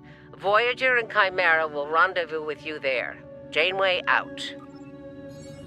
By the way, do you like the appropriateness of the fact that Nog is commanding a ship called the Chimera?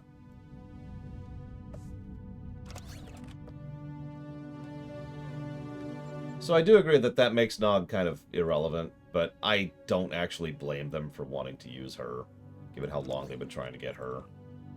Still, I would have probably repurposed her a little bit. As an aside, this is when... you remember how I mentioned the intro is both good and bad for the Federation stuff?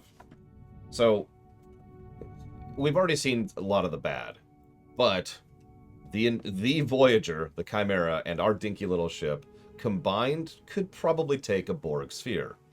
That actually makes sense, and that actually lines up and kind of makes this whole thing make more sense. But do me a favor and remember that.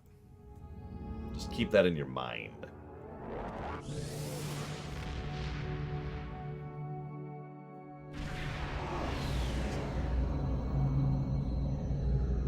We've arrived in the Pollock system, Captain. I have the Kittimer on sensors. She's taken heavy damage and is not responding to our hails. Your orders? Get us closer. I need a detailed scan. This could be another trap.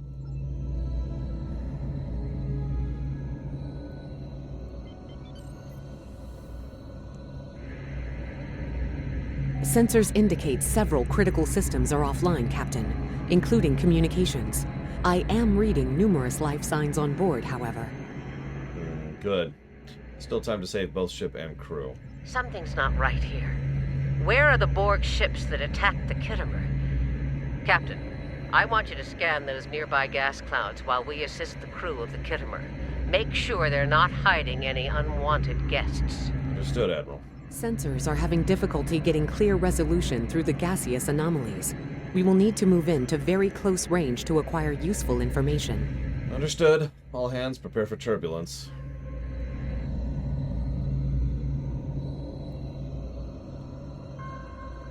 I mean, what else would you put the cadet on? I mean, honestly.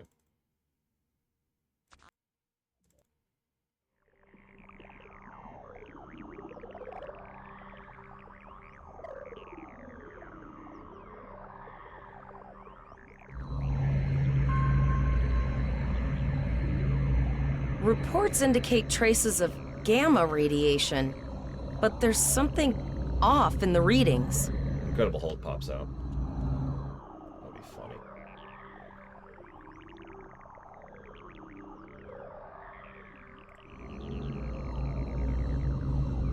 Actually, I kind of do, Mike Romano. It's a cheat, though. It's a playlist that pulls double duty.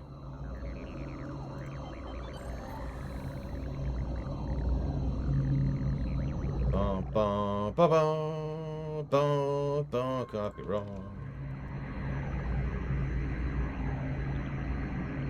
This is Janeway.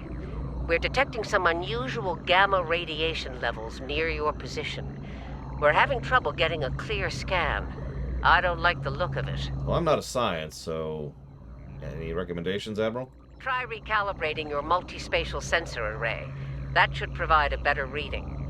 Let me know what you find out there. That level of radiation could hide a lot of things, including the Borg. Understood.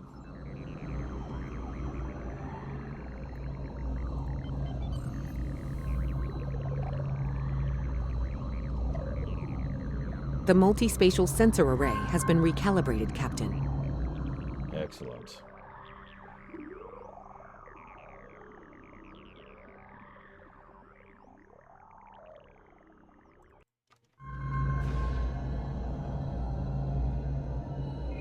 Picking up a transwarp signature. It's right on top of us! The Borg! Lower your shields and prepare to be ordered. All life forms will be assimilated.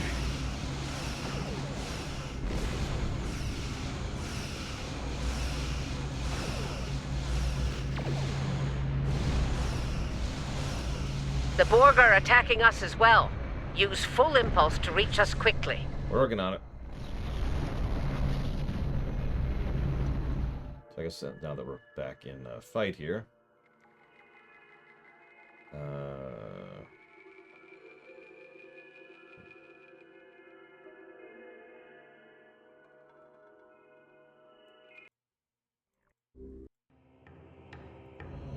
we'll go with this one.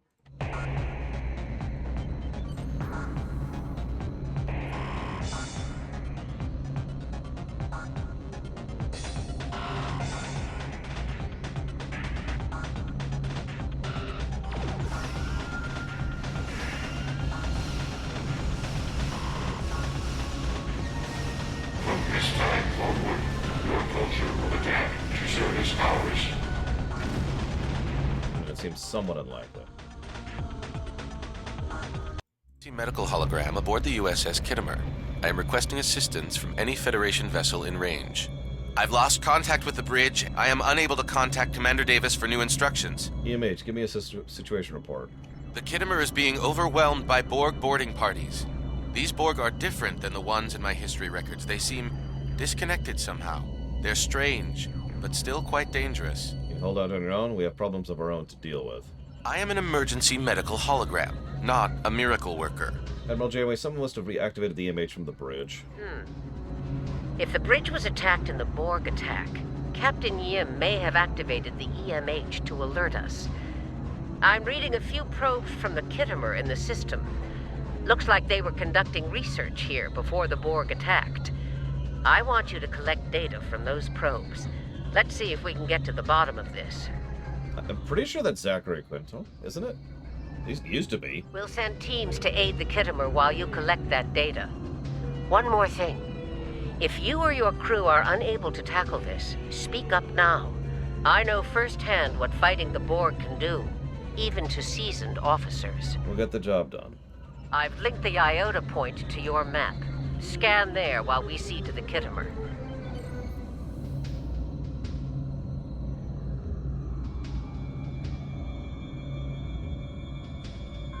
Well, we all know how well Miranda's do when they go inside of nebulas. Good. Head for probe number 2.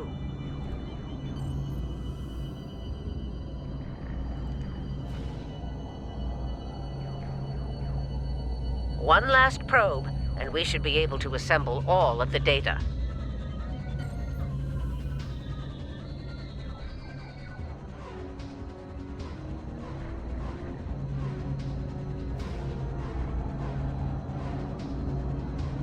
Send us the data so we can begin our analysis.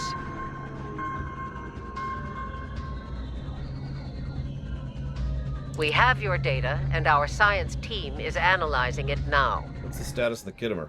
Our tactical teams have eliminated the Borg boarding parties on the Kittimer.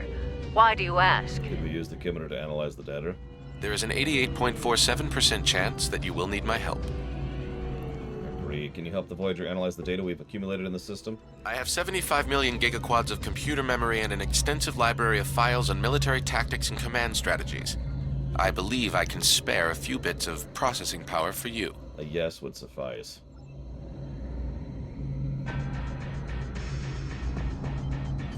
Borg transwarp signatures detected. All hands, battle stations. They're firing. I need help.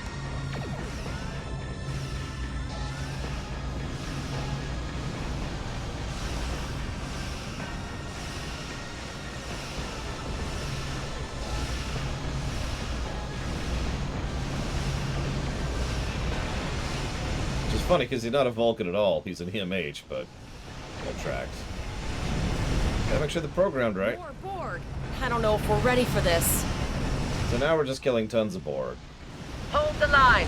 We've beaten them before, we can do it again. Although, in the interest of fairness, these are probes, and we've got 4 ships now, including a Sovereign. Remember your training. You're Starfleet officers. You've got this. Multiple Borg warp signatures detected. Yeah, that's a little more worrisome. We are the Borg. From this time forward, your culture will adapt to service ours. outnumbered. There's no way we can...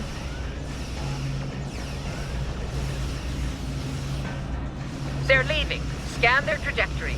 I want to know where they're going.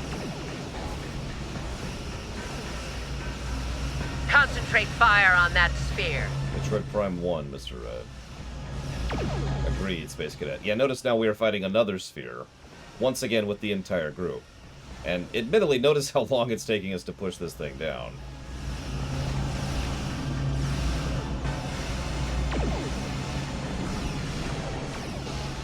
Actually, looks like the Sovereign isn't actually helping us right now.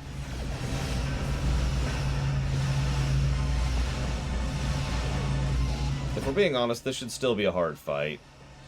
But I think this is at least feasible. Direct hit.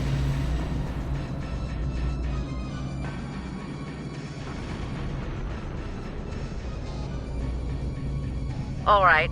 Here's how I see it, Captain. The Borg are using the Pollux system as a staging area. Our long-range sensors are picking up inbound transwarp signatures. Based on our analysis, their most likely target is the Vega system. There's a civilian colony there, and if the Borg take it, they'll have a large population to assimilate. What's the status of the Kittimer? The Kittimer is in bad shape, and they took heavy casualties as well. We're still working on triage and restoring their critical systems. Which leads me to our next course of action. Okay. I want you to go to the Vega colony and warn them about the Borg. About you, Admiral? Voyager and Chimera are better equipped to hold off the Borg and assist the Kittimer. We'll do what we can, but it'll be up to you to warn the Vega colonists. Understood. We'll set a course for Vega. We have to make our way to Vega as soon as we can, Captain. I just hope we're not too late to warn the colony. Are you ready to go? Narrator. They were too late to warn the colony.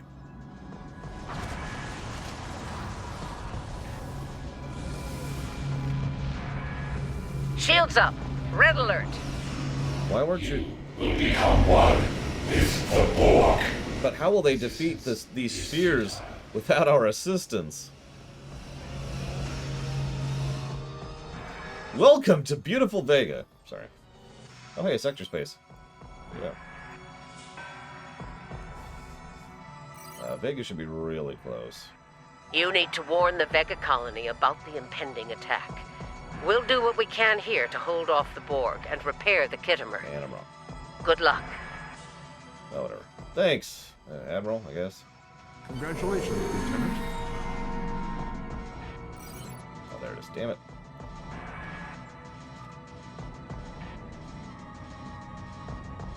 Yeah. Counter rush. Well,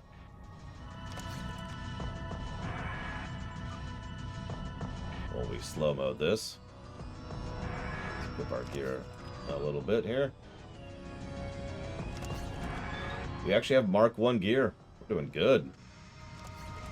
Yes, we are ready to go. We can fight some Borg. Yeah, we're level 5, or 2, excuse me, after all that. Now we're back into the darkness. The endless darkness of horrific space. And yes, we're doing the new Fed tutorial. Actually, we're going to stop doing the new Fed tutorial. We're just going to stop in space. The people on Vega are fine. You know, can we take 5? That's just been a really long day. I just graduated. I'm not supposed to be fighting Borg. I just wanted to study comets. God.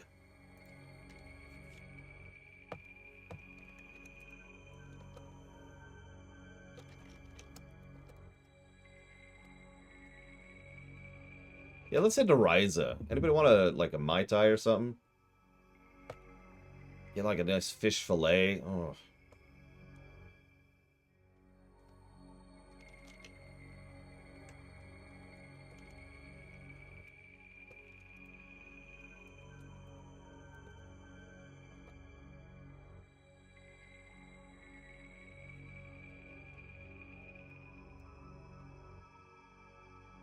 Yeah, get a war crime over there. Let's start going.